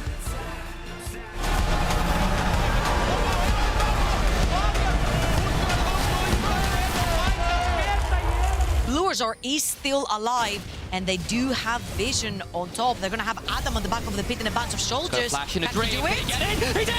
He's got it! Heretics steal the Baron! Bluersor, that is a game-saving play! And welcome back to the Amazon European Masters Summer Finals, where Team Heretics just proved everyone that they're here to win the trophy, and they are so close to achieve this as they move to match points at 2-0.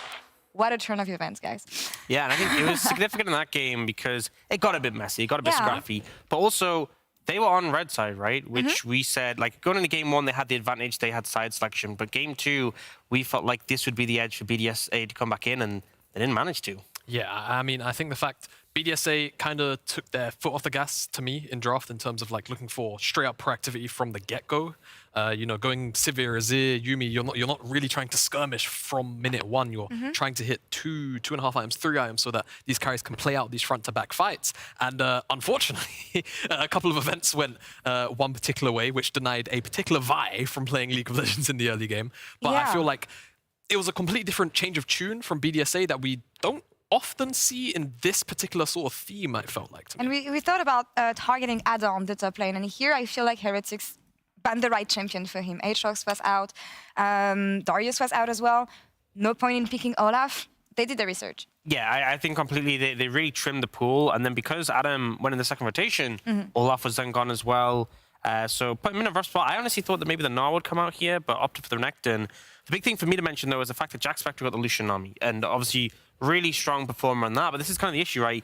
You ban Calista, you ban Draven, and I agree with those bans completely, don't get me wrong, but then he still gets Lucian Army, one of the strongest, most aggressive bot laners. It just feels like he still got what he wanted. Yeah, and the other thing on top of all of that is Shio didn't also get his Azir. Not his Azir, rather his Sejuani, and I think that's also been the other key pick for him. Sure, the Vi kind of fulfills a similar role, but in terms of level of performance, it feels like Shio's found his groove more on this champion. And I think just being able to find core win conditions from basically the first 3 picks, whilst denying most of them away from what we typically characterize BDSA with, it just felt like a massive win from that moment. Really. Can I just say how much I love the topside picks from Heretics? Because Wukong Orianna is obviously a really potent teamfight combo.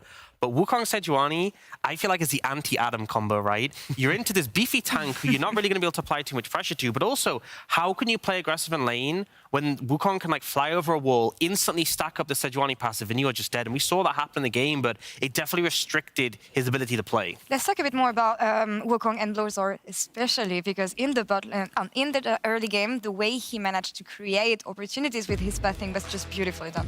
Yeah, I mean, this was such a rough one for Shio to get zoned off here, but you have to respect it, right? The Wukong dives on you, stacks a passive, no way you can contest.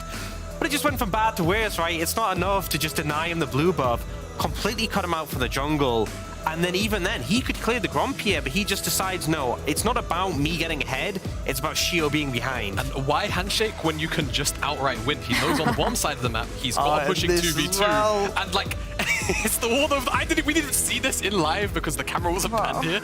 He flashes over the wall, steals it away, and now all of a sudden, Shio has nowhere to farm. He has to reset because he's already been chunked out. Blurizor gets level 3 off of the mid lane gank plus the XP that he gets there. And then he's able to control everything for the next couple of minutes as well. What's funny is you hear about, fast clearers, maybe like a 3-minute full clear, 3:15. He hadn't done a single camp by the time most champions can do a full clear. That was painful. I feel like any jungle main watched that and felt like some deep guttural pain. It hurts. Just watching. It hurts just watching. But it also gave most agency to the bot lane, it feels, because we talked about Lucian and me and how it's supposed to be a strong matchup. And this team rolled here in the early game, as they should. I wasn't a huge fan of the Yuumi here, because one of the things that got nerfed with Yuumi is the fact that her healing isn't as potent, right? The cooldown got nerfed pretty heavily. They give us some more damage, sure, but it just looked like a rough time in lane. And Sivir already, one of the reasons why we've seen Calista, Drave, and Lucian so prominent when there was Sivir and Zeri is because, frankly, all 3 of those picks kind of dumpster Sivir. So, sure, it gives you a big scaling option, but the laning phase just was not fun. Yeah, and the other thing, you kind of yield lane into not just Nami Lucian, but Jack Spectra and Heretics when they want to play towards the bottom side. And I think when the early game goes as catastrophically as it does in this particular game, there is no bailout here for the bottom side. Yeah, you can't even that's really. Renata. That's Renata, thank you, I know. But you can't even really rely on mid lane priority because again, because of the early pathing, Blurizor shut that down for the first couple of levels just by pathing through and just chunking Rika down. But it's interesting though, because even though they had a really good early game and managed to get the advantage around this phase of the game, BDS find opportunities in mid-game and managed to buy time, even though the situation was really doomed for them. I think they did a fantastic job of stalling. And, as much as I was critical of the bot lane in the 2v2, right, if you have a Yuumi, if you have a Sivir on your team, you're going to benefit from the game going a bit late. And I think they did a really good job of, setting up a defensive line. And then when people would aggress from Heretics, they would back off and play defensive. And also, Rika just had a pretty fantastic game on the Azir where he was just a force to be reckoned with sometimes in these fights. Like, he dashes forward and everyone else has to dash away on Heretics. Yeah, just putting the soldiers down at some points in choke points just entirely denies access for Heretics. And I think the big thing for me, the reason why this game slowed down so much, like you said, I think it's the Yuumi pick, but also just the nature of the compositions, right? Yuumi, Sivir, Azir, they kind of don't mind people coming into them. And that was a lot of what Heretics have to do with the Sejuani Wukong to follow up on those dive options. I will say one thing is that because Heretics had both the Sejuani and the Wukong as these engage options, and they had good follow-up with the Orianna and the Nami, and even the Lucian can sort of instigate fights by himself, it definitely felt like Heretics were constantly fishing for windows to go in, whereas the problem on the other side, if Sejuani dashes forward and throws an ult and it misses, fine. You just back away, you reset. But when your only engage was the Vi can't really half measure engages. It's like you're in, you're in or you're out. And I feel like as a result, we saw Heretics fish for engages a lot. And then when they found one, it really worked. Whereas on the other side, a bit more finicky to find those angles. And even though BDS was coming back and they had the champions to do so, something happened. A Baron still that we're going to look at right now. And I just want you guys to tell me how Blurizor made it happen. I don't know. Blurizor's just the better D key presser, I suppose. His smite was working, and unfortunately, in this case, Shio's was not. I mean, you had this fight and exchange kind of breakout here. We had the Nami ult as well kind of go awry, and that could have changed things. You can see, again, the strength of this composition for BDSA, cutting back, picking off targets that dive too far in this sort of Sejuani Wukong combination. They find the favorable fight. They have the numbers advantage, and again, things like Azir start to come online to stop some of the entrances. But again, they all commit, and it's only Adam playing bodyguard out here. Yeah, and a big thing is they don't have a ward in that brush where everyone from Heretics was stacked. So it was actually quite tricky to see the exact moment where Blurizor stepped out from the brush. And we compare that to game 1 when we saw that Baron set up from Heretics. It was so much cleaner, right? They did everything they needed to so that when the enemy team approached, they had the engage angle. And they went in with it knowing, okay, enemy jungler has flash. We can't 50-50 this. Whereas here, I think BDSA were just a bit disrespectful, didn't do the right prep. They were in a position where they should have been able to get the Baron, but if you don't set up for it correctly, you will be punished. I mean, you talked about Jack Spectra being one of the main players in this Heretics team, but to me it feels like both jungle, mid lane, AD carry here, the whole team is alive for Heretics. Yeah, it's as the saying goes, they're firing on all cylinders, it feels like right now. It doesn't really feel like at the moment there's a particular weak point that we've really noticed from Heretics at the moment.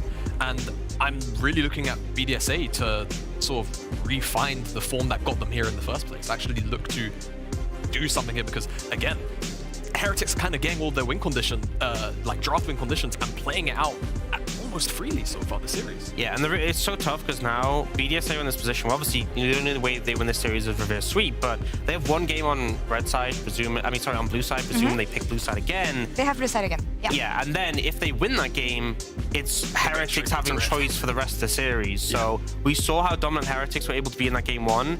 It really puts them in a rough spot. But at the end of the day, BDSA can only approach it from a one game at a time sort of system. They put up a big challenge in this game. I think we can absolutely say that. We can see for the goal graph, it was very back and forth. And even look the damage Rika did on that Azir.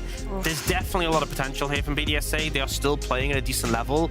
It does just feel like Heretics have the edge. So I don't think this is going to be a clean sweep, but BDSA really need to find their momentum in this game 3. I was about to say, even though they have what it takes and they're smart enough about the game to come back, it's just also a matter of momentum. And because they didn't lose any games in the tournament before finals, I'm just wondering how much you can be tilted from 2 games like this and how hard it's going to be to come back from them. I don't know if it's necessarily even tilt, because to me, there comes a point, sure, we don't know what's going on behind the scenes when it comes to scrims, right? But when you play so many stage games like this, you pretty much don't get challenged for a very long time, and you don't really lose too much. And it's been, what, like well over a month since LFL finals have happened now. How used to are you to being down 0-2 in a situation like this where you've almost handily been defeated 2 times? I think as well, like obviously this is like a tournament format compared to, you know, like a league and a regional league. But you look at, there's so many instances where teams have been super dominant in the regular season to kind of flop later on, right? V5 in the LPL, Rogue historically have done that quite a bit in the LEC, although obviously they nailed it this time. But I think it's one of these things where if you don't get challenged, right, if what you are doing works, it's so much harder to look at it from a constructive point of view, right? If what you are doing works, it's very hard to go, okay, let's change that and improve as a result. And I think BDSA, everything was working, and they were struggling to find like things they had to fix when they're not being exposed. And so as a result, suddenly you go 0-2 down. It's so hard to adapt to the series when you're suddenly learning about these glaring issues. Oh, when we did that, that was incorrect, and then it ends up backfiring heavily. And it do or die now for BDS Academy, as they're only 1 game away from going down 0-3 in this final. And with that, once again, I'll give it to your casters, Trouble Inc., Nymeria, and Initialize. Take it away, guys. A pleasure, as always, Law. Who thought we would be here standing down a 2-0 to Heretics? 3-2 in the quarterfinals versus the Unicorns of Love Sex Edition. 3-1 versus the LFL first seed and LDLC. Now looking down a potential 3-0 against the formerly undefeated BDS Academy. I think Ox had a very valid point over on the desk where he's like, BDS have not been challenged. How do you know what you're doing wrong if you haven't been challenged officially? Right. Because scrims can go whatever in the world you want. It's not going to necessarily translate to this. I think it was Sheepy from Unicorns of Love that said, Heretics suck in scrims, and then they show up and do this in officials, right? And for BDSA, when was the last time they got challenged? From LDOC all the way to these finals, where Crownie said, well, we didn't have the best read in the meta, well, we weren't just on a good day, but that's all you need, 1 bad day. I think I have a caveat to that, because, yeah, they've been on this undefeated run. For me, I still saw a huge amount of improvement, of development, of evolution from BDS Academy throughout this tournament. Came into the quarterfinals, played more towards that bot side in a way which we hadn't seen before. They've continued that onwards. But now, some of those things which they've taken for granted, taken for sure would happen, that top side dominance, the ability to rule the early and team fights, hasn't been true today. And 2 very different drafts and playstyles from the squad as well. Yes. All I'm right, sorry, go on. Initialize. No, Yes. go. This is important. Shio's Poppy is massive. 10.5 KDA, 100% win rate. The guy is an absolute freaking beast on this champion. His damage numbers for a tank are outside of this world, and I'm so happy just to see him on Pure Comfort, either Sejuani or the Poppy. This time it's going to be the Poppy, but now they also have the chance, if they want to pair it up with the Sejuani and send it to top lane for Adam. So Jack Spectre and Whiteson see the Poppy, they lock in a kill lane bot lane again. Now, of course, the Lucian does have some issues with the Poppy, particularly if the Poppy gets right on top of them. Typically, those Lucian, you're trying to play at a range where Poppy struggles to really get that W on top of you, though. But even with that, Heretics, last draft, remember that they left the Nami until 3rd pick to pick up another power pick. That's not been the case in this draft. They want to have a bit more ability to respond to what BDS Academy lock in this 2nd rotation. And this time they have the chance to lock in something like a Karma or like a Lux that usually gets banned away on the 2nd rotation from the other team when you've locked in that Caitlyn. but they're gonna prioritize what I call the last and special, either a Zero or a Victor. Zverev is extremely strong on Victor as well, so it's a takeaway. We saw it in game one, huge stats there. And I think as well, some of these shifts up, some of these like changes in priority, the Sheo's Poppy first pick is a big deal because game one, quiet, late to the play. Game two, taken out of the game at level 1. He was at 0 CS for the first 5 minutes of the game, practically. Getting him on something that is comfortable, that can be proactive, such a big deal. And I think I am appreciating the fact that BDS have at least found some adaptations here to see whether they can find a way back into this series. So, Heretics had a hard choice in this third pick. Giving up the Wukong, you're giving up the Sejuani. They take the Sejuani, and now Blue Resort is going to have to look down at Sheo's Poppy and find an answer into that, because Blue Resort has been fantastic on the Monkey General in the first 2 games. Yeah, and not only that, you're going to have to respect that top lane pool that's completely unpinched for Adam, whilst also having to take either away the Lux or the Karma that pair up so nicely with the Caitlyn, and something like a Karma on the hands of her daughter together with Crowny's Caitlyn will have perma-shoved down the bot side of the map, which will then also unlock Sheo to play for them. See the changes coming on through. It is Heretics' decision to focus largely towards Adam's signature picks, the Darius, the Aatrox, that Olaf off board.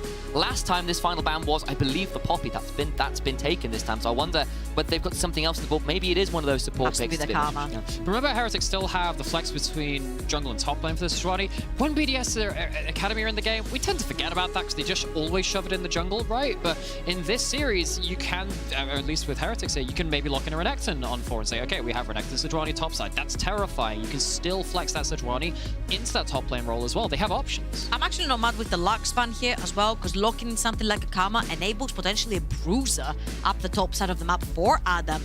If he wants to play something like his Olaf again, now he's going to have the shields, the speed ups, the help from that champion. So Heretics did not want to play against the Lux, but I'm thinking that her daughter might lock in something like the Karma. Options there, and they have locked that in for priority before. I finally get to catch a game of my main champion of Ori in this finals. This is a pick which, in this summer, has actually really struggled in this tournament, because in the group stage, we saw a lot of teams play this out very aggressively, very fast pace, but we've seen the games not be about the mid-jungle TV2, not to this level. Now, in this series, we've seen a lot of pressure onto Rika, but typically this Ahri, even from the very great Ahri players in the LFL, typically struggle. It's going back onto Zverev's champion pool, though. Adam does get a hold of his Gnar, and as Trouble called out, the Karma is a pretty swift look for Odote as well. So a lot of comfort here for BDS Academy, and picks they know exactly how to get the most out of. A champion that's been somewhat absent from the last couple series, will not be absent any longer. Jarvan the 4th, locked in. I do not like this at all into Poppy, and no matter into Sheo's Poppy. Last time we saw a Jarvan locked in versus Sheo. I don't think the Jarvan, it evades my mind who it was, but they did not get to play League of Legends on the champion. I believe Yike played a game of it, and it was I think it was Yike. funny. It was not and fun. it was big yikes. Add an S to the end of his name, exactly. But I can understand why they feel like they need it. When you have a Caitlyn and you have a Victor versus a Lucian and Ahri, you are outranged. You need help getting to them. And Jarvan, love it or hate it, into the Poppy, is the champion that does get on top of those champions in a ideal scenario. Heretics will need one of those ideal scenarios. They found a lot of them in game 2. They had a lot of difficult team fights which they wove their way through, especially with Whiten's, Nami, and Sejuani ultimates from Ayabo really helping land those knockout punches. And of course, the Jarvan does have follow-up. You've got the Glacial Prison, you've got the Charm, you've got the Tidal Wave. You can follow up on the Jarvan, even though, as Trouble rightly called out, Sheo has got a lot of ways to counter-punch that attempted engage. At least you have got ways to make that engage, though. Now my question does fall onto Sheo. He's playing his Poppy. He's absolutely massive on the champion.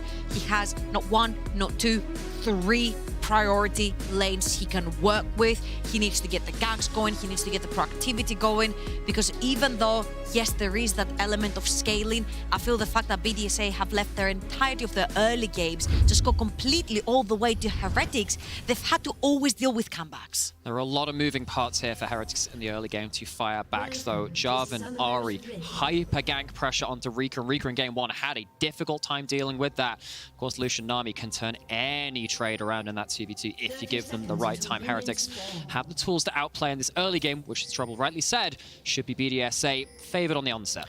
Maybe don't have the lane pressure, but do have the kill combo options. But instead of a Heretics invade, we've got a BDSA one. In they go. 4-man strong. Gonna throw down some wards, I suspect, but nothing else found for now. Ibo gets a ward down around the blue buff on the other side. Okay, so gonna get traded jungle information. Shio actually going to be, for the first time, potentially able to get a leg up on their opponent. Blue Resort, you don't have any right to be here. Luckily not gonna get punished for it, not gonna walk up any further. I actually love this move from BDSA. They know that Heretics want to play towards that bot side of the map. What do? They're trying to split the map in half. So Heretics are forced to play and clear towards that top side. But what Heretics have done is they rotated Ibo towards the bot to push BDSA out. They're going to try and keep chasing Sheo and Odoti in danger. Flash with the Arctic Assault trying to get on out. And that's it. You're out of the jungle. Sheo, 50% HP. Really nice hover right there. And Ibo can actually TP all the way back top. Now, I love this. So this is tech that we saw a lot against Kalista invades, where you would say, okay, this champion is obviously going to cause problems at level 1. Actually, the first team I remember doing it was a team called Rascal Jester over in the LJL. They would see this Kalista locked in and they said, look, you're in a top lane matchup which will survive. You're not looking for lane pressure there. Bring them down for the level 1, teleport them back up. So, Heretics use that to great effect, and that means that this great early work in terms of getting early pressure, early vision down, doesn't amount to much. And I feel it's always the creativity coming in from Heretics, right? To rotate the top lane down bot, because of what you said, they don't care about losing the matchup, it's just a tank. To get that flash off of the Poppy, which means that Flash E is no longer going to be a factor. And you've sort of dissuaded so much of the pressure that BDSA tried to throw your way in that early game.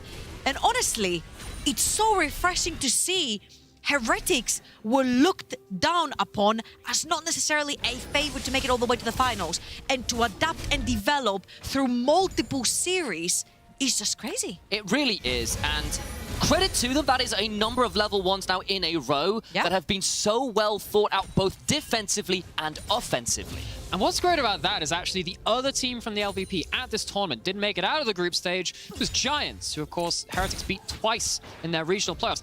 They are the level 1 team in the LVP. Level 2, level 3 in this mid lane. Down the charm, into the nut flag and the drag. Rika trying to get on out for Sheo here to try and turn this one around. We'll get a heroic charge, but not into the wall. Blue Resort taken very low, has to flash on out. Both junglers now without that summoner. Good discipline from Rika, knows the jungle is coming, knows there's no one-shot potential, so the kill pressure from the Ari Jarvan doesn't amount to much. Blue Resort wastes a flash there too. Bot side, the lane pressure from this Karma and this Caitlyn allow an early play, and then that Mantra Q, the Soul Flare, takes Jack Spectra down to an alarmingly low amount of HP, and with Sheo around, how aggressive do they want to be? I mean, you can play as aggressive as you want, because it's not necessarily about always killing someone when you're diving. It's about depriving them of gold and experience. And if they can do that to the Lucian and set him behind, that means they delay his very quick 1-2 item power spike, right? Now, looking at this mid lane matchup too, speaking from great experience in this one matchup, Victor's been around for a very long time as a meta mid lane champion. When Ari was out of meta, it was largely due to champions like this, where they hit one skill shot on you, like an Orianna EQ or a Victor Laser, and suddenly you find yourself not being able to brawl with them. All it takes is one missed skill shot from yourself and then one hit from the other lane opponent. It gets very difficult. If the matchups go against you, Ari can struggle to fight back, and Sfera falling behind now. Observers to look on the bot side of the map right now, because I'm pretty sure that is a big fat wave that's going to crash that tower. Oh, no. And you saw how all of this poke that comes from the Karma Caitlyn lane and the pressure sent Jack Spectra all the way to the fountain. He's going to lose every single creep from a cannon wave, and this is massive.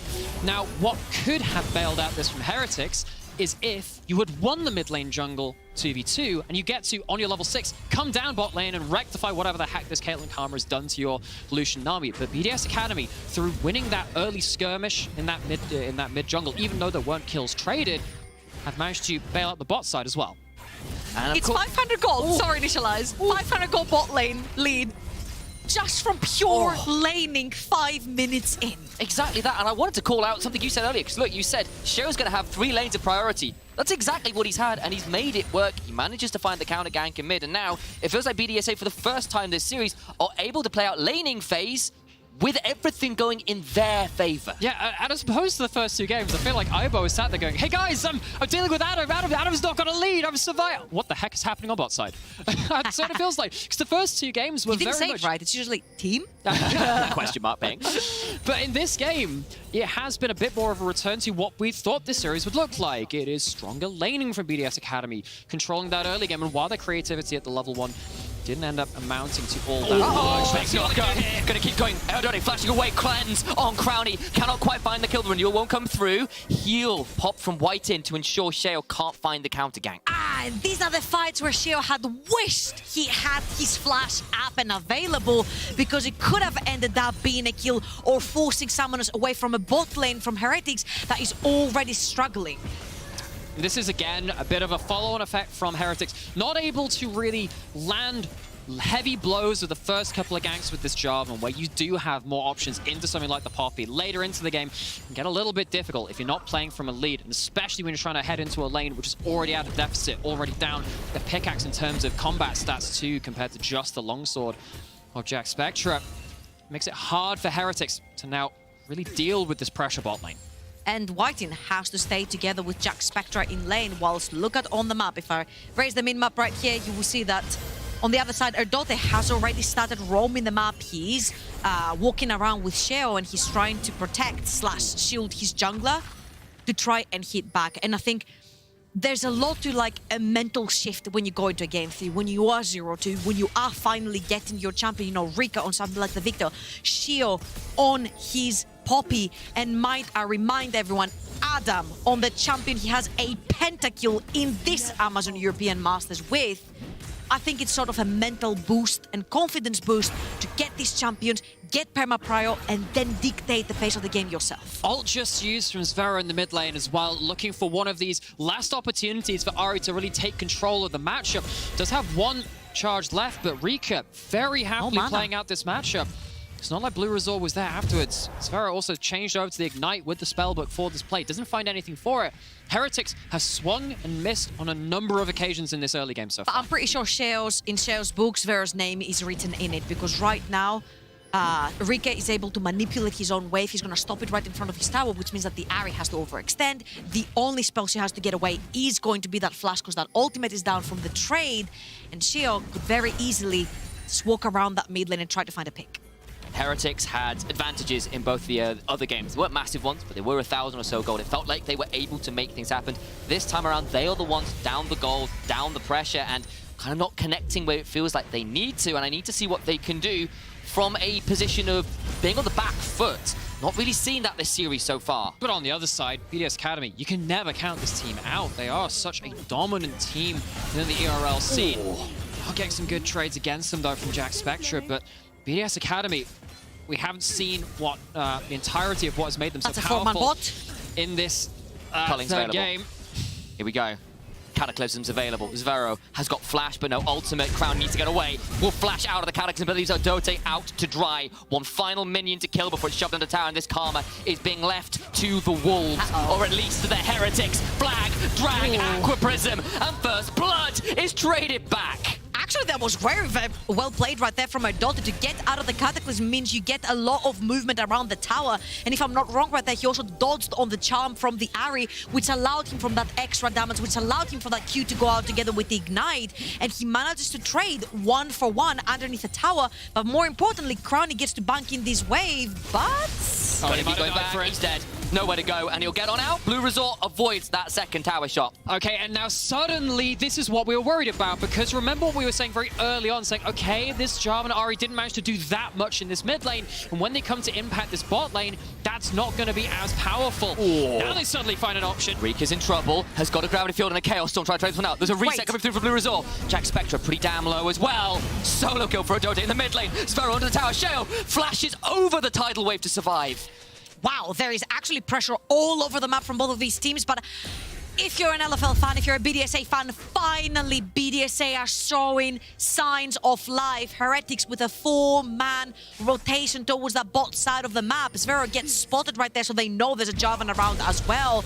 And Crown is gonna flash away. Erdote, though, very importantly, he has dodged the Cataclysm, and he will dodge Zvero's charm as well. Really beautiful footwork right there to try and put down the last nail on Whiting's coffin. Yeah, so obviously there's an extension of this play where Crownie ends up going back for the wave, ends up dying, but in live, one thing that happened just before this, or during this, is Herald is taken by BDS Academy on top side. Was put down into this bot side to get those plays onto Crownie. Crownie had actually fallen behind in gold after this series of plays. As you can see, coming out of that, it's gone back into his favor.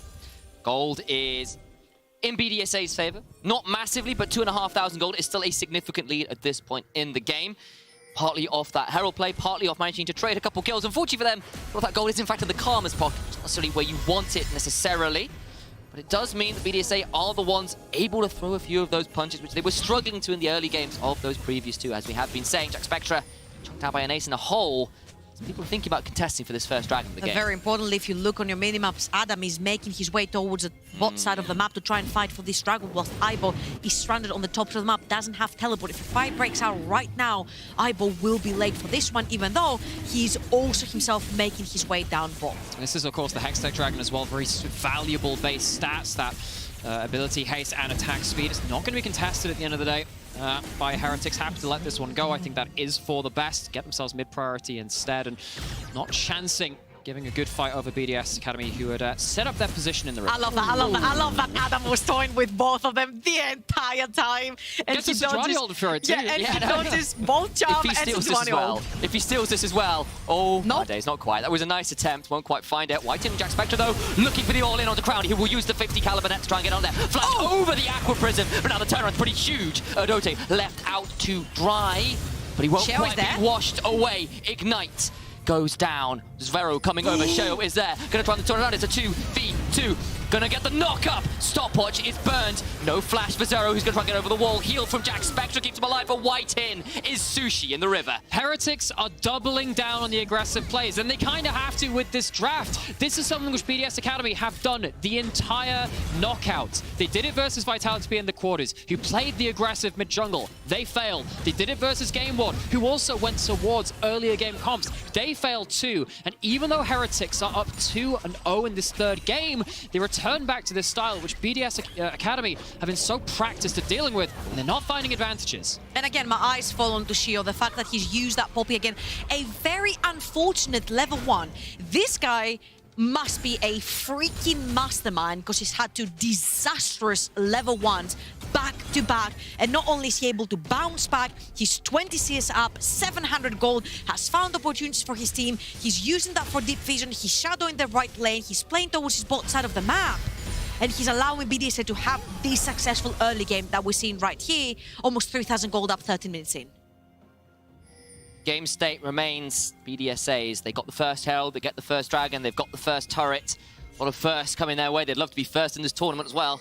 Down to games though. They've got a few in a row to pick up. See whether they're quite ready to reverse their handles on that broomstick and start sweeping. Crownie being the one forced onto again.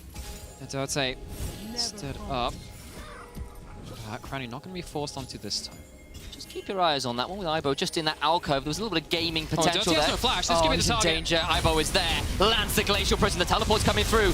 Cataclysm after shut down goes into the hands of none other than Jack Spectra. Adam teleports for this too, expecting maybe a longer fight. There are top lane. There is top lane presence from BDS Academy. Everyone's still alive, heading up there. It's a 4 versus 4. But by the BDSA here can actually dive because Vero cannot join the fray. Doesn't have teleport, doesn't have his ultimate back up and available. Will be up in 7 seconds. He's also heading towards the top side of the map. But very importantly, BDSA are willing to fight back. And if anything, right here, Aibo's presence and patience gives them this skill because Crownie had the cleanse, had the flash. It wouldn't matter if Aibo hit him, but they do hit Erdote, which you mentioned was also flashless. Reminds me a little bit of one of the most famous plays in League history, which was the G2 versus SKT kill onto Faker. They let one person go past the bush. The second Targ one walking past is actually the target. They let Crownie go by, see the flashless Erdote, pick up the kill for that. Now, it's not going to save them, though, from losing large swathes of control in their top jungle. BDS Academy still pushing in, still grouping up, still taking from the Heretics. 5 seconds until this Herald, and both of these AD carries so important in this game. Jack Spectra's largely had the better of it, but Crownie on this Caitlyn, it's been pretty legendary for him this tournament. And actually, if you look at the numbers right here, you'd be like, damage percentage 24.2% for Crowny. But if you look on the other side of the map, there's Rika, there's Adam, who are doing big amounts of damage. That's why this guy doesn't have this big pop of number percentages, but both teams are looking to fight. Maybe this is the time to make it happen. Blue Resort takes an unhealthy amount of damage, to be sure, and has to get on out of there. Zvero goes over the wall, so has one charge left on the Spirit Rush. We'll use it to get back on out. I was wondering if there was going to be some Spellbook smite shenanigans. Gonna keep going on to Adam, who's got the Mega Gnar coming up. Will not land the Permafrost, though, so they don't commit any harder. Brilliant. BDSA have found the champion to counter Heretics, and that champion is Poppy for Shio. Every single time they try to pull the trigger onto their engage, that Poppy shuts them down instantly. And Heretics, no matter how much they've tried, which they have been proactive, they have been aggressive in the early game, all of their attempts are being shut down. Now 20 seconds on the next Dragon, and it seems like Heretics will be first for that one play to put their vision down. And of course, another factor of this draft as well is that you've got this Poppy which can hold up the standard for the early game, but you're outscaling in mid and bot as well. First 2 games, that was much more arguable. There was a lot more, of course, they had the one game with the Azir and the Caitlyn, but even with that, Heretics, they don't have the same kind of damage output from the Ahri compared to the Victor. The Lucian versus the Caitlyn, with the Caitlyn ahead, is also not particularly Heretics favored. Just in time for this Dragon. Now, Imperial Mandate was completed by Whiten, but you can see from where they are on the map, Heretics don't want to fight for this one right now. It'll be a second Drake over to BDSA with little contest from Heretics.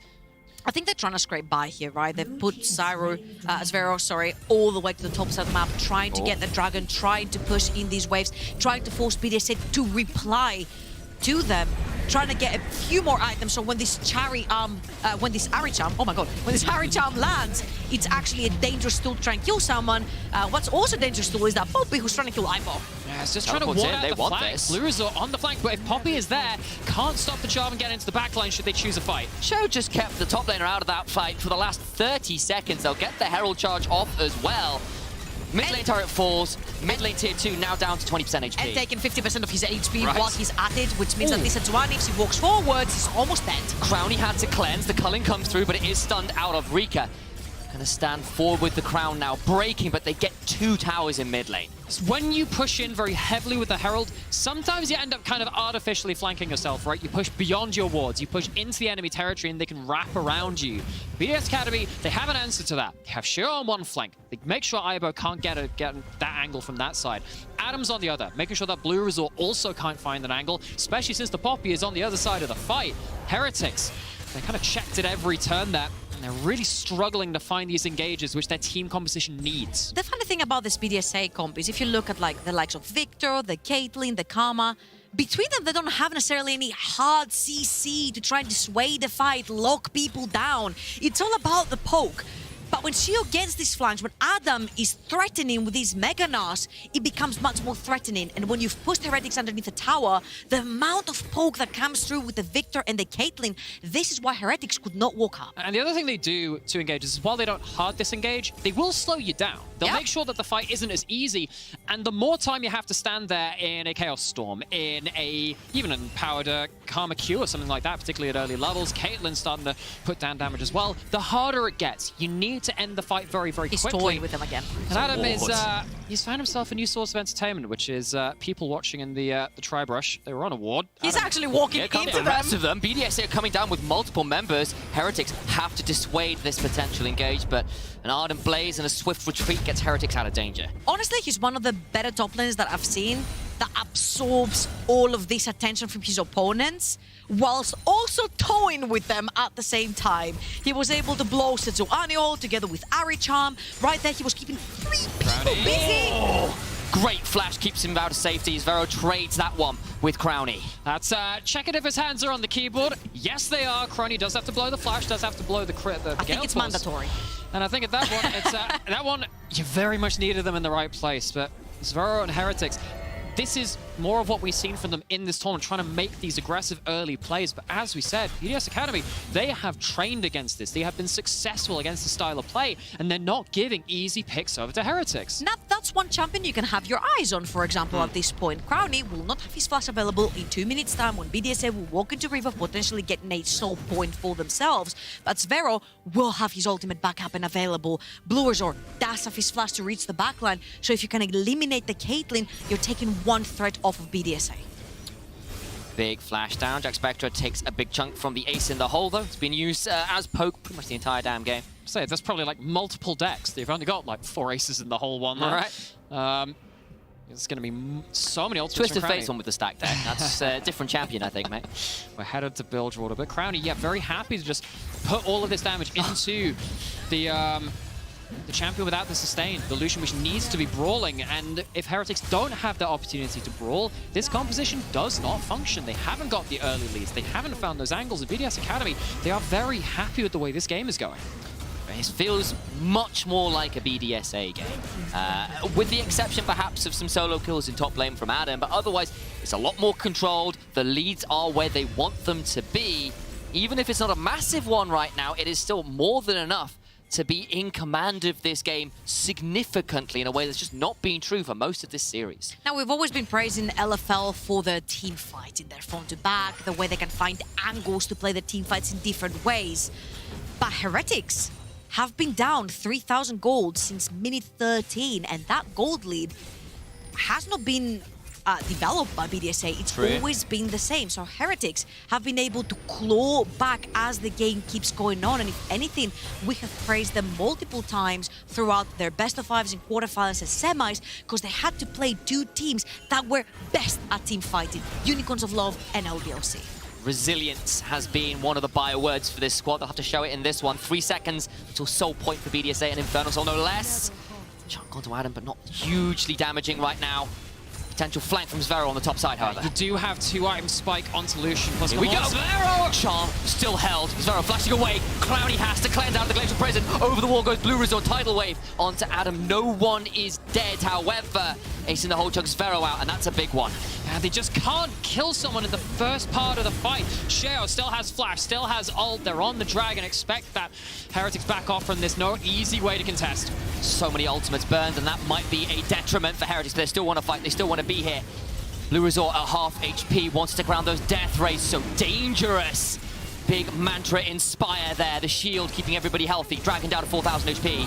Sheo. So much ability. That's going to be the ult charge. Throws out the ultimate. Sheo gets taken low. Does secure the dragon, however. Will not quite burn out to the ignite till just now. It's a 1 for none, but the soul point is secured. I wonder if there's actually an outside angle of trying to just get control around Baron, especially with the smite down, but they don't have the damage to take it. Heretics get a kill, but they lose the objective. Also, you need to be very careful because Karma is around, Nar is around, Adam still has his ult up and available, and the HP bars are quite low on the side of Heretics. So BDSA went into this river with an objective in mind. That objective was that soul point, but Heretics are pulling the trigger for something that could be a very 50-50. Zvero is going to TP in. Adam also has that TP. He's going to come in. That is a 4 versus 5. They're on to Crowny. Nowhere to go. Cataclysm afterwards. Modernity falls. Crowny survives. Ace in the hole. Chunks whiting out. Flash from Rika with the Siphon power. He gets hit with the Permafrost, but doesn't die until Zvero gets the back end of it. Still, though, it's Crowny free, firing. One final ultimate charge remaining. Bone Meringue doesn't quite claim his life. Now this is an angle for Baron because your Caitlyn survives. Sheo is just back up on the map, and Adam is still holding on to Mega now, which means whoever comes anywhere near this wall is going to get instantly destroyed by Adam. Really well played from BDSA to get back up on the map. They sacrificed their support, but Rika was able to put so much damage down in this fight. And this is a real testament to the position that BDS Academy put Heretics in, because they had to go around that Baron. They had to try and play some kind of bait. There is no other option for them, no easy one anyway, because they're sat here after this dragon going, well, they're gonna just wait until that next dragon. We don't really want them to have that soul for free. They killed the smite, may as well try something around that Baron. But I think they overstayed a little too much, right? They got the teleports out. I think after that point, you just say, right, maybe not much more we can do about that. But ever the high rollers are attempting to, Heretics, they go for so much more. They lose out on the play.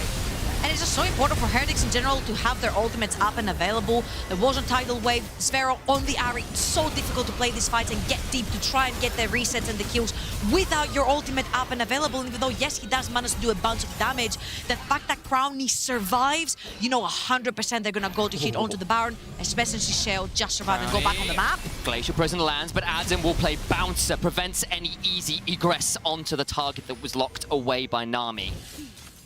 Close run stuff. Adam, very important that his presence was there. Aibo, once again, even in a difficult game for Heretics, having a strong game on the Sejuani, finding out Crownie time and time again, but even with that, Crownie only died the once, only died around that Baron fight. BDS Academy, though, they've had shots fired at them, still holding their discipline. Show might be 0-1-1, but this Poppy has been so frustrating. Really quickly, look on the map. There's 3 lanes pressuring for the side of BDSA. That top bot lane is going to pressure really slow as well. And Heretics are going to have to make a choice. How many towers do you lose? Which lane do you defend? Do you try to find and engage the fight? Because that Sejuani ultimate is down and Adam can just hop away. The slow with the flail, but can't secure anything like a permafrost to hold him in place. And with Meganar coming up, hard to continue that chase. Instead, they'll push him away, but that tower is down very much in the favor of BDSA, who are about 5,000 gold in the lead now. Last game, it was a hero Baron play. Baron steal from Heretics that saw them into the position they could win the game from. Reminder that if that Baron steal doesn't happen, Heretics are probably 1-1 at this point. Well, we are. I'm sure if you are as an LVP fan, loading up on the Hopium, as you should. 2-0 up is a strong result. They need something similar of a hero play to get them back into this one. Now, as the Dragon is being set up, we can also chat a little bit about items, because Frozen Heart has been bought again from Aibo. Right here, it doesn't necessarily have the impact you want to. Crown is playing from super far away onto this Caitlyn. He's gone for a blow-up build as well. He's not playing any attack speed. Yes, it's useful against Na, but it's kind of meh because it doesn't impact anyone else on the side of BDSA. Whilst if you look over on Sheo, he's got that Warmogs, which means all the poke that's going to come in from a Lucian, from an Ari, he's going to heal it back up. Talking about the items, 40 seconds until the Dragon. All the vision has been set up from BDSA, and they're trying to stop the choke points between them and Heretics from advancing.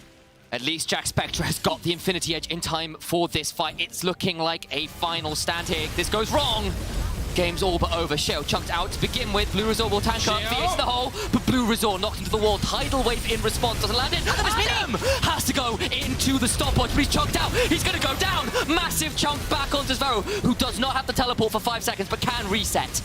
Okay, so that's 1 kill, but that's a fair amount used from Heretics. You don't have Sejuani ult now, you don't have your bot lane's ult, and of course the spiritual... Oh my gosh. Tries to get onto Blue Resort, who's forced back. Your jungle is gone, and they can move back to the river, even with the man down. Okay, so Crownie goes in, uses the Gale Force, gets rid of the smite, but Heretics around to fight still. Want to try and go for it. There's the teleport. They're going straight in onto this. Sheo, very healthy, does still have the Keeper's verdict over the wall as Blue Resort off. Vision critically, he can trade his life for this.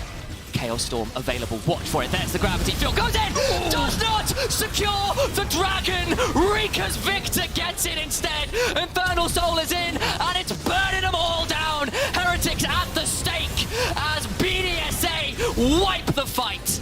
Oh, Jack Spectre, just another one on the chopping block. Sphero taken down by the Krugs. BDS Academy looking to put themselves on the board. And with all of these timers, also Adam, TP down bot lane. He's trying to shove in that wave, potentially take the last out tower remaining for the side of Heretics. And you see how the game has been completely broken open by BDSA. 8,000 gold in the lead right now. They've gotten that Infernal Soul, which with a Caitlyn headshot, for example, it's gonna hurt so much. You've got so many squishy members. Even the Jarvan right now is very susceptible to dying if he gets hit by 1 or 2 headshots together with the soul from the Infernal Dragon. And Adam indeed is going to take the last outer tower remaining. And with only 1 minute left on the Baron, BDSA are going to leverage their soul to fight. I'm looking at Rika's Victor, I think 1 death ray hits, that's effectively fight over for someone on Heretics. This is before the soul gets even taken. As soon as it's on, you look at the rest of Heretics and go, well, you got no place fighting at this point. At least Heretics managed to skirmish a little bit after this point, but that damage is disgusting. Rika secured that Dragon at 3 HP. It could have been 1, it's still a dub. That is about as close to the wire as it gets. Adam survived a gank earlier on 4 HP. Rika ones up him. Literally with the 3 HP Dragon secure. Really importantly though, Blurzo did have to blow his flash for this play, so now he doesn't have the means to reach the backline, to reach Crowny, who has his Gale Force, but no flash available for him. And this was usually the follow-up together with Zveru. You get a good Cataclysm, you allow the Ari to jump in, potentially get a kill through there, get resets, snowball the fight. But right here it becomes really difficult since Blurzo will not be able to reach. Yeah, and obviously a lot of what you mentioned there is the ideal situation for Heretics. We haven't seen that this game. They haven't had clean engages, and while they've managed to pick up some kills here and there, they are now in a position where one skill shot hits, one ace in the hole hits, and you can see it's so difficult for Heretics to fight from the HP disadvantage. Red buff secured by Adam there, knocks it off Jack Spectre. Would have loved to have that. Adam edging towards a Meganar as well, was debating a hop over the wall, but will decide against it for now. Baron is secured, here goes Boozle, it's on to Rika, cannot secure the kill, Ibo to the side, does get the prediction, but cannot secure the kill. Shell finds the keeper's line, he goes to choose Pharaoh, taken so damn low, Adam looking for the Meganar, Ibo running away, but he's running absolutely nowhere, he finds himself 6 foot deep. They're running to nowhere. They've run out of time. That Infernal Soul, it is all the more punishing for Heretics if they miss the engage. Fight is lost. Baron is lost. Probably game is lost. That was your 2 tanks. Blurzo and Eyeball on Javan and Sejuani dove in, instantly died with 3 hits. That's not a tank now. That's like a milk truck. No point crying over spilt milk. This game's looking a little bit all but done. So difficult for Heretics to play this one out. Still going to close it out of BDSA. But they've got so much to work with at this point. Should have aimed for the head, but BDS Academy are inevitable. Could have been the 3-0, could have been the oh-so-quick finish for Heretics, but looking at this, look how quickly this guy just is. It evaporates. And this is why also the pop is so disgusting into the Javan, because Blurzo finds a Cataclysm onto Rika, and Shell stuns him on the own wall that he created himself, and then he just pops out of existence. And again, this Javan has not come into fruition, didn't find that early game success that we know Javans to find, especially if you played as aggressive as Blurzo does, and he had a fantastic game with his Javan in the semifinals to get him into these finals, but into a Poppy, it really does suffer. Charm onto Cheryl, but then that last fight, they landed the Cataclysm onto Rika. He flashed, he got hit by a Glacier Prison and ended up on, 3/4 of his HP. They could not put any damage onto him. And now with a minion wave in there, Jack Spectre taken down just so easily to 1/3 HP. Heretics running out of options and they aren't already out of them. You have to pull the trigger, your towers are gone! Just like that, they're going in. Blue Resort knocked into the wall again. Glacial Prison into the tidal wave. Can they kill Rika? There's just not enough damage. The culling is not enough. BDSA will not go quietly into the night. The Heretics' dreams of a 3-0 are quickly put to the sword. The LFL are here to play, and they will find a game back in this series. And when BDSA are awake, they can take down any team. They were just testing the meta in the first 2 games. And now they're back to play, and honestly, I'm really happy to see them back on the drawing board. 3 priority lanes, Shell on his significant pick onto the Poppy, and right now you have a choice. Maybe you leave both Sejuani and Poppy, and you take one of the 2 for Shell in case you get that red side for this game. We saw 2 games of scaling team fights from Heretics, and it worked out pretty well for them.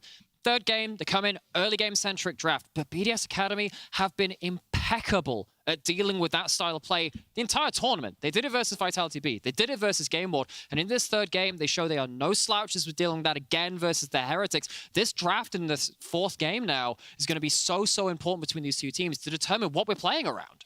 Lane pressure and the kill attempts didn't work on the other side for Heretics. A well-needed shift up in priority for BDSA that earns them a win in this series. To see whether they can find an option to go all the way to a reverse sweep and a 4th title for the LFL. But in the meantime, as we cut to the break, check out the Warner song of the day, We Don't Need by Piero Pirupa.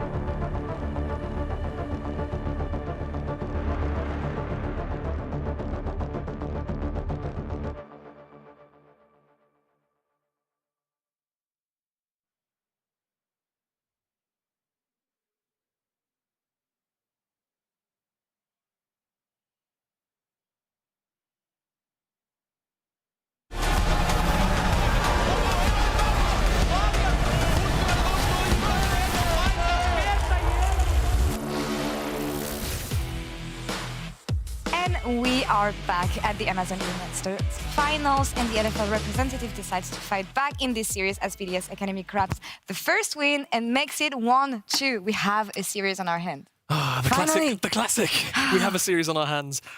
Yeah, I mean, I would actually say perhaps they didn't decide so much as to fight back, more that Heretics seem to have allowed BDSA a pretty easy way back into this one with the draft, in my opinion. Yeah, let's talk about the draft actually, because Heretics, when you look at the bot lane and what made the success in Game 2, was this Lucian Nami bot lane, but they didn't manage to find the same agency this time around. Yeah, I mean, I think the big issue when you really kind of take a step back and look at this draft is you have two forms of engage. As soon as you lock in Jarvan, you kind of make that your primary engage, and you already see the Poppy. The Poppy's been there since B1, and I think the unfortunate fact of the matter is it kind of shut down a lot of the sort of mid-game options that they had, but also in the early game, we never really saw the likes of Zvero and Blue Resort really linking up in the mid lane to try, at the very least, try and abuse the 2v2 early on, which even then, Poppy can nullify with the Zed-fast presence. So I think as soon as you lose that, and the 2v2 on the bottom side, not really favored, you get outranged, you get outpoked. It felt like Heretics very quickly ran out of ways to actually team fight into BDSA without finding initial skirmishes and picks first. Yeah, let's review the bot lane plays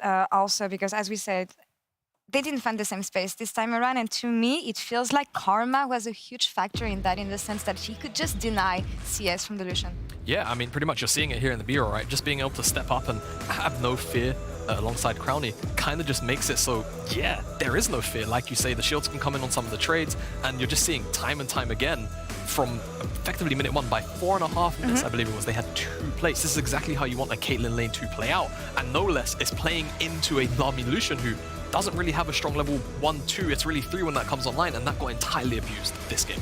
Yeah, and you know, we saw this moment here where Heretics did a pretty good job of trying to mitigate that, you know, have the turnaround play with the dives, and even repeat dived onto Crowny here, so doing their best to try and solve the problem of the rough laning phase, but still obviously set really far behind by that.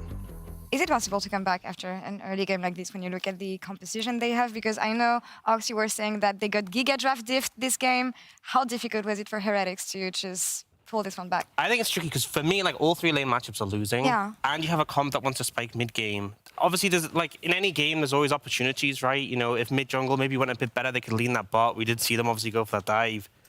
I just think it's so hard. I think they set themselves up in a really difficult position.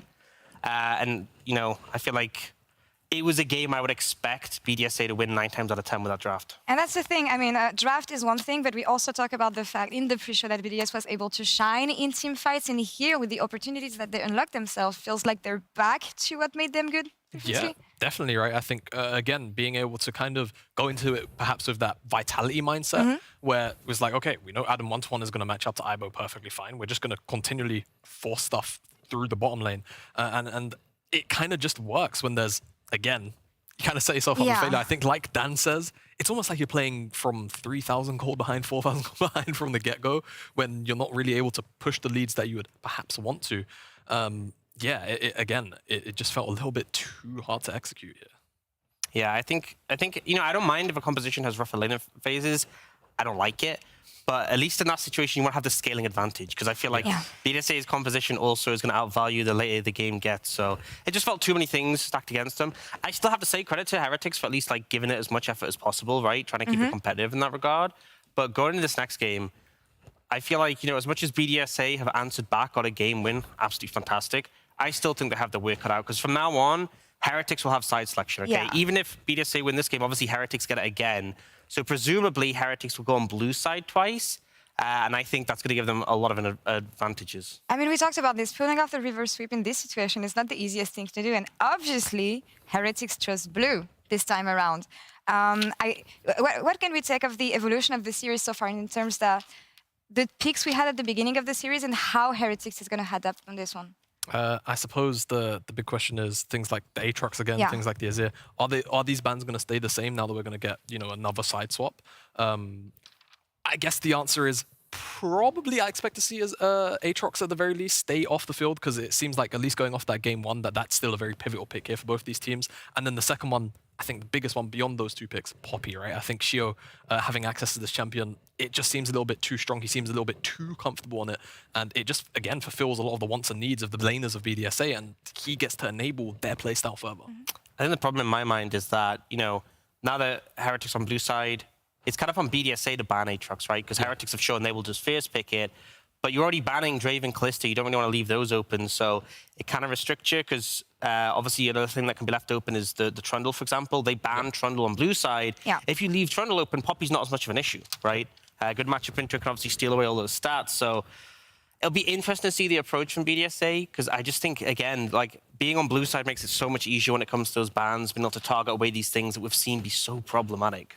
And in terms of how the flow of the game should go, we know that in game one, especially, things were kind of slow in a way, but I'm just wondering what's going to... Or we can also watch the team fights, because, again, we haven't talked so much about Sheo this game and his ability to track the junglers, I want to say, but also unlocking situations for BDS as a whole. And he wasn't shining so far in the series, but I mean, for me, game 3 was the moment he came alive. Yeah, I mean, I feel like he was set up for success from minute one. I think he's, like Dan mentioned earlier, 3 winning lanes, it's Jungle Kingdom. As soon as you see that when you walk into an early game and you have the ability, a single button press to deny the enemy jungler from doing what he wants to do as well, Sheo was really enabled from Craft. And I think this is like the ideal scenario for BDSA, where they have strong laners. We know that, we've established it. You give them 3 good matchups, and Sheo just gets to play the person who denies enemy jungle. Move around the map, shut down the aggressive attempts, let your laners flex their muscles a bit, and he just did a fantastic job in this one. So, you know, I think we've seen from obviously the tournament so far, but also the series, there is so many people you have to watch out for. You know, we obviously addressed at the start of the day that Jack Spectre and Adam are the big ones, but I feel like you give anyone a free pass and they will look to take over the game. Coming back to my previous point, the early game dynamic, Jamada, what can we expect given that we've seen a bot lane focus most of the time? When you can't unlock the mid lane, this is when Heretics usually struggles. What can we expect here? Yeah, I mean, maybe more focused towards the mid lane, right? Yeah. It is probably my best guess for Heretics here. I think whilst the bot lane matchup didn't particularly go the way they probably wanted it to, I think that's just the nature of the 2v2 that ended up being drafted here. Yeah. I think, again, more enabling Zvero, more Blue Azor, you know, proactive picks where he can't just be shut down by a single button press is probably the way to go. I think you probably ignore top lane. I think, realistically, if you try and play into Adam, it's a bit too coin flip, right? You risk the option of giving him too many resources. So playing through mid, unlocking the rest of the map through mid so you can go to a side lane. Specifically, I think it just has to be bot in this instance. All right, let's see if they can close out the series, because we have a series on our hands, but Team Heretics is still 1 game away from taking it all. And let's see if they can do it, or if we can hear the silver scripts. Casters, take it away. I appreciate the plural there, because for a long time, that felt like it was just in Heretics' hands, but BDSA are very close, 2 games, in fact, from taking it straight out of Heretics' hands and taking it for themselves. Yeah, it's all well and good having 2 games up. Gotta get the 3rd. And in particular, that draft in the last game raises a lot of questions now for Heretics. You got things to worry about in terms of bot lane. It wasn't just dominance from Heretics. They actually had to deal with the Caitlyn Karma, and that kind of sucked for them. The Poppy as well, real force of nature from the side of Sheo. Lots of things now which Heretics need to reconsider. And even though I do agree with something that Orcs mentioned on the desk, is like, don't ban Trundle, take it away, Poppy won't be as much of a problem. I don't necessarily think it's the champion interactions that made BDSA so strong in that game, as it was the comfort of the champions that they were on. Adam on his Na, that he has the pentakill on, Sheo on his Poppy, we had the Victor, we had Crownie on the Caitlyn, which is played so much in this tournament, and he's learned to use it both ways, defensive and offensive, and her daughter onto that Karma. I think the fact that they were on such familiar champions made the difference, which I feel like you need to take the Poppy away, and you probably need to take the Sejuani, ban one, take the other one away. And it's twofold, right? Because it's comfort on champions, comfort in playstyle too, as an overall team composition, because they're playing into a comp which they play both the other LFL teams on their side of the bracket with, in terms of early game, mid-jungle, bot lane pressure.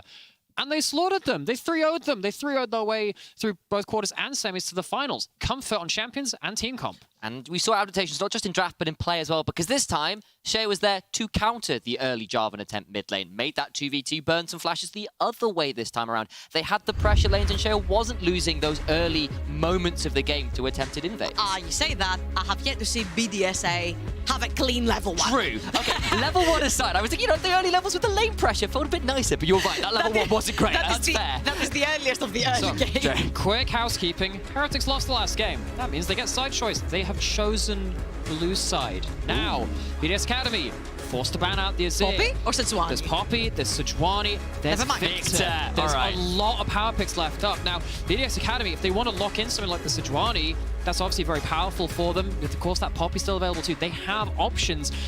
What's their most comfortable power pick? Now, the only double-edged sword that I see with BDSA is that they're so used to having 3 damage sources that put Adam on Sejuani and then locking in the Poppy kind of takes down one of your damage sources and put them on a facilitator.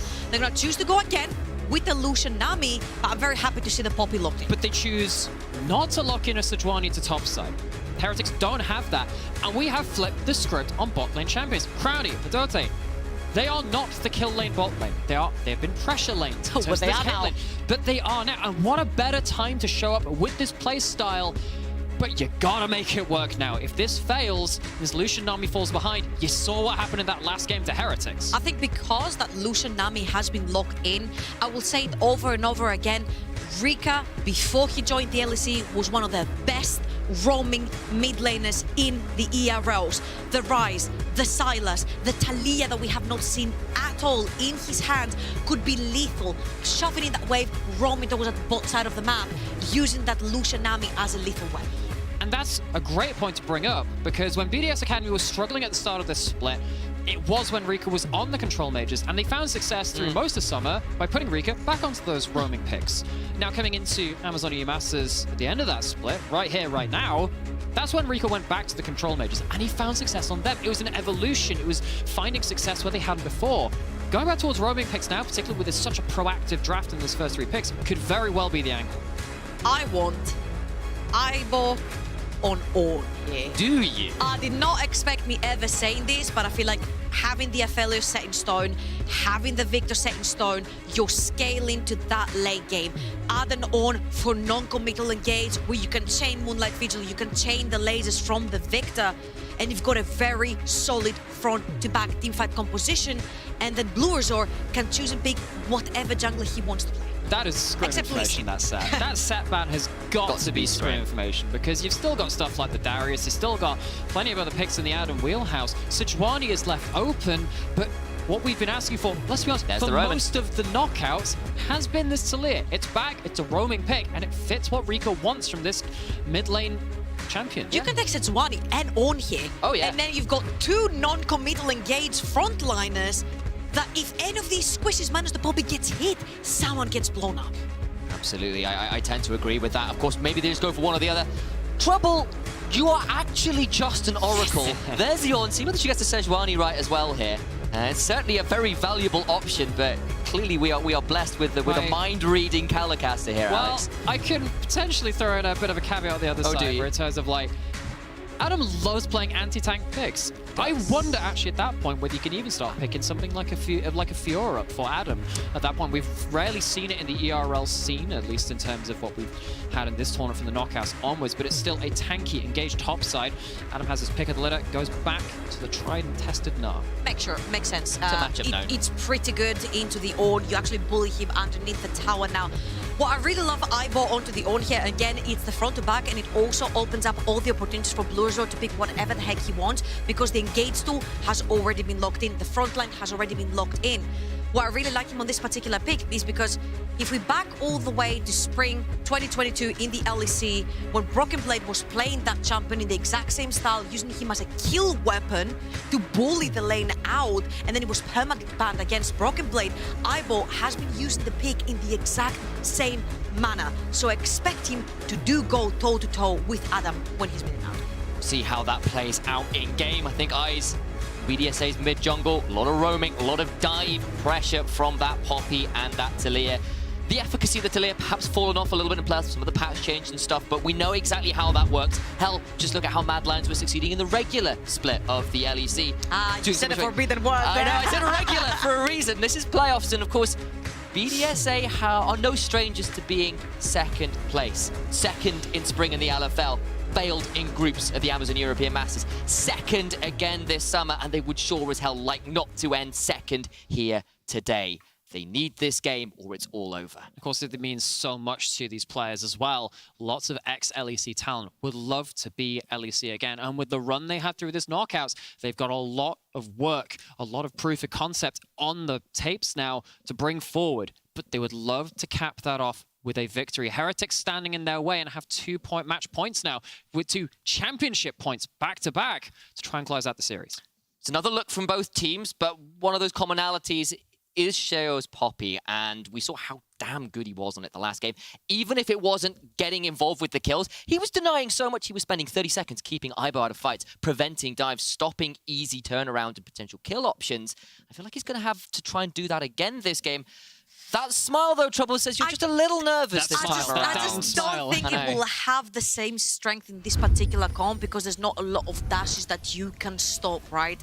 Especially when Vi R's on a target. But as we're going in-game, which could potentially be the last one in this series, for the love of League of Legends, I want BDSA to have a clean level 1 so Sheo can start where he actually wants to. And in this game, I mean, Felix isn't much of a champion at level 1. Can't really do much apart from say, hi, I'm don't here. worry, I'll play Katarina. That's even worse. You know, the only champion that was worse was level 1 old Akali, where you just like throw the little hammer. The hammer. Like, you know what? Saying this though, I have seen a Katarina level 1 solo kill an Ari level 1. Don't ask me how or why. I have also seen Was it Alex playing the Ari? I've also seen that on occasion. Was it you? Crazy.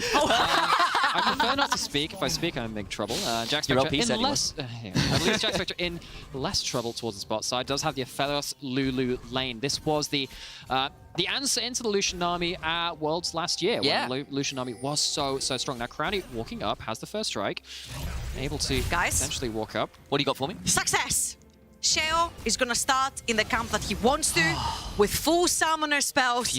Everything's going according to plan. This is the first clean level 1 game that we've seen from BDSA, and that's really important because now I'd like to see what he's gonna choose to do with that whilst Aibo is actually taking the heat on Adam. Yeah, just pop down that Q, try to see if he could trade in. Important thing to note, though, is that there is actually a ward on both sides of the jungle, and that means that these junglers are going to be tracked to some extent. Sheo starting in the right place, at least in his mind, but now potentially has to deal with the mind game of both teams knowing where the junglers are headed. Let's see what that amounts to. This time around, less lane pressure from BDSA, and that has proven problematic in games past for them. Last game, they were pretty happy with the amount of pressure they were able to put down. Of course, still a lot of room to go, and see whether either of these junglers can make something of this. I think Jack Spectre and Whiten are trying to crash in that wave, and as you can see, Sheo has already pinged his Gromp that will give him the fastest level 3 towards that bot side of the map, which means that he could very easily turn it around and try to gank, but very importantly, you'll see the pings. They think that Whiten has actually warded. It's not the case. Jack Spectre is going to put one down now. Particularly because these two 2v2s are very much kill lanes.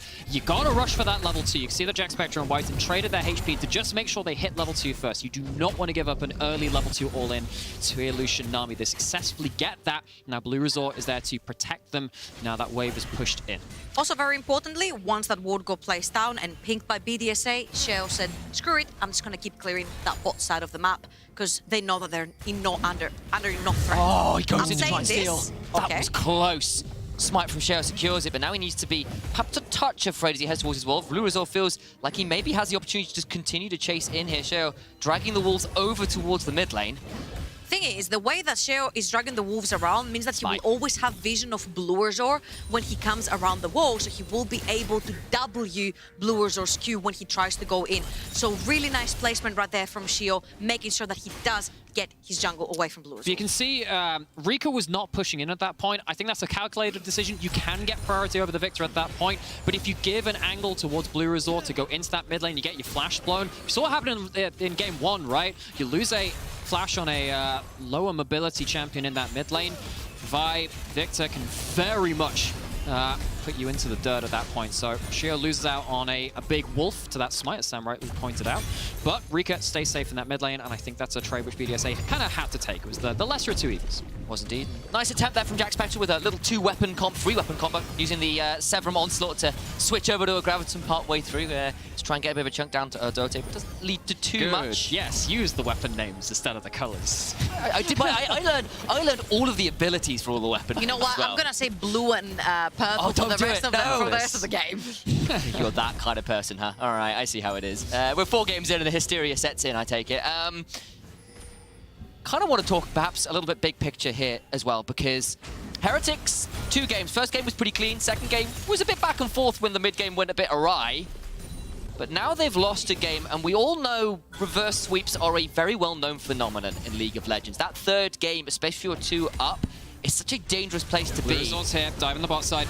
This is the kind of attempt you need to go for. Polymorph comes through, is cleansed away from that. Blue Resort is in danger. Aqua Prison lands onto Whiten. Adam is nearly at Mega Gnar, forces a flash out of Whiten as well. Oh, clutch cleanse from Crowny. Make sure that he doesn't get smashed by the VIQ at that point, but Adam loses his flash for this defense. Also, your mid lane is being shoved in. If you look into the jungle, Poppy is going to take your entire jungle as well. So the fact that Crowny doesn't lose his flash, no one loses the life for BDSA at the bot side of the map, and only Adam has to commit with his teleport down bot, is actually pretty good news for the side of BDSA. And Adam gets to walk back into his lane and take the majority of that way that was pushed on the tower. Yeah, you know, Adam is going to lose something in this top side, but actually, Adam is prioritizing the rest of the map. Going back to the draft, actually BDS Academy prioritized a bit of the rest of the map too. Remember that when it came around to the second round bans, it was onto junglers, not onto top laners, not onto these champions which can nullify. And honestly, given the state of this series, what's happened with it, BDS Academy did much better in the game where Xiao had jungle priority, jungle winning matchup, the ability to impact the map. BDS Academy is starting to find successes with that in mind. Have, however, burnt that teleport now, so a little hard to defend against a potential redive, but Whiten down his own summoners makes him a potential target of note. Has been a tempestuous early game in that bot side, even if it does feel like Jack Spectre is the one who's managed to get the early advantages. Adam forced to flash away because Mini-Gnar was coming up and there was a spell book there. Maybe he thought there was an Ignite or something coming his way. Adam probably thought that Luazor was around the corner as well, and you don't necessarily know. He must be really close to level 6 too, so you definitely don't want to be playing around if Vi is around as well and could follow up on the knock-up after the Ornn ult. But nevertheless, this is a flashless Gnar now. Top lane, Luazor is going to hit level 6 pretty soon, so that could be a target that you're looking to pin down. And Adam is no stranger to overextending into a jungle gank. Yes.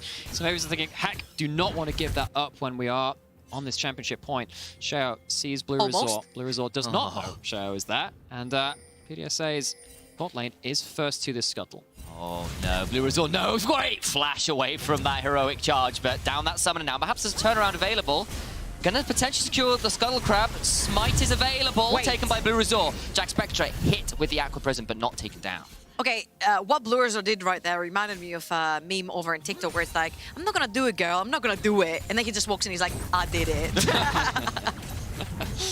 Well, that does mean that, well, you don't really lose things from BDS Academy for doing that. Knockout. See, this top side is starting to, for one of the first time this series, start to actually bleed quite a lot over into Adam's advantage. Ornn is not really a laning specialist anymore, just becomes very, very impactful later on into the game. You see the Severum Crescendum combo from Jack Spectre, making sure that he can trade back fairly well in that bot side. Now here's the thing.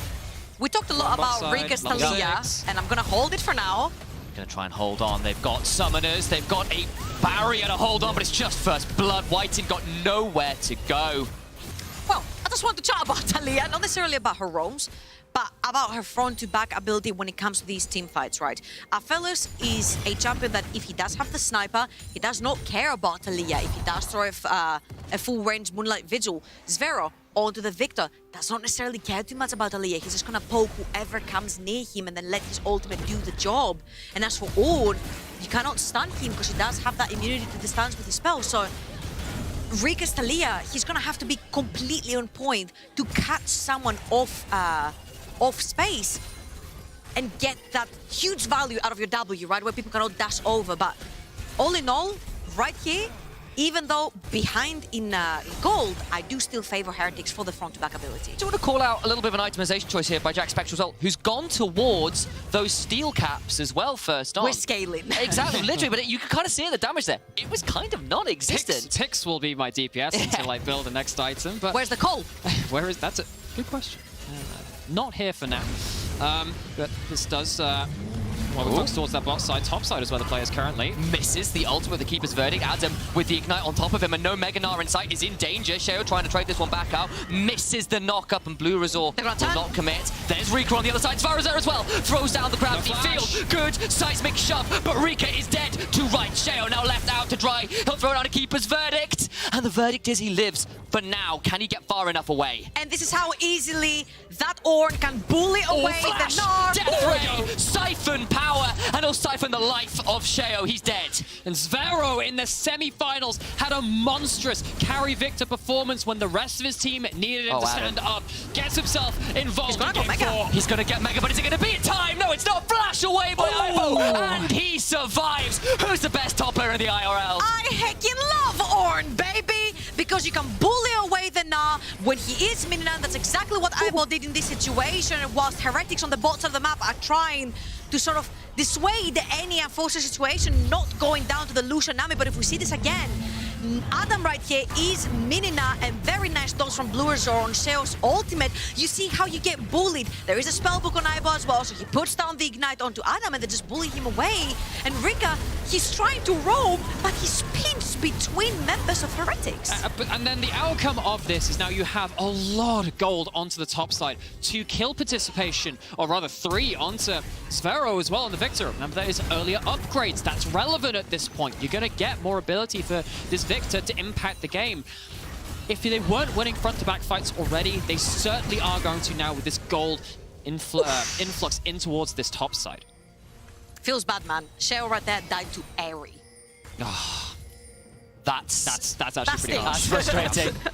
But that now means the top side of the map for Heretics is ahead, something which BDSA are a little bit of a stranger to, frankly. And now down not a huge amount of gold, but it does feel like Heretics in the last few moments have been the ones with the more effective plays. Yeah, and that gold in towards top side, of course, that affects the 5v5s, one of the first things you think about with Heretics comp. But BDS Academy, one of the ways that they saw themselves through their semi-finals was by side laning on the Gnar. And that can be very impactful into the Ornn, especially when you've got a Talia on call as well.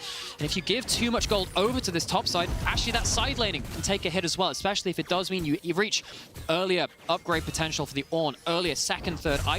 And at that point, maybe you start losing out on other win conditions for BDS Academy. I just want to point out that the top side of the map is kind of under attack, but Jack Spectre is going to back down to his tower because there were 3 members of BDSA looking to potentially get a pick onto that Aphelios. But whilst the Aphelios is soaking away all that pressure, and 3 members from BDSA, Heretics have found a pretty good window to sneak into this river and get that first dragon. And honestly, the fact that this Ornn, 12 minutes in, is even with another sort of bullied him away this entire time is perfect. The fact that the Lucian potential on top. Let's see the what fact that happens the to Lucian is supposed to, Jack Spectre is actually going to respect that. I don't know how much respect does he have. I'm not gonna do it, girl. I'm not gonna do it. He's there. Okay, Seismic Shove goes wide. Ivo's here. It's all a bait. There is the call of the Forge God. Will knock up 2. Can they follow up any further? Herald is summoned. They're going to have that one down in the jungle. It was nearly timed out, but BDSA being forced to run away.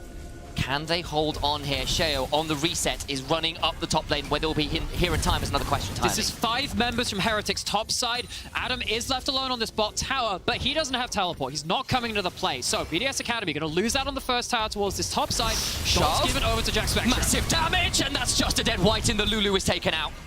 Out of anyone being in the front line, I did not expect Whiting on the Lulu. That actually gives a lot of the pressure back to Heretics. Takes a lot of damage into the cease and desist, smites for healing, but he don't think he's got enough healing to get away. That wall, though, will prevent too much of an easy follow-up. Gravitum, binding Eclipse, Sheo falls, flash out from Blue Resort. The trading in continues, but it will still be the 1-for-1, all things said and done. If you give Heretics an ability to make an aggressive play, they're going to make it. They end up doubling down on this top side play, leaving Adam on the bot side of the map, and it does pay off for them in this game. So 2v3 currently as Rika decides against his Blue Resort chunked out onto that red buff. Will he have smite up? He doesn't. Trying to heal up, goes over the wall and survives. Takes the red buff to Zviro.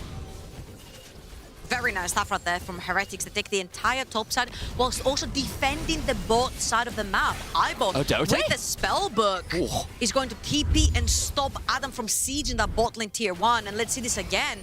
Right here, Whiting overextends a little bit. We said that if you get caught in a knockup from Palia, you're most likely going to die. And the lure being forward from anyone else, we have so many tanky members on the side of Heretics, is very unfortunate right there. Heretics, though, on the other hand, they know that they are in numbers advantage on the map because Rika was mid lane and Adam cannot TP into this fight. And they're able to take this fight straight into BDSA. No, honestly, real credit to Heretics for realizing the aggressive players there. Sometimes they have realized an aggressive play is technically available, not really stop to think, should we actually follow through with it? In this game, it's very important that they're pushing the advantage at this point because they can't afford to just give Adam free reign on the other side of the map.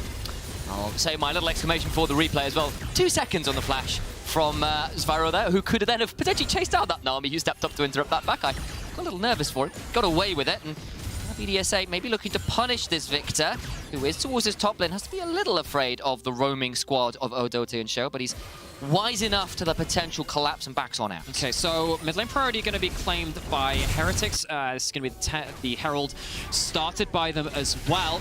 Lots of ultimates going to be thrown at this one, and Adam is at the play for the first time. Very importantly, though, Rika does not have the wall available to him yet, and it might be a little bit too late because Adam is mega now right now. The wall is not there from Rika, so BDSA are going to have to back off. The Herald is going to go over to Heretics due to the fact that they didn't have that. Oh, Call of the Forge card knocks him away from come through, but the season is afterwards. Michelle will die, but it'll be tried out for Blue Resort. Surely does go down 1 for 1 for now. Adam flashing on out to safety. That is seconds, milliseconds away from being a monstrous fight for Heretics, but Aibo can't land the second part of the ult. Oh, gets the charge, bind the Eclipse again. Rika flashing on out to safety this time. Turnaround's pretty good, and the trades are pretty brutal on both sides. Adam building back up towards the Mega Gnar, and we'll finally get some of those resets coming through. Yeah, it's really difficult right there to play without your two frontliners. Blue Resort goes in, gives a kill over to Heretics, but the second that Aibo is thrown out and has to do the walk of shame to get back into the fight, you've only got 3 squishes that are pretty long range that they're trying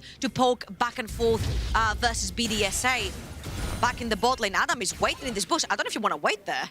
It's a bit of a risky one, and with 40 odd seconds until this dragon, if you want to reset, it'd have to be now. Some critical flashes missing on both teams as well coming into this one. You can see Zvaro and Jack Spectre are going to be down there, but on the other side, the entire top side of the map for BDSA down that critical summer. You know what? We're actually very close to getting Rika potentially towards that Seraph's Embrace evolution as well. 342 out of 360. Watch for that one. So much ability haste comes in after that completion, but speaking of that, Rika on the top side of the map means that it's going to be a trade of turrets. Heretics using that Herald to break up in the mid-tier 1. Yeah, Heretics know there's no teleports. Adam on the bot side, Rigor on the top side. They cannot join. It's literally a 3 versus 5. They've taken the mid lane tier 1. They've done a lot of damage to the tier 2 mid lane. And now they can very easily walk into this bot side river after shoving in that wave. Adam, though, very crucially, he's going to manage to take that tier 2. And it all lies down to Blue Resort and Aibo. Can they hit these critical targets with their ultimates? Okay, so BDS Academy, they take down both tier 1s in those side lanes. Adam does have an angle on the side. Aibo has his ult back up. Lots of ultimates just about to come back and available. Looks like we're ready to go for a fight. Adam building towards that Mega Gnar, but no flash. Blue Resort looking for a flank, but Adam will try and find his own on that one. Rika over the wall, looking for a good Weaver's Wall angle. Adam now spotted that by Blue Resort. That might just be a return of the favor. Adam now coming towards the Mega. This dragon started, but not really committed to quite yet. Really interested to see what weapons Jack Spectre is trying to head towards. There you go. He's got Severin Crescendum. You dive into him. You best have a damn good plan. Don't sit next to the wall, Heretics. Don't sit next to the wall, Heretics. Adam, though, is gonna go into Mini now, which means he loses this combat ability. Rika, there is the Weaver's Wall. Blue Resort not to the wrong side. Culling not getting as much value down as the Call of the Forge Guard. Alongside that Chaos Stormforce Odote away. Dragon going down. Keeper's Verdict knocks the jungler out, though. And now the smite is not there. Shad, they can try and turn around the 4v5. Bastic turnaround. Crescendum hits them all with blenders. He's looking like a ninja. Throwing out those star signs with Shovel to 2. Aibo survives. Cease and desist. Will not put Crownie into the ground quite yet. So many low members, but nobody dead. Finally, they get Show is now a 1-for-1, both junglers down. Adam, nearly at Mega Gnar again, has found it. But everybody else so damn low, and it means the mid lane tier 1 is likely BDSA's prize. Eyeball has changed his teleport back in. He has Ghost, he has teleport from his spell book. He's looking to potentially TP if another fight breaks out from the side of BDSA. But Heretics are getting away with murder. And again, this Ornn, who's an absolute meat shield in the front line, wins them so much time for the Weaver's Wall to go down, for Blurzor to get back into the pit and take the dragon. It's been the pick of the game for them. This is an insanely micro-decided series in some ways. Game 2, remember that was a Baron steal to allow Heretics back into the game.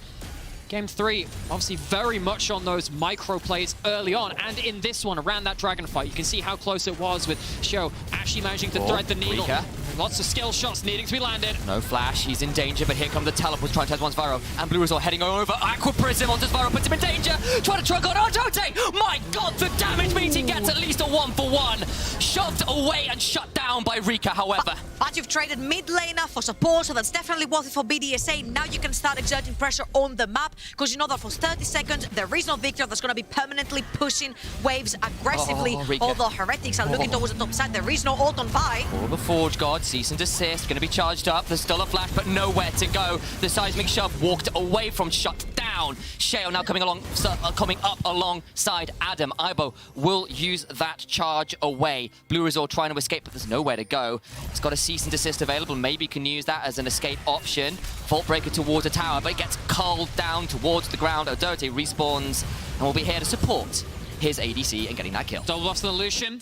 Extra gold over towards Crownie as well. Absolutely significant for this. So, again, you're seeing Heretics buying into the aggressive plays. BDS Academy being in position to just absorb that pressure, try and outplay, try and disengage and take a second crack at the fight after that point, and we are in for a very close confrontation compared to the rest of our games in this fourth game. I feel like Heretics are over-forcing the issue because they do have the Victor and they do have the Aphelios.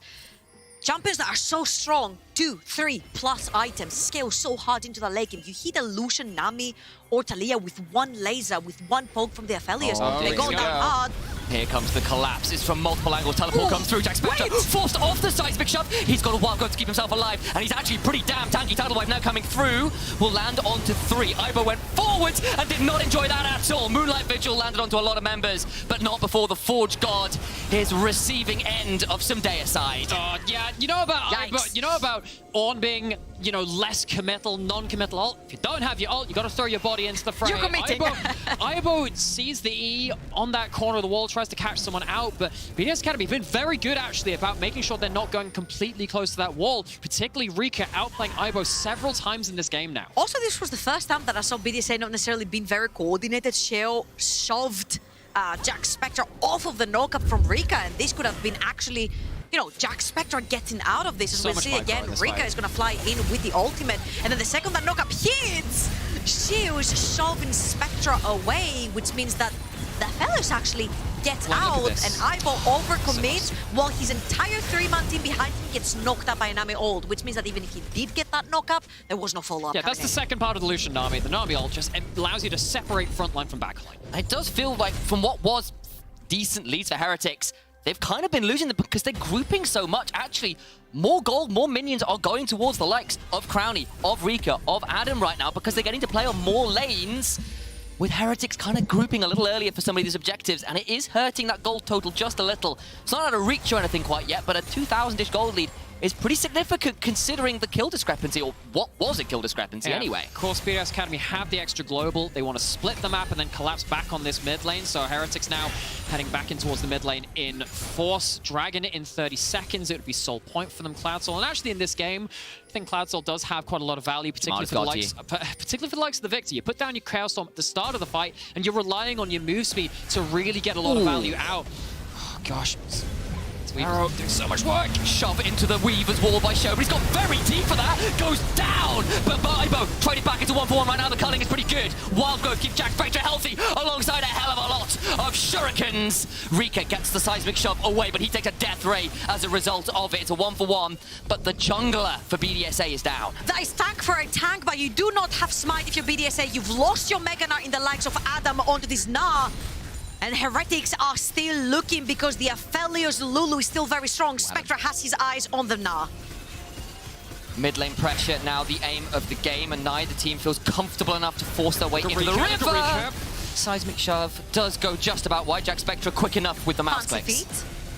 Feet, dancing shoes on, but these death rays, you get hit by one, someone is gonna be stinging after that point. Heretics find their way over to the dragon for the first time. Dragon spawned, everyone coming to collapse, but Ibo's Sheo not is hit already quite there. yet. Sheo is there first. Blue result pretty damn low as a result of all the plays earlier on. Adam and Sheo will be spotted out by that far side alteration trinket. Everyone pulling away for the dragon for now. So Svero teleporting back in towards this bot side wave is back in force as a number of items completed to his name, and BDS Academy finally get themselves onto this dragon. One last breath before the plunge. Adam looking for the flank nearly at Meganar. He's pulled it off before, down 2,000 HP. A smite fight available. Tidal wave. Kirkman instinct massive. Meganar into the wall. But the turnaround from the side of Heretics is good enough to prevent too much of an engage. The dragon goes down. But now what about the turnaround? Ivo so low, needs to escape. Sheo looking for a flank opportunity. And BDSA get the dragon and get out. And that's exactly what they needed to stop the streak, to stop the soul point. You'll see that Heretics are playing a little bit too aggressive. We mentioned how get that Lucian out of the fight, poke him down with a laser, but that is a beautiful Weaver's Wall from Rika, and you see how Sheo pins the Lulu onto this tower, and Ivo instantly melts.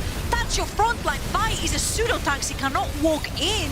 Luckily for Heretics, Spectra had the right items, but Baron is live, Baron is gone. It's taken. BDSA get it, they get it off the reset, and now can they escape with their lives? Heretics do not want to give this one up entirely for free. Adam, with Meganar still there, plays Bouncer, and they get it, get out all members. All they lose is a mid lane tier 2.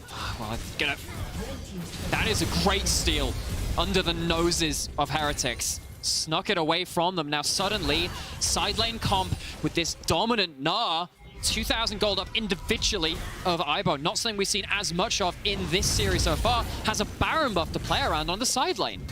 Teleported in to make sure he can start shoving very quickly. Sviro there is trying to shove, hover and find a way to get on top of Adam if he did decide to go in on an aggressive trade, but will not happen so far. Instead, BDSA get to reset and start shoving those waves. BDS Academy managing to really play the fine margins in the team fights. And it has been a series of fine margins so far. It's been Heretics overstepping, but not always by an awful lot. It's ending up in 1-for-1s, not blowout fights, and that's testament to how well these teams know each other's limits. Trying to play to them. And I'm gonna start raising you. Ornaments are coming through. 2.5 items to 3 items for the 2 Hyper Chaos for Heretics. You cannot count them out yet.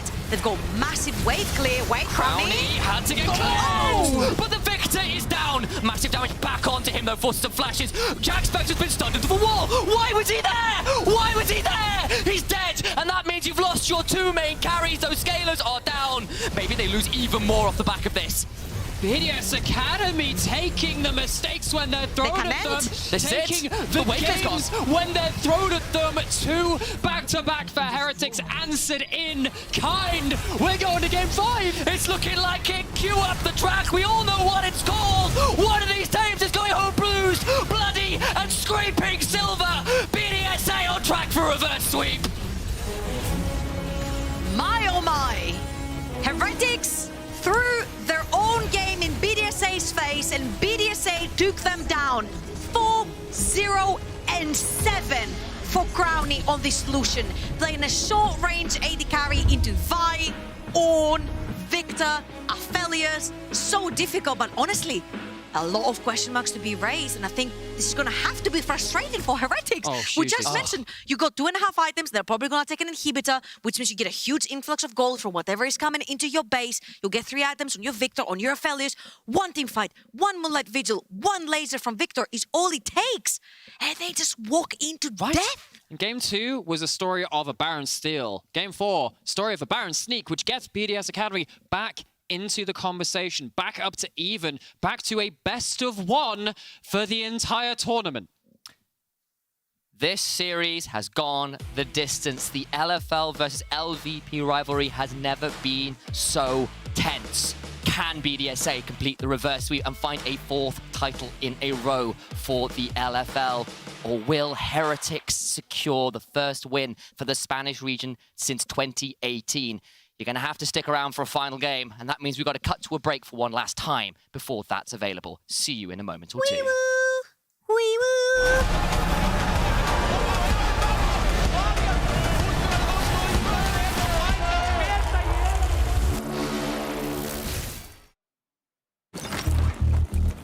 Whoa.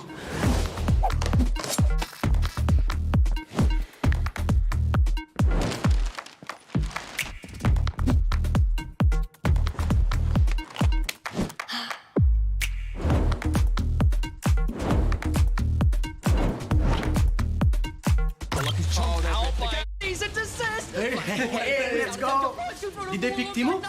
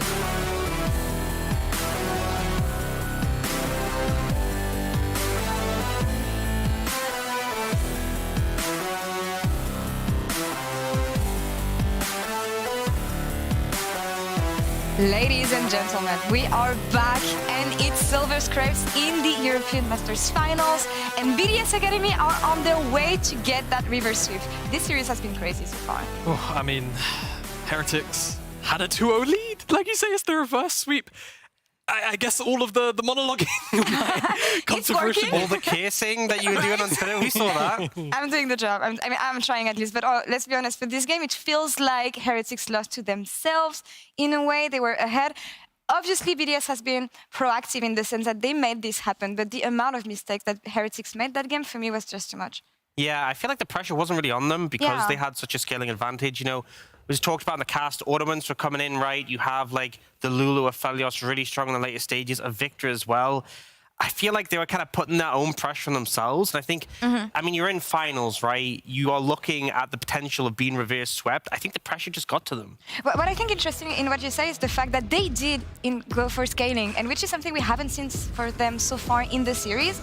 How do you explain this choice and how good it was for you, I mean, I think it's just a completely, like, massive swap up just to say, all right, you know what, let's kind of litmus test BDSA and their ability to close out. That's kind of what it felt like to me. Perhaps they'd got on a read on this series of, all right, you know what, we feel like we can actually out team fight BDSA here. We feel like we might have the front foot in that department, so let's just go for full scaling pretty much across the board and see whether or not BDSA, with the few proactive tools that they did have, right, Lucia, Nami, Poppy in the jungle, to try and shut the draft down. And it felt like, again, yeah, as Dan was saying, they put too much pressure on themselves, not just from the early game, but even towards the mid game.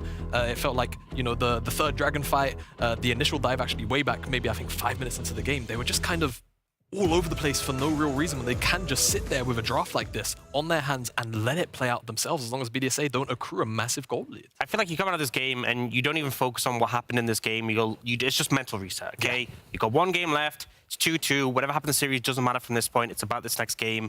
If they get hung up on it, that's where you can end up like crumbling under pressure. At the end of the day, the momentum is very much in BDS's favor now, but Heretics have shown they can match up throughout the series. And I mean, we saw good a lot elements from Heretics, especially during this game, because we've been saying all day that they should not focus on top lane. And here they went for the top lane plays, and it was successful. Simple as that. Like, I don't know what else to really say. It felt like for BDSA, they were allowed a kind of a draft that we kind of highlighted at the beginning of the day that sort of enables their own playstyles, right? Adam winning top lane matchup, bottom side matchup, which, you know, in theory should win the lane. Of course, it didn't quite go that way, but it still kind of did, to be honest with you.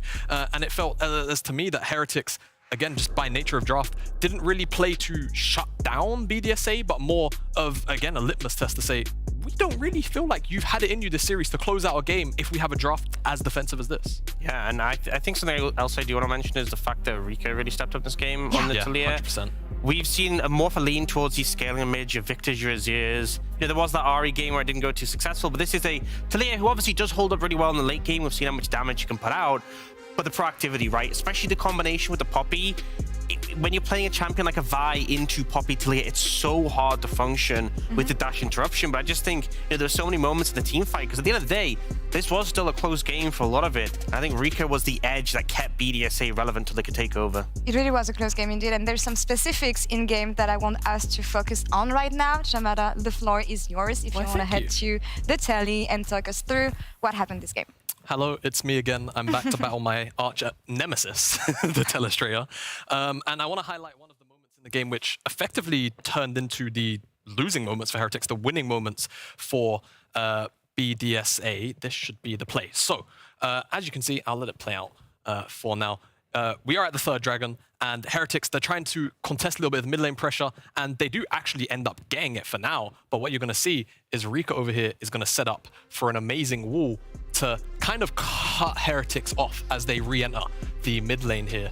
And it sets up for a massive engage, which Heretics don't really seem too equipped to deal with. They step forward for this little bit of poke, the wall comes through, and the immediate collapse comes in. But for BDSA, it ends up actually being a bit of a 1-for-1, because unfortunately for them, in the middle of all of this, Jack Spectra is Red and White Aphelios, and he is not being touched at the moment. He's got Wild Growth on him, and he is dishing out the damage. It ends up being a 1-for-1, but it's the jungler that goes down for BDSA, and it's the top lane that which goes down for Heretics. So you'd think in this moment, Heretics effectively kind of have the edge to go towards this dragon, but remember, in context of this game right here, they have the hyperscaling composition. They don't really have to flip anything. It's one individual Cloud Dragon. I know I'm the connoisseur of Cloud Dragons, but I promise you, you can give this one up. And I want to kind of just highlight some of the things that they had going on the map for them.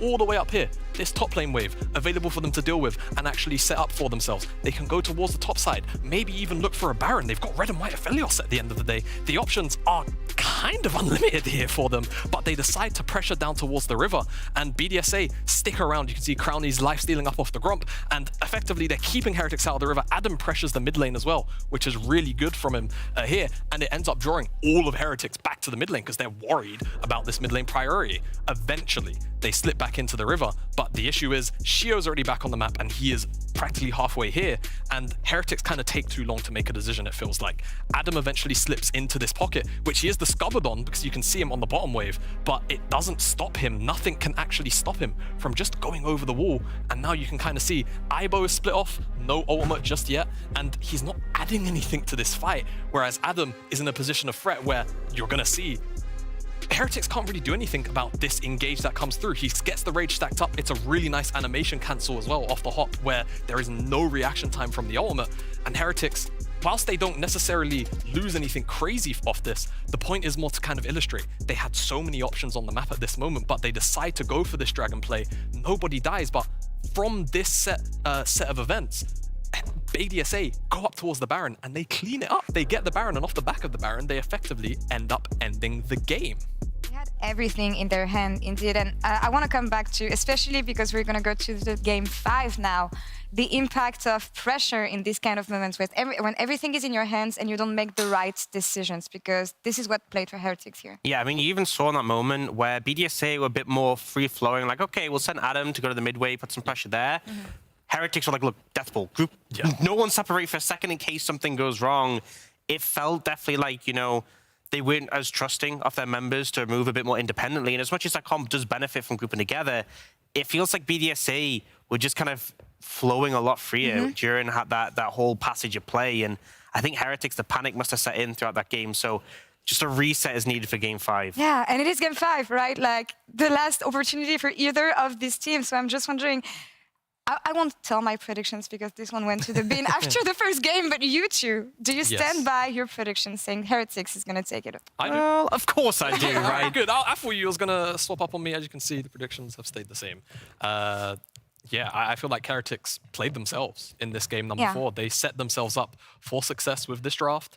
They just had to not contest that dragon, not give up that much map control, and they probably would have had it. I feel like BDSA hadn't put themselves on a hard timer, but the execution floor just continued to grow that game, and realistically, Heretics should have had it. And let's be real, if you switch your prediction this late in the series, you've already lost. Yes.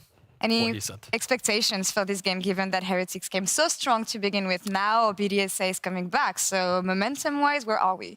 Stay the same in draft. I think the idea was actually quite good from Heretics. I think they just need to stay stable in the mental department. It really felt like they were pressuring themselves to make decisions here. And then once again, they have choice of sides, so they're still on blue side, so just they give can an repeat edge. this kind of draft. Yeah. Everything is in their hands, but we have one last game in this series, and this will decide who takes it all tonight. Will BDS Academy get that 6th title for the LFL and continue the French domination, or will Team Heretics once again beat the odds and get that title for Spain after 4 years, rather? You will find out with Trouble Inc. Chimera and Initialize. Take it away, guys.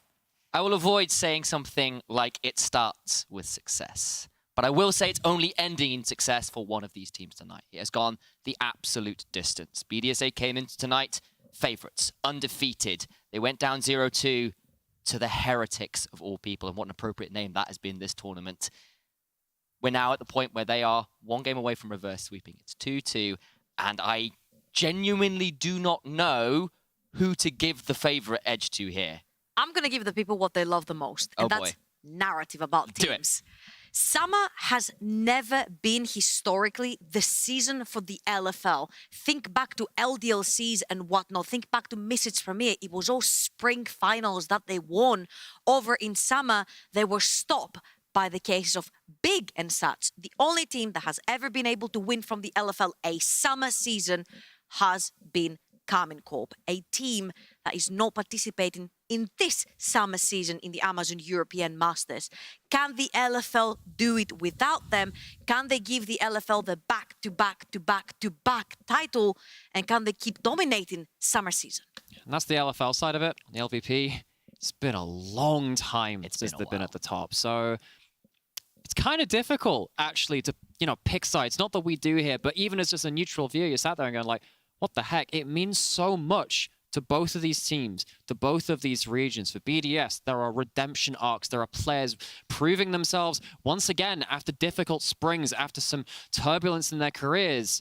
On the side of Heretics, what a way would this be to introduce themselves to the wider European scene before they head into the LEC next year? For BDSA, what a way to potentially right some of the wrongs of this year. It hasn't been the introduction to the LEC they were hoping for. And honestly, even in the ERLs, they were second best in spring. They had that problem at the Spring EU Masters as well, where they fell out in groups.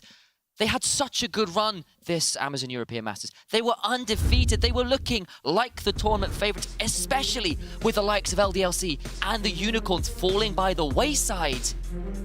And now they have the potential to scrap that history book, to write over a new story, a new chapter, beginning of one perhaps for the Heretics. We're into draft for the final time this series, for the final time this tournament. At the end of this, one team is walking away with the trophy. Okay, so Caitlyn is banned. Lucian is banned by BDS Academy. Azir is open once again. We might even see a trade of, remember, Victor was first picked last time from the Heretics. I'd imagine you got to entertain the Azir here on BDS Academy. You're probably looking at the Victor yourself. Now, the thing with BDS Academy is that only one of the players is playing both Sejuani and Poppy, and that is Sheo. But what do you actually prioritize? Because having the Poppy into an Azir is going to be massive. You don't allow the Shurima shuffles to reach the backline. And it also stops a bunch of the champions that Blue Orzer has to counter the Poppy. And it's not like necessarily Sheo cares too much if a Trundle is picked into it, which is open right here. Going towards that Poppy. It's locked in again. Something that Sheo has found a significant amount of success on. 2 games in a row now where he has been the jungler to come out victorious. A hover here of the Samira champion. That would be the lock-in blind, but we'll perhaps wait on that one. I suspect that's just the hover for now. Some exciting ones they may have been, but have they got something more to answer? Okay. Victor makes a lot of sense. So this tournament has been largely an evolution of mid laners away from the early skirmish, the Silases, the Aries, towards these scaling nuclear burst threats later into the game. We saw how much Svero did on that Victor on the games he was given it. Of course, lost with it last game, but was still such a huge threat. Heretics, though, giving themselves choice of bot lane. They are going towards Aphelios.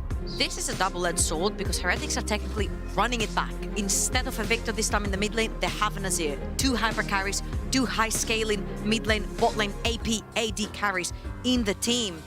You can lock in the Lulu right here if you want to make sure that you have a pretty good pairing right next to your Aphelios to buff him up. But the question here is, that last game, how much did it affect you on picks like this? Ooh. Okay, right. So you've got the Sejuani now. You can either nullify that top side or put it on towards the jungle.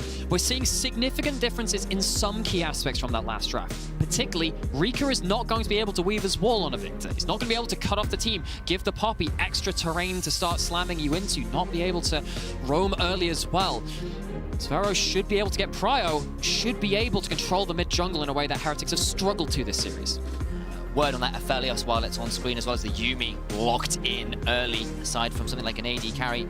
It is, in fact, Jack Spectra's most played champion of all time, just ahead of that Draven, but it's a champion, despite having played for the 24th time last game, he's only ever had a sub 40% win rate on. And again, he's not been always on the most successful teams, but even so, maybe some royal numbers. What have you got? Do I dare say, I want Ivonne on again.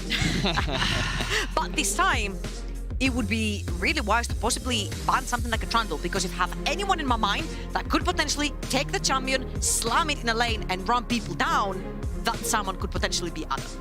Well, plenty of options left and available. Of course, Poppy can always just go towards that top lane as well. Some rare picks of it. It's not necessarily an Adam champion.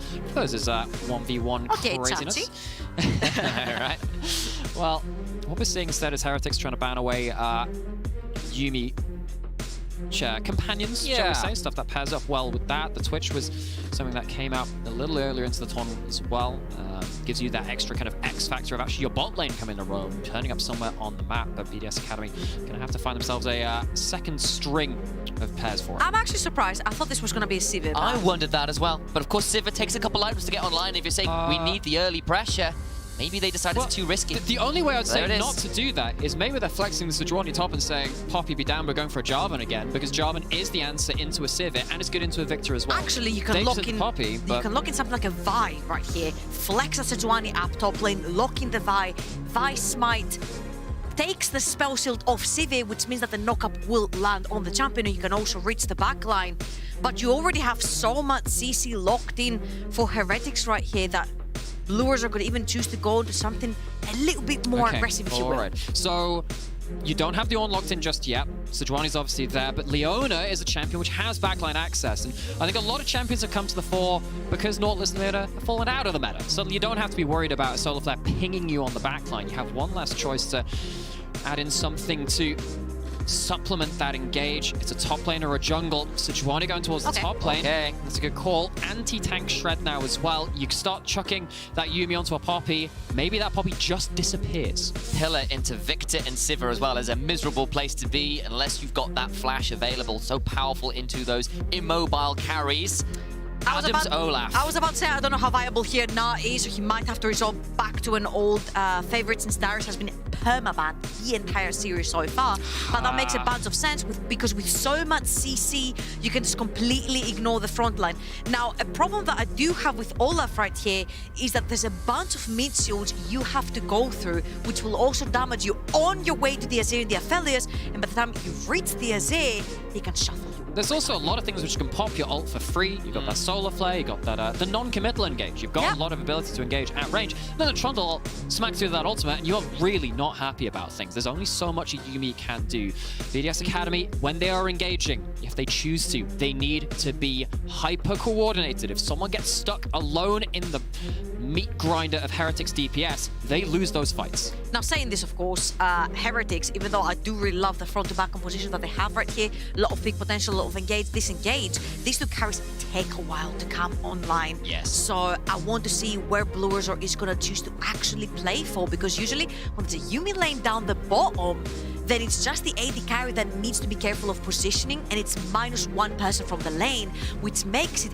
extremely diveable in the early game. It does, and of course, if that Olaf gets rolling and then has a Yuumi on top, maybe you get caught in place by, you know, a Pillar or a Shurima Shuffle, and you go, well, great, you're in, put me even closer to you. I can just keep running at you with the zoomies, with the final chapter, and you just die to that incredible combo. You just put a really disgusting image in my head. Right? I mean, Blabber was doing it for years. We've all seen how that works in International League of Legends. See whether he can do it again. It did not work out in game one. He got separated from his team a lot. Perhaps a little easier for him to work with the Yuumi this time around compared to the Soraka, but the Pillars, the Solar Flares, the Emperor's Divides, a lot of ways to pick off some immobile carries by Heretics. This is why I feel like Shio might have to play towards that top side of the map here. Put down your vision towards the bot side and try to get that Olaf ahead. Because if I'm looking into the future, I'm favoring Heretics so much. The second Adam steps forward with his ult and the subjugate goes down from the Trundle, he's a piece of paper. He's just gonna melt on his way to the carries. Same is gonna happen to Shio's Poppy, right? So unless you get massively ahead in the early game, It looks kind of grim. Observers were briefly saying hello to some of the local wildlife, the duck in the bottom river, which we've long had the running joke is actually an eldritch beast overlooking the rift. And, yes. While we're also casting our gaze onto the rift, looking at all of these players lining up for the last time in this tournament, it is so fitting that it has gone the distance between the first face-off in a finals Spain and France, the LVP and the LFL have ever had in this competition. It's closer, I think, than many people even had the gall, the temerity to call for. Even Noah, right, the biggest LVP fan I know, was so nervous to give this team a real fighting chance in some ways, and they have proved so many of those doubters so very, very wrong. They have come in, they have pushed BDSA to the absolute limit, just as they had been pushed in turn. And maybe they can follow in Mad Lion's hallowed footsteps, winning in 2018, and joining the LEC a couple years later. They maybe want to do it in a slightly shorter time span, hit the ERLs, win EU Masters, and head straight into the LEC next split. So, Sheo, Blue Resort have their options. Level 1 all-in, actually, from the Heretics bot lane, especially with Aphelios not being the strongest champion at that level. Getting any chunks there, very unlikely to happen, but of course, Yuumi lane's also not the strongest at that time. And because the Yuumi lane is not one of the strongest, you get to dictate the way you want to play your waves. So if Jack Spectra and Whiting build a big enough wave, Blue Resort is pathing towards that bot side of the map. And again, it's not always about killing someone when you dive. Taking that Sivir away from the tower, depriving her of her experience and gold, means that her power spike will be heavily delayed, and that's exactly what Blue Resort is doing towards bot side. Dive being built up, but Sheo is here to respond. What are they realistically going to get here? Is Whiting going to commit a flash to this? Think about it, Sheo is there. This could be very dangerous indeed. He's off vision. Will now turn up. Teleport's coming through as well. BDSA, the trap is sprung. And first blood to Sheo's Poppy. That is disaster for Heretics, but BDS Academy, they leave out the honey and they say, come on, try and sting us. They stick him underneath the bot lane tower, pin him in place, and take 2 important kills in the early game. I just want to say that the pathing from Sheo this game, spectacular. He started chickens into blue, into Gromp, got that early level 3, just so he can be bot side for this particular dive. And reminder, BDSA are so eager to pull their teleports very early on, particularly Adam, to stop dives like this from going down the very early game. And BDSA are walking in with a kill on their Poppy, but also on the Sivir, who by now should have been dead, deprived by gold and experience. That is so frustrating for Heretics, because they went up 2-0. They had 2 slap back in their face. They come in with a bit of a different draft again. They finally get Nazir for Zvero in this mid lane, this champion of such high priority, and they have a strong plan to cut out this Yuumi from the game, and they are smacked in the face. You can just hear the Admiral Akbar quote from here, because it really was a trap. Bot lane was well and truly online. Rika, though, hit with the pillar, gonna throw down the gravity field and walks it out. Nerves of steel there despite the 3-man collapse. He's done that several times in this series, having that discipline. Game 1 was difficult from Rika. The rest of this series, he has been incredibly important to BDS Academy's success. Adam haunting that river bush there as Ibo returns from his attempted collapse in mid lane. And BDSA find themselves up 1,000 gold before 5 minutes, and a lot of that is some very scary places. Onto Sheo on that Poppy. It's onto Crownie, who ends up, despite a tower dive, being 1-0-1. Now, I'm actually interested to see what Sheo's going to choose to play this game in terms of his Poppy, because you can go towards the very tanky builds with Bamisinda, but you can also go towards Shin builds, something like the Sandra, if he feels like he can play more aggressive. It's going to be the Bamisinda, of course, being purchased. But the fact that he has this item over Blue Resort, who has not yet reset, means that he's first on the map, he's first to look for opportunities, and he knows that the Trundle will not be able to challenge him if he finds him in the river or in any part of the jungle. Call this out as well, that Ibo has decided against anything like the Ignite. He has actually gone towards the Flash, a little bit scared of the potential all-ins that Adam can bring, so a bit more escape ability there. And be the Ghost for Jack Spectra as well, so there's no heal down there, it's just a lot of aggressive summoners as Sheo has turned up bot side, looking to see whether there's anything to be found, but instead we'll just take this opportunity to clear away the ward that was in that Tribush. BDS Academy still at that 1,000 gold lead. Level 6 hit by Adam, has Ghost, has ult, but not going to be able to find the all-in angle.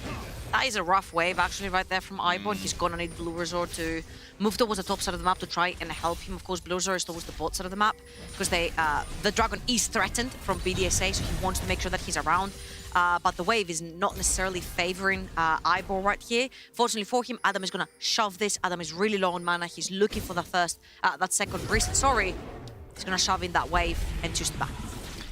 Herald spawning a minute and a half, Dragons up, neither team feeling quite confident to go for it as yet. And of course, it's very early into the game, so none of that to be found. And it does feel like after that failed dive, things have slowed down just a touch. You do see Whiting and Jack Spectre just having a look to see whether there's anything to be found in that bush. And Blue Resort was having a look down for bot lane 30 seconds or so ago, but nothing is found. And you can feel the tension here, especially after the initial play goes a bit wrong. There's that feeling of having touched the hot stove and burned your hand and just a bit nervous about going for another one of those aggressive plays, because if another one goes wrong, it can fall apart real quick. It's already depriving them of options. You would love to have Whiting affecting mid lane, unlocked from this lane, but you're stuck here now. You're stuck in bot lane. This Leona, which is a large amount of their power on forcing fights early into the game, has already lost many of their options because of BDS Academy's incredible response to that bot lane dive. And honestly, to me, this is a head scratcher because Jack Spectre is running the Flash and he's running the Ghost. A Yumi lane for 6 is not necessarily a lethal lane, so you can leave the Aphelios all alone. All you need is a little bit of vision. I would have loved to see what you said, actually Whiting roaming the max. Vero has been level 6 for quite a while now. Tried to use the Sarima Shuffle, tried to use that Leona to put pressure onto Rika, maybe burn a flash. And then once that flash is burned onto that Victor, then the Trundle pillars come in and they can be really lethal. But the fact that Whiting has been stuck in lane with Jack Spectre, even though Jack Spectre is using both moving summoners, is a little bit of a head scratcher to me.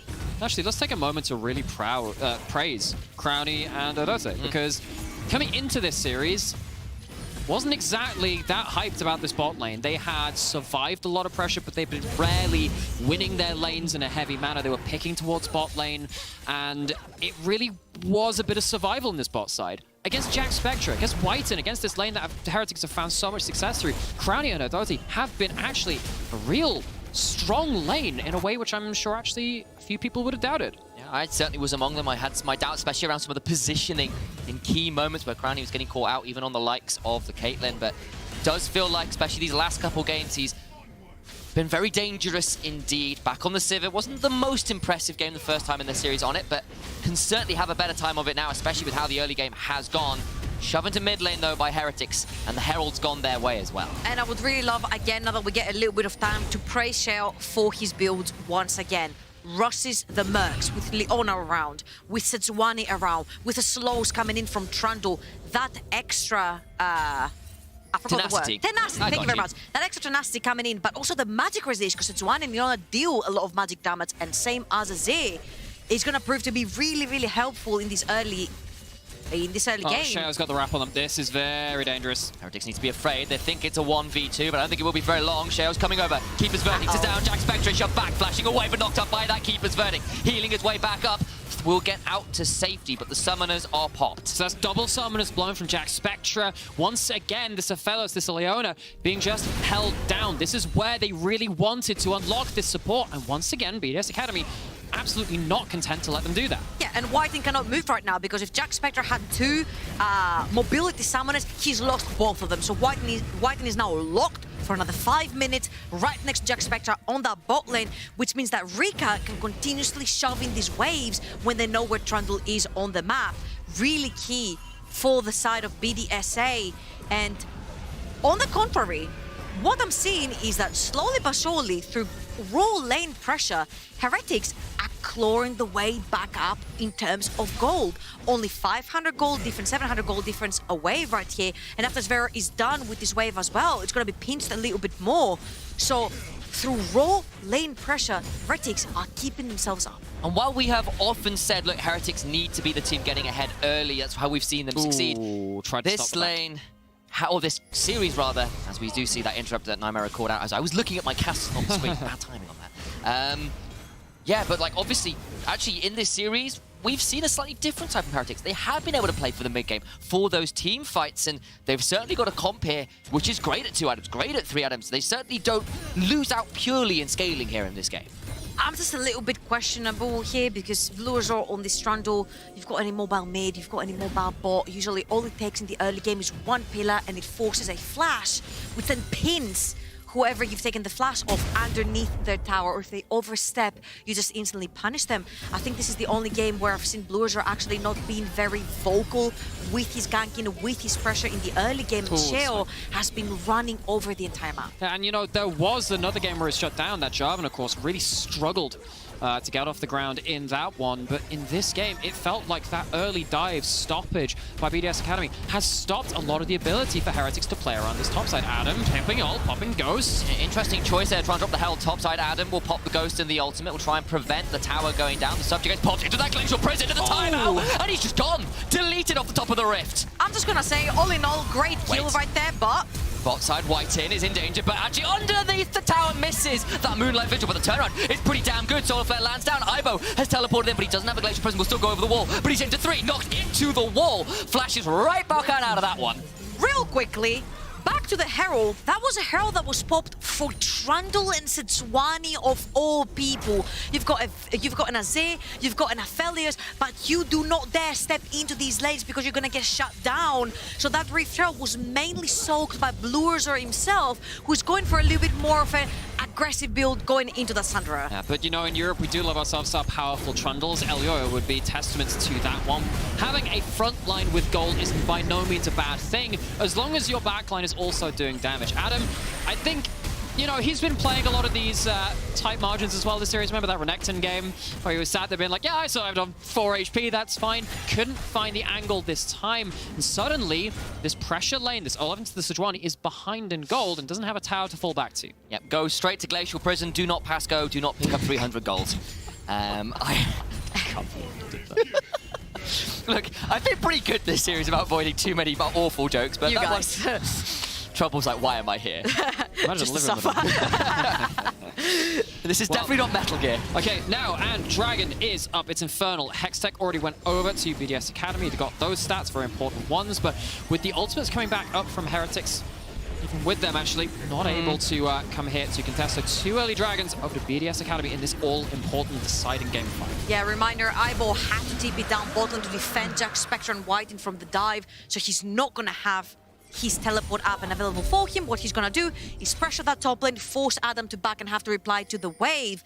And so far, in general, these games have been a lot about pressuring waves, pressuring side lane, making sure your vision is down. And something that we've always praised Heretics for is that vision. But right here, I feel like BDS, well, these 2 games that they've won back-to-back have had the number when it comes to vision control. I think especially in Game 4, it felt like they were struggling to take command of the map in key moments. It caught them off guard a number of times. That led to that Baron going down, that led to that unfortunate play as Whiten just get chunked out there briefly by a prowling projectile, but it's not going to matter too much right now. Adam will spot out that control ball. Normally quite hard to spot that one.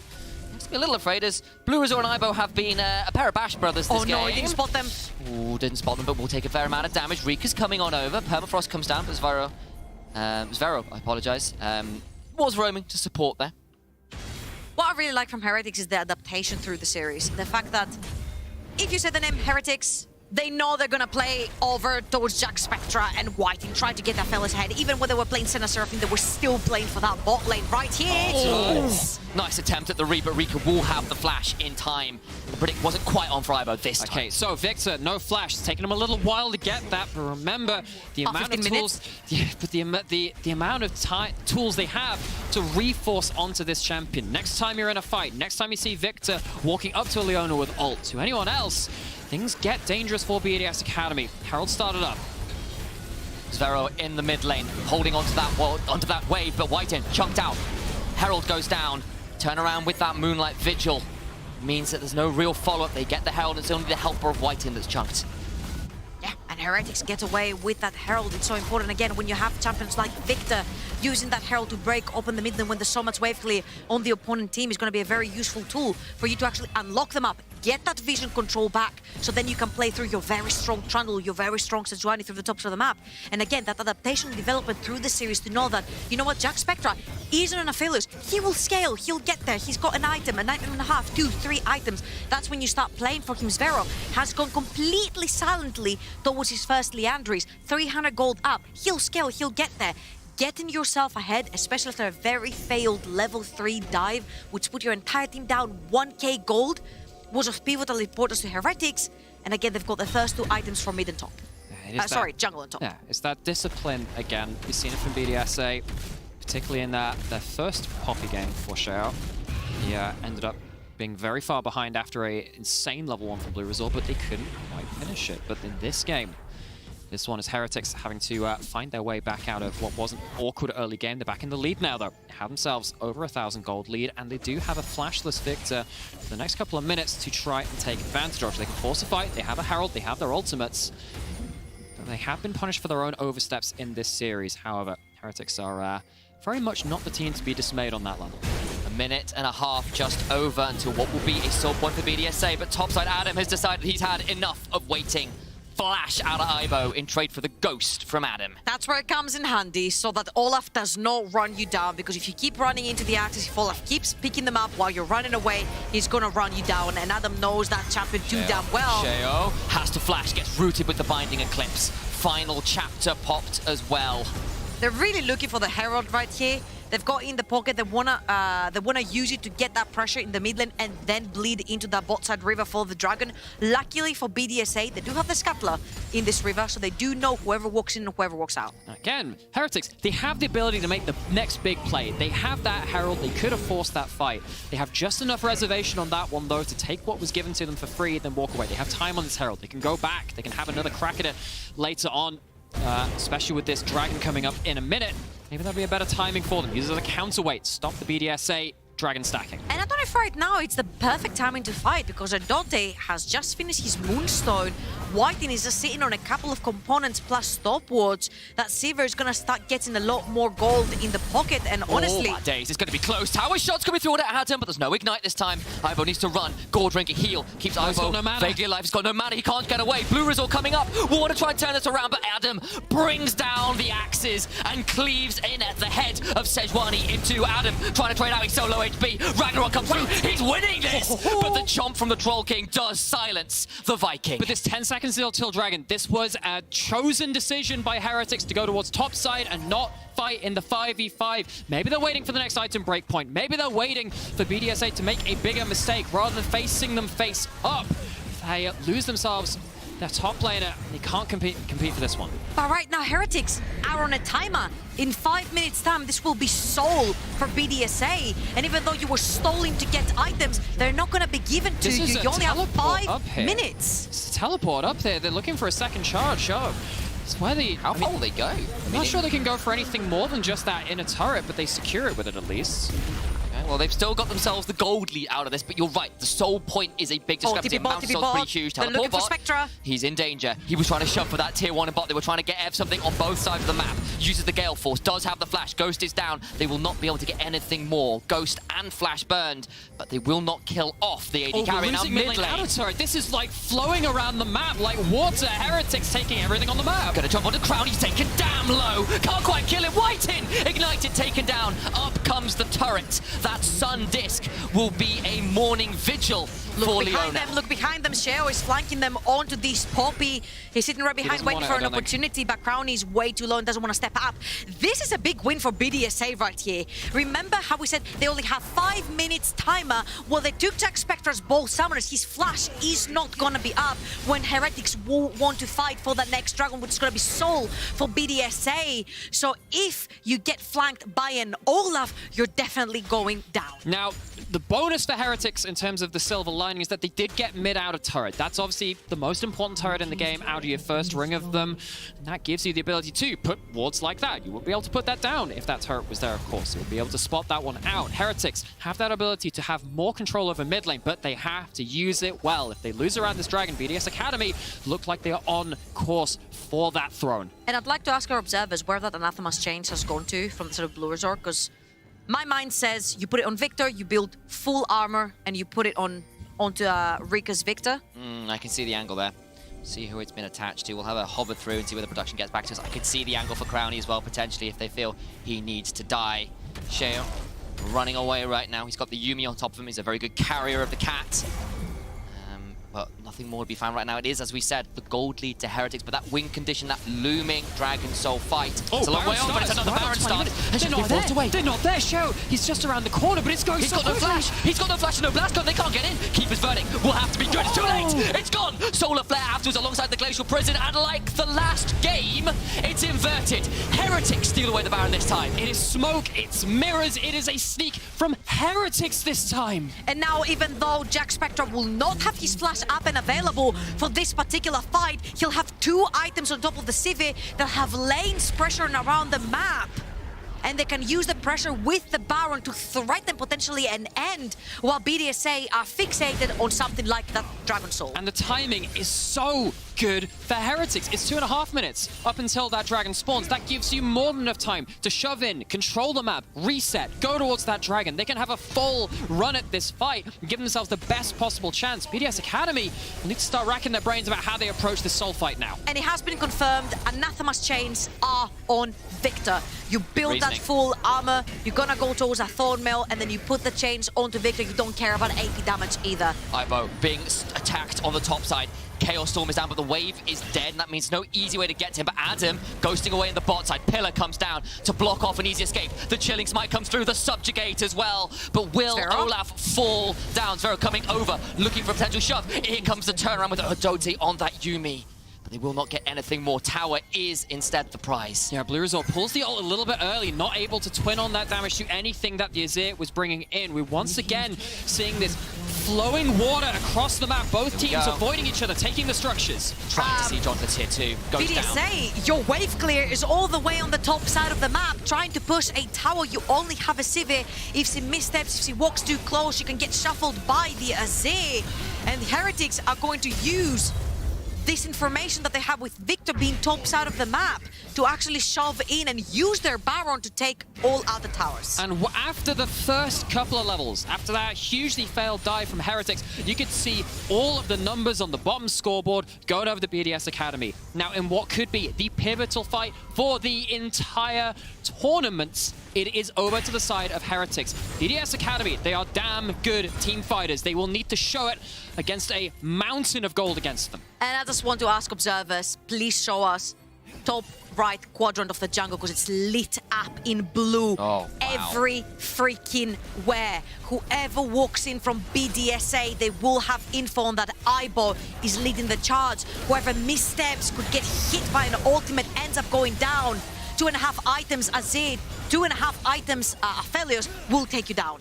Brace for impact. Everyone from France, from Spain, from around Europe and the world. 5 seconds until the soul fight, and neither team will be backing down. It is Heretics who have control, but BDSA who have stacked the dragons beforehand. Sheo coming in, but it's so dark. Okay, BDS Academy actually choosing to back off. Maybe they can catch someone in the return back to mid. Of course, they are looking at Heretics saying, all right, we can give up a dragon or two. It's not the end of the game.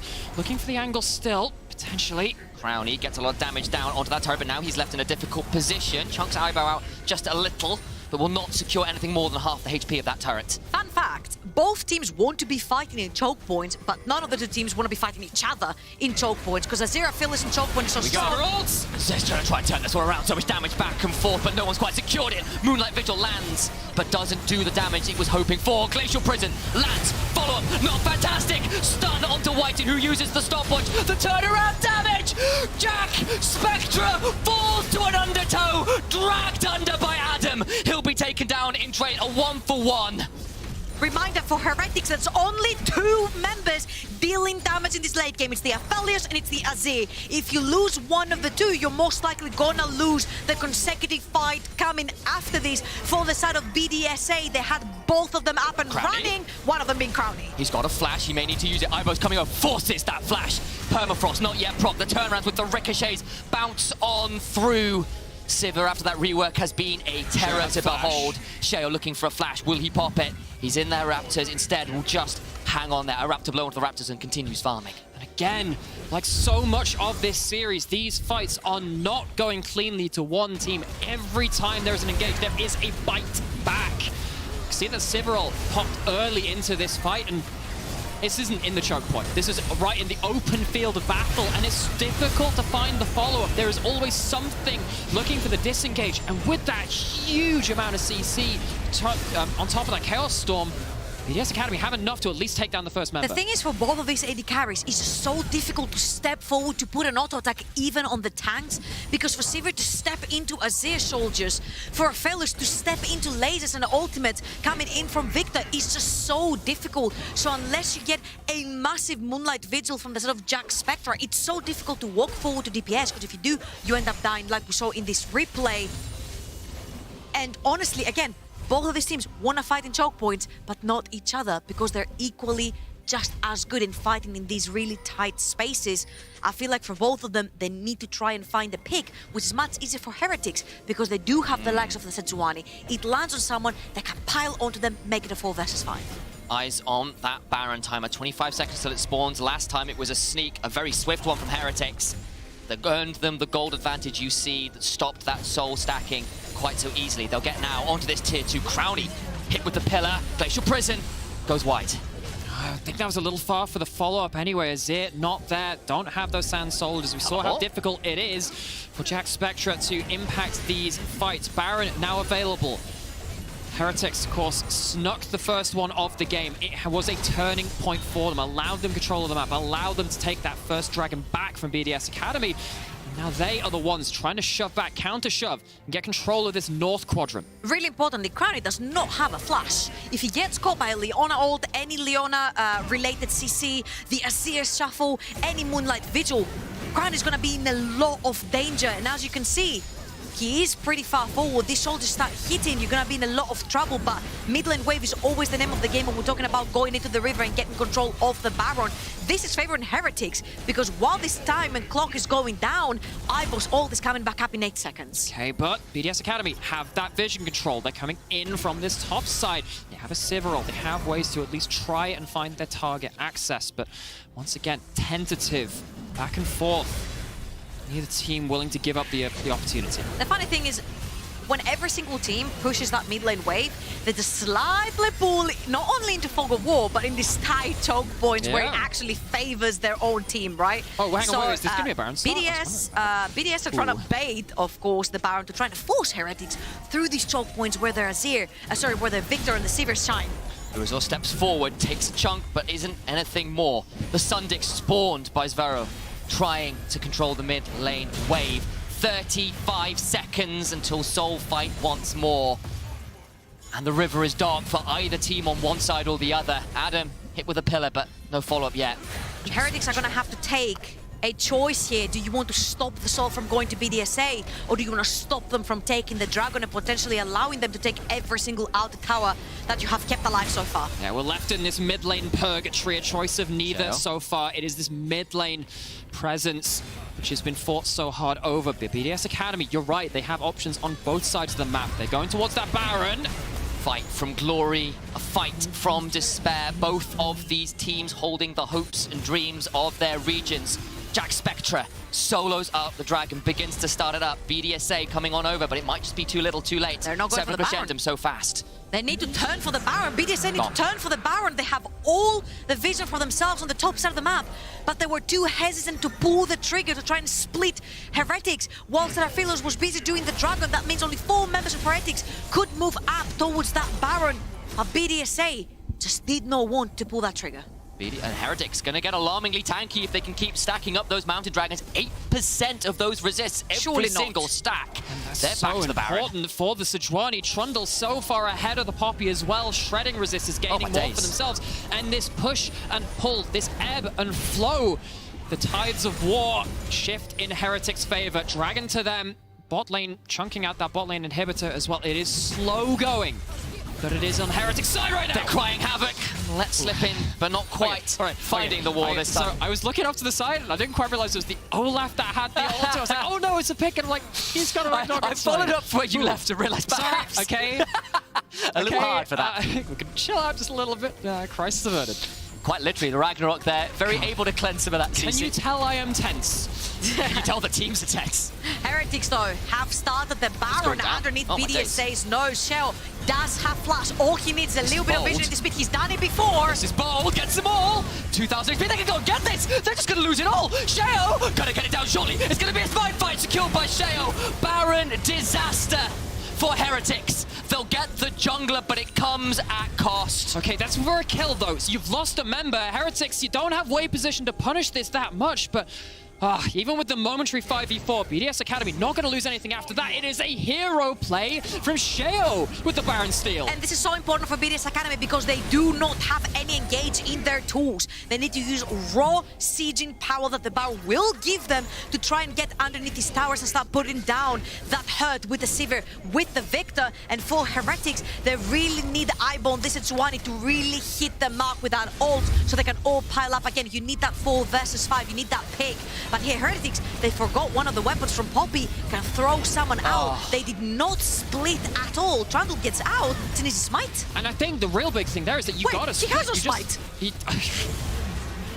Comes Okay, up he had it at the very end. Yes, yeah, so when you go into the replay client, sometimes those summoners and those cooldowns, they do trick you a little bit, and they was up and available for that one, but Blue Resort stands too close to Widen. He gets punted out at the same time. Momentary mistakes once again, micro margins of error, but Heretics still in this game. BDS Academy though in a much better position than they were before that steal. Rika holds his nerve, does not get hit, but flashed onto. Can they secure anything more? Here comes the rest of BDSA. It's Adam and Crowley as well. Dangerous members to be fighting without your Azir. Sheo is not there, Dote is not there. These are two very crucial members from your team. And Heretics are gonna start running you down. Ragnarok is popped. It's not quite the end of days yet. This game still runs. Yeah, but that is not in trade for the Subjugate. Subjugate's still up and available, which means you have a lot of fighting power from Blue Resort. And again, this jungler so far ahead that the Trundle is actually a significant threat to BDS Academy in these fights, is a secondary frontliner in the way that Poppy is going to struggle to be in these fights.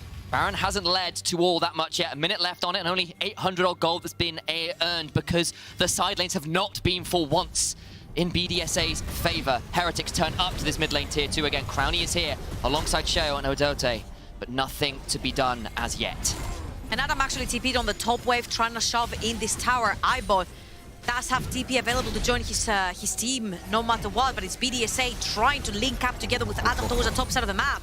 Again, you do not want to be fighting each other in very tight spaces in the jungle because Azir and Victor will have the times of their lives with their spells. Talking about Azir and Victor, they're both sitting on the edge of completing that death cap, even though for Rika, he's one whole item down. In tight spaces, everyone can hear you scream in this game. Do not get caught in the chokes, but in the open field, it's very hard to land those killer blows. Both these teams try to thread the needle, try to find those odd fights, but as it stands right now, Heretics gonna be second to the plate. Battle lines drawn, death cap in for the Azir. Heretics looking to claim the throne from the LFL, bring down this empire that stood for 3 championships in a row, and Adam being caught by the pillar is a bad start. This damage from the death cap could be make or break. Rika, 2.5 items, hasn't completed his death cap yet. He can't because he didn't even have the teleport. You might see him back in here if he has the gold in him. Okay, but the trade-off, he has a stopwatch. 2 stopwatches for BDSA. Sivirol's down. He's invulnerable, I apologize. With the spell shield, Aibo chucked out, not dead. Shio trying to be healed up. White has to flash away. On the other side, Jack Spectra has managed to chunk out. Adam gets him, shreds him to pieces. Dragon started, but it's now at the man disadvantage. 50 seconds on the Olaf spawning and BDSA. They just have to run to the hills. Is this game slipping away from them? Adam tries to take the 1v1 versus the AD carries, but you've got Sever and Crescendum on the Aphelios, runs down the Olaf, and what an important moment that is. So many base stats built up by Heretics after taking yet another dragon. Honestly, I see why Adam did this, keeping Jack Spectra with these 2 weapons away from a big fight. It is so important. So even though Adam trades his life for this, he keeps Jack Spectra away from everyone else. And it's just so important and pivotal to not have that Aphelios use the Moonlight Vigil with these 2 items. On the contrary though, BDSA get really chunked down because again, that death cap completed on Sphero, on this Azir. 4 items, he's doing a lot of damage on his own, and we said that there's 2 hyper carries in each team. Sphero is there, he's doing the damage Jack Spectra can't. And I'm gonna throw something out here now. Even if BDS Academy gets sold, I think their front line is so much more squishy, and a triple Mountain Dragon topside from the Heretics, plus the Subjugate. I feel like giving up at this many base dragons is almost as bad as giving over that soul. Of course, they will want to claim it nonetheless. BDS Academy got life in them. They have fighting potential in them. The Heretics grouping up, shoving. They're going to start walking on in. Who needs a Baron when you have this late game power? They're going to try and hold on. That turret, though, not long for the world. Down and out. Crownie is here. Throws down the other hunt. Is this their final moment? A last gasp, a last attempt. The pillar prevents the easy engage. But that's it. That's it. You have no engage from BDSA. They're popping the Sivir ult. That's it. You pop a pillar in front of them. You pop the Leona ult. You stop the siege right there and then.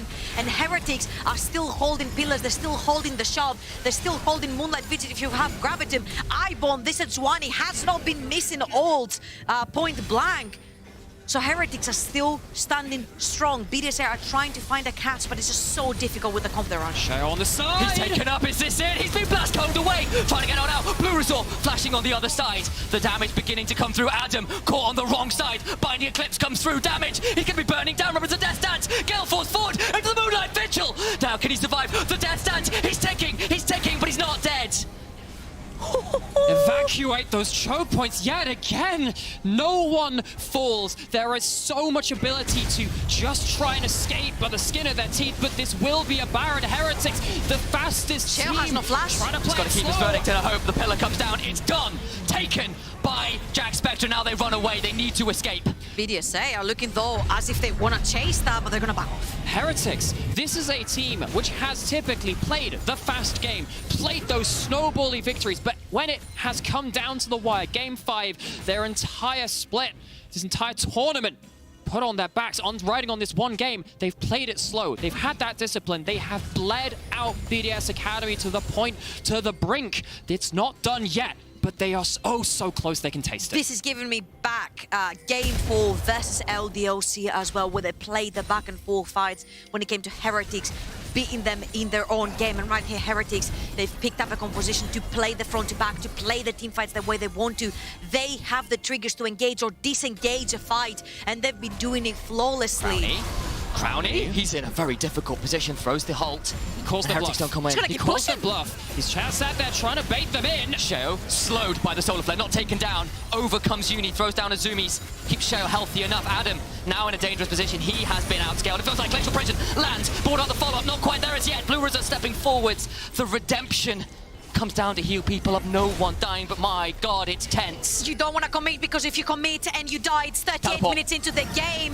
If you die here, it's an entire minute that you're going to stay dead for. They want to push both waves because the middle one is being stopped by BDSA. They want to use the top wave to take the tower, and then that inhibitor in the mid lane is pretty naked. Okay, they've just flown across the map. Mid lane pushing, top lane, no response. BDSA, they can't go into Moonlight Vigil lands on its own. Marika stopwatches, but Adam in the middle of everyone, about to fall down, goes down, throw, gets him, gets two, going for even more, and it's looking like it's a reformation. It's not Wittenberg, but they're still gonna nail the articles to the Nexus.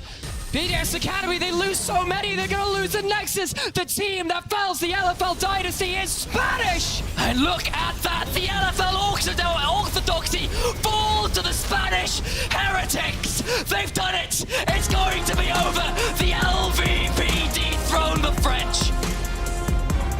2019 was the last time we saw the Superliga make it to a finals. I'll take you all the back to 2018 in that superstar Mad Lions roster that won European Masters. 4 years later, for them to put that timer back to zero and call themselves champions of Europe once again. And in what fashion as well. They showed a different outlook right away from game 1. Sent a Seraphine bot lane, not what we'd seen from them in this tournament. They've had to fight, they've had to dig in, they had Baron steals, they had Baron sneaks, and they had a bleed out victory to finally claim that trophy for the LVP. I mean, where do you even begin in some ways? Because it was a reverse sweep, it was on the cards. BDSA had recovered, righted the ship, and still the curse holds true. An undefeated team cannot win in the finals again. BDSA comes second best again, and you have to feel for the squad. They did so well this tournament, but the Heretics, that meteoric rise, just too much. Just have to feel happy though for members like Blue Resort, who stride Now he's on another organization that bought an LEC spot, and he's won the European Masters right before that. Jack Spectra, rumored to join the LEC, rumored to join K-Cup, just to find himself in Heretics over in the Superliga. And Ibo, he has been in the top rankings of top players in the ERLs for the longest time ever, and he's won nothing. Now finally the redemption arc, and honestly, if I can sway anyone's opinion, I think massive congrats to Ibo. I think he has put himself above and beyond any other top laner in ERLs. He can play anything and everything, but damn, that Setsuani was freaking instrumental. An extraordinary run full of drama, narratives, and what an entry to the LEC for Team Heretics. They put a stamp on this season. Welcome. In extraordinary fashion. Welcome indeed. They do it against the other new team to the LEC this season in BDS. But that does mean from myself, from Nightmare, from Troublelink, it's enough from us. Heretics claim the glory. They bring down the French Empire. They will not get 4 back-to-back titles. Instead, it's Heretics who claim it. And we're going to head to a break where we'll have an interview afterwards with none other than the victorious jungler, Blue Resort. Stick around, you want to watch it after that break. Viva España!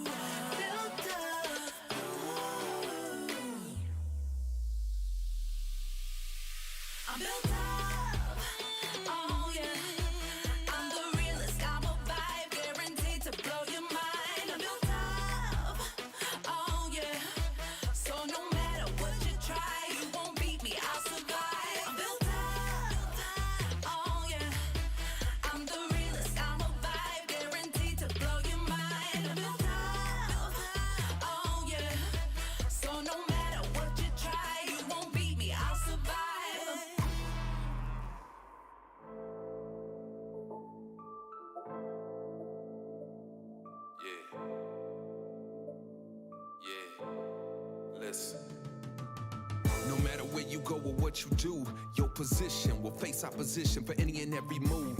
But stay leery of them deadly crews, even them petty dudes. Or turn your soul to confetti, fool. They wanna test us and check us, but be strategic, we need it. We playing chess, not checkers. And I done seen the best of them get broke down. So if you wasn't woke before, you woke now. Cause even if it looks bleak, plant your hooks deep and pull yourself up on both feet. And let the whole street see what you've been through. Show them what strength do, especially when mental. Y'all can punch me, kick me, stomp me, flip me, drop me, hit me, any of these I will get up. Stab me, grab me, choke me, jab me, broke me badly down to my knees. I still get up.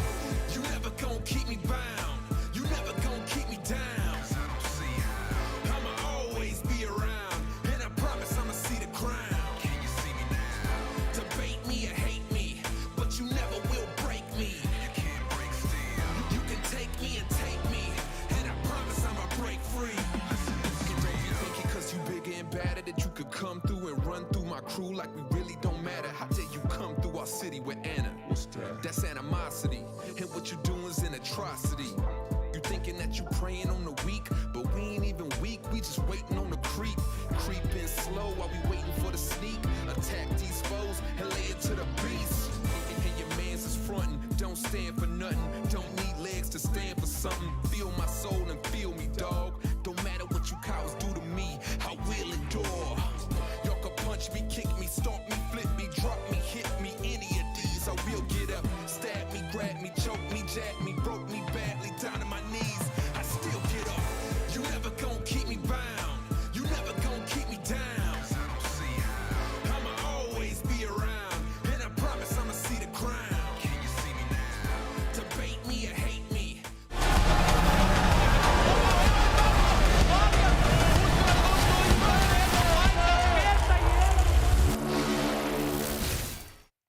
And welcome back to the Amazon EU Masters Finals as the Superliga returns to the throne of Europe. and Team Heretics does the impossible and wins the EU Masters by taking down Team BDS Academy in a very close series.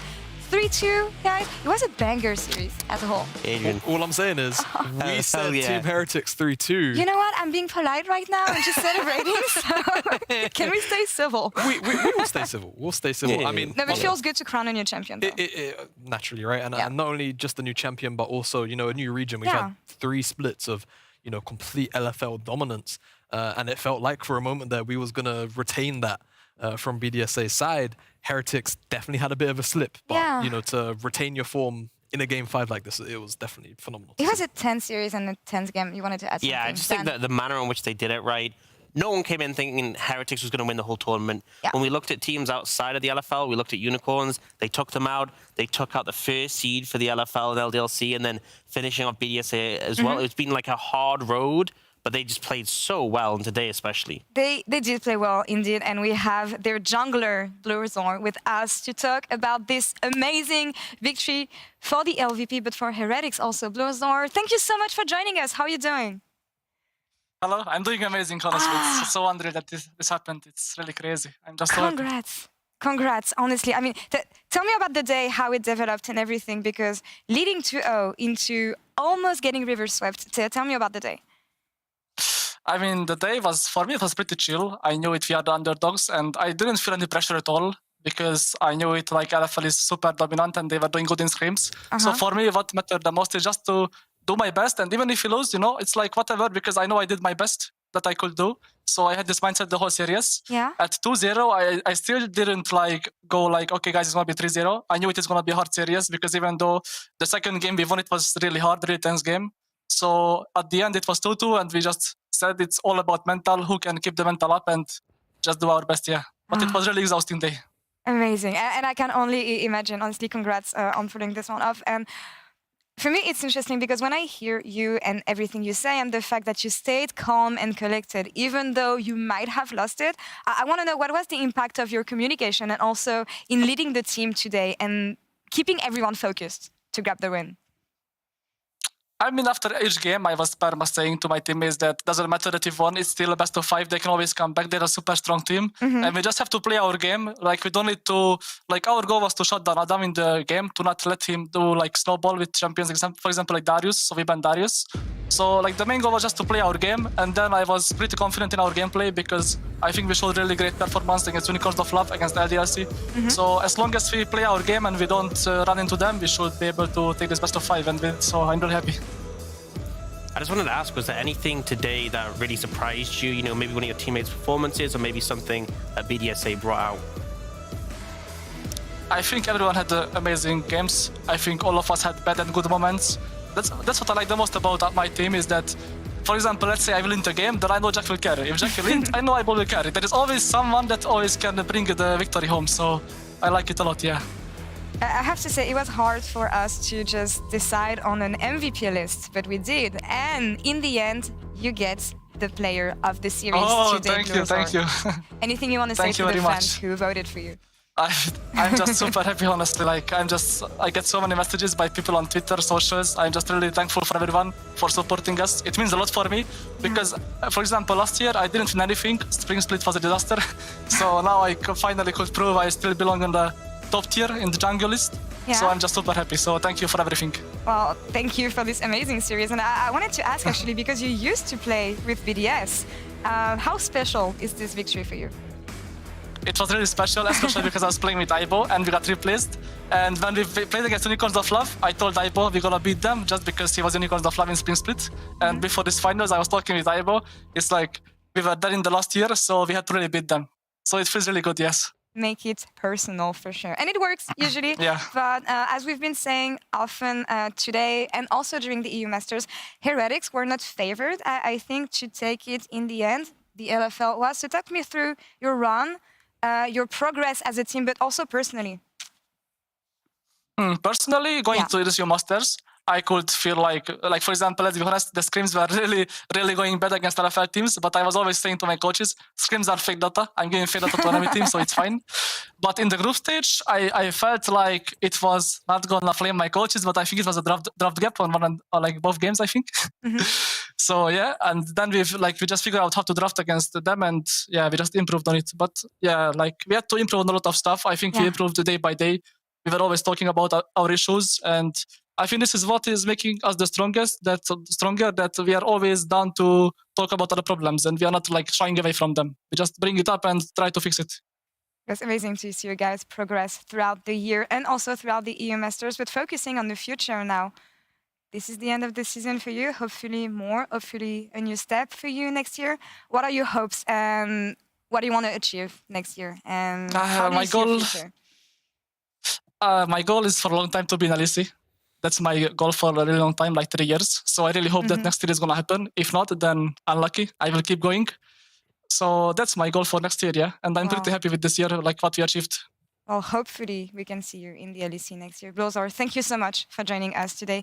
Congrats again on defeating the LFL and bringing this one for the LVP. Thank you so much. Superliga, rather. Thank you very much. Yeah, thank you for joining us. I'll let you go back to your team. And yeah, have a good evening. Goodbye. Enjoy the off-season. Thank you very much. You too. Thank you. Imagine being so calm and like, I don't know, after 5 games, after almost getting reverse swept, I don't know, I love the attitude this player has and the whole energy around Heretics. The idea that we had of, are they shaken after game 4? By Blue's answers. Maybe it's, you've come down off the hype of that victory, He was chilling. He really was hard chilling. So. And I mean, I feel like that mindset, that veterancy, I feel like is so important when you get in those longer series. Often we see teams can crumble, but Heretics just managed to bring it back because everyone has that thought through their head, right? If you go 2-0 up and then they bring it back to 2-2, everyone has that dread because you never want to get reverse swept. It's the worst feeling ever, but clearly they just didn't let it phase them, and it was a fantastic performance, and you could see how hyped he was about this victory. I mean, it's deserved, honestly, the run they had and the way they managed to put out in the end. But let's talk about Game 5 also, because we didn't talk too much about this one.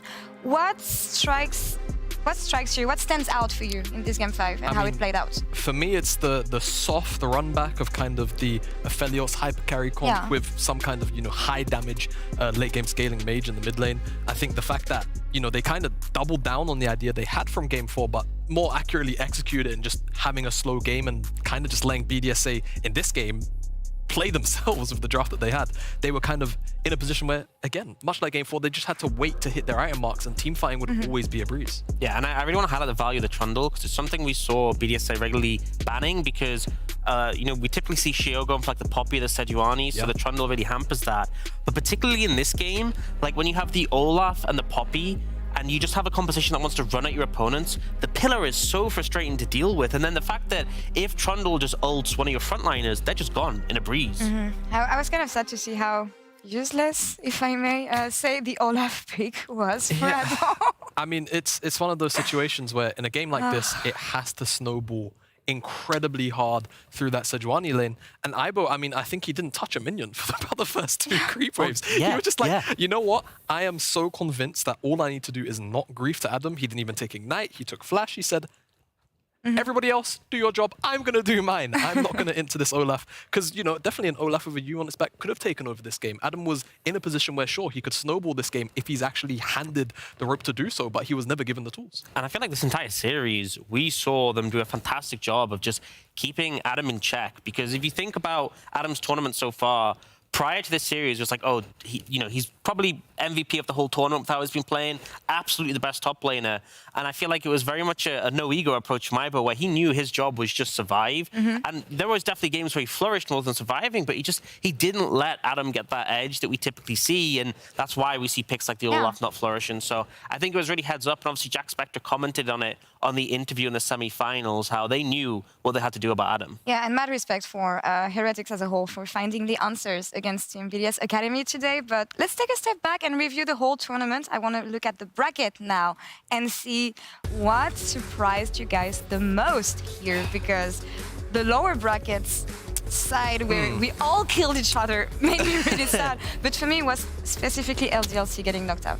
Yeah, I mean, Heretics effectively playing 14 out of the 15 available games to play to get to the championship is probably the biggest thing, right? Not just making the run, but also having all of the series be really close, overcoming all the expectations. We've run the narrative already today.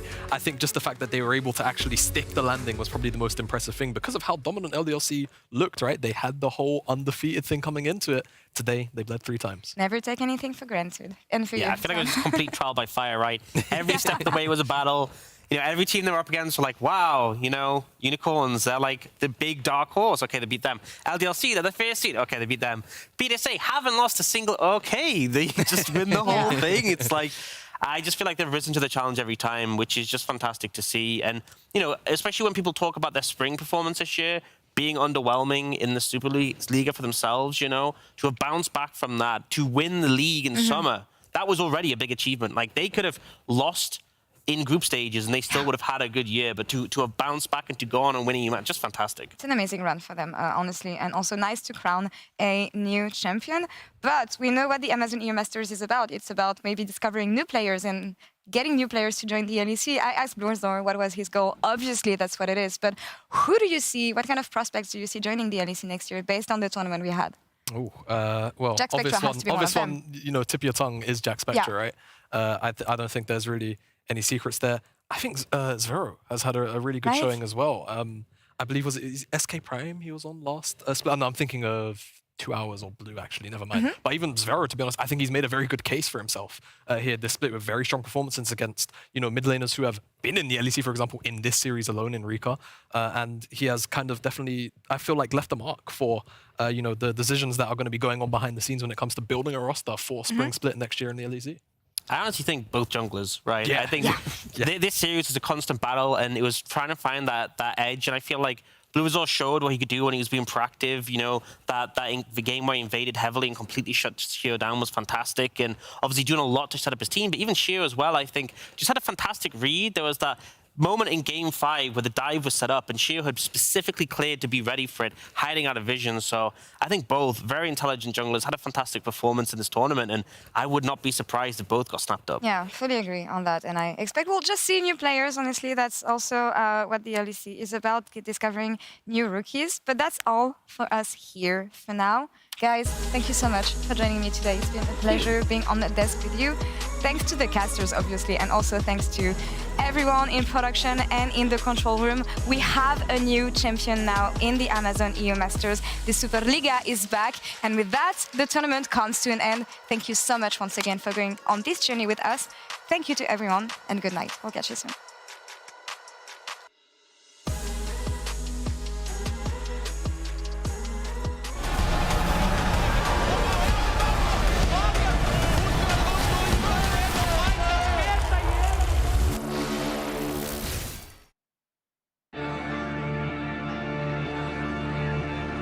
We don't need no education.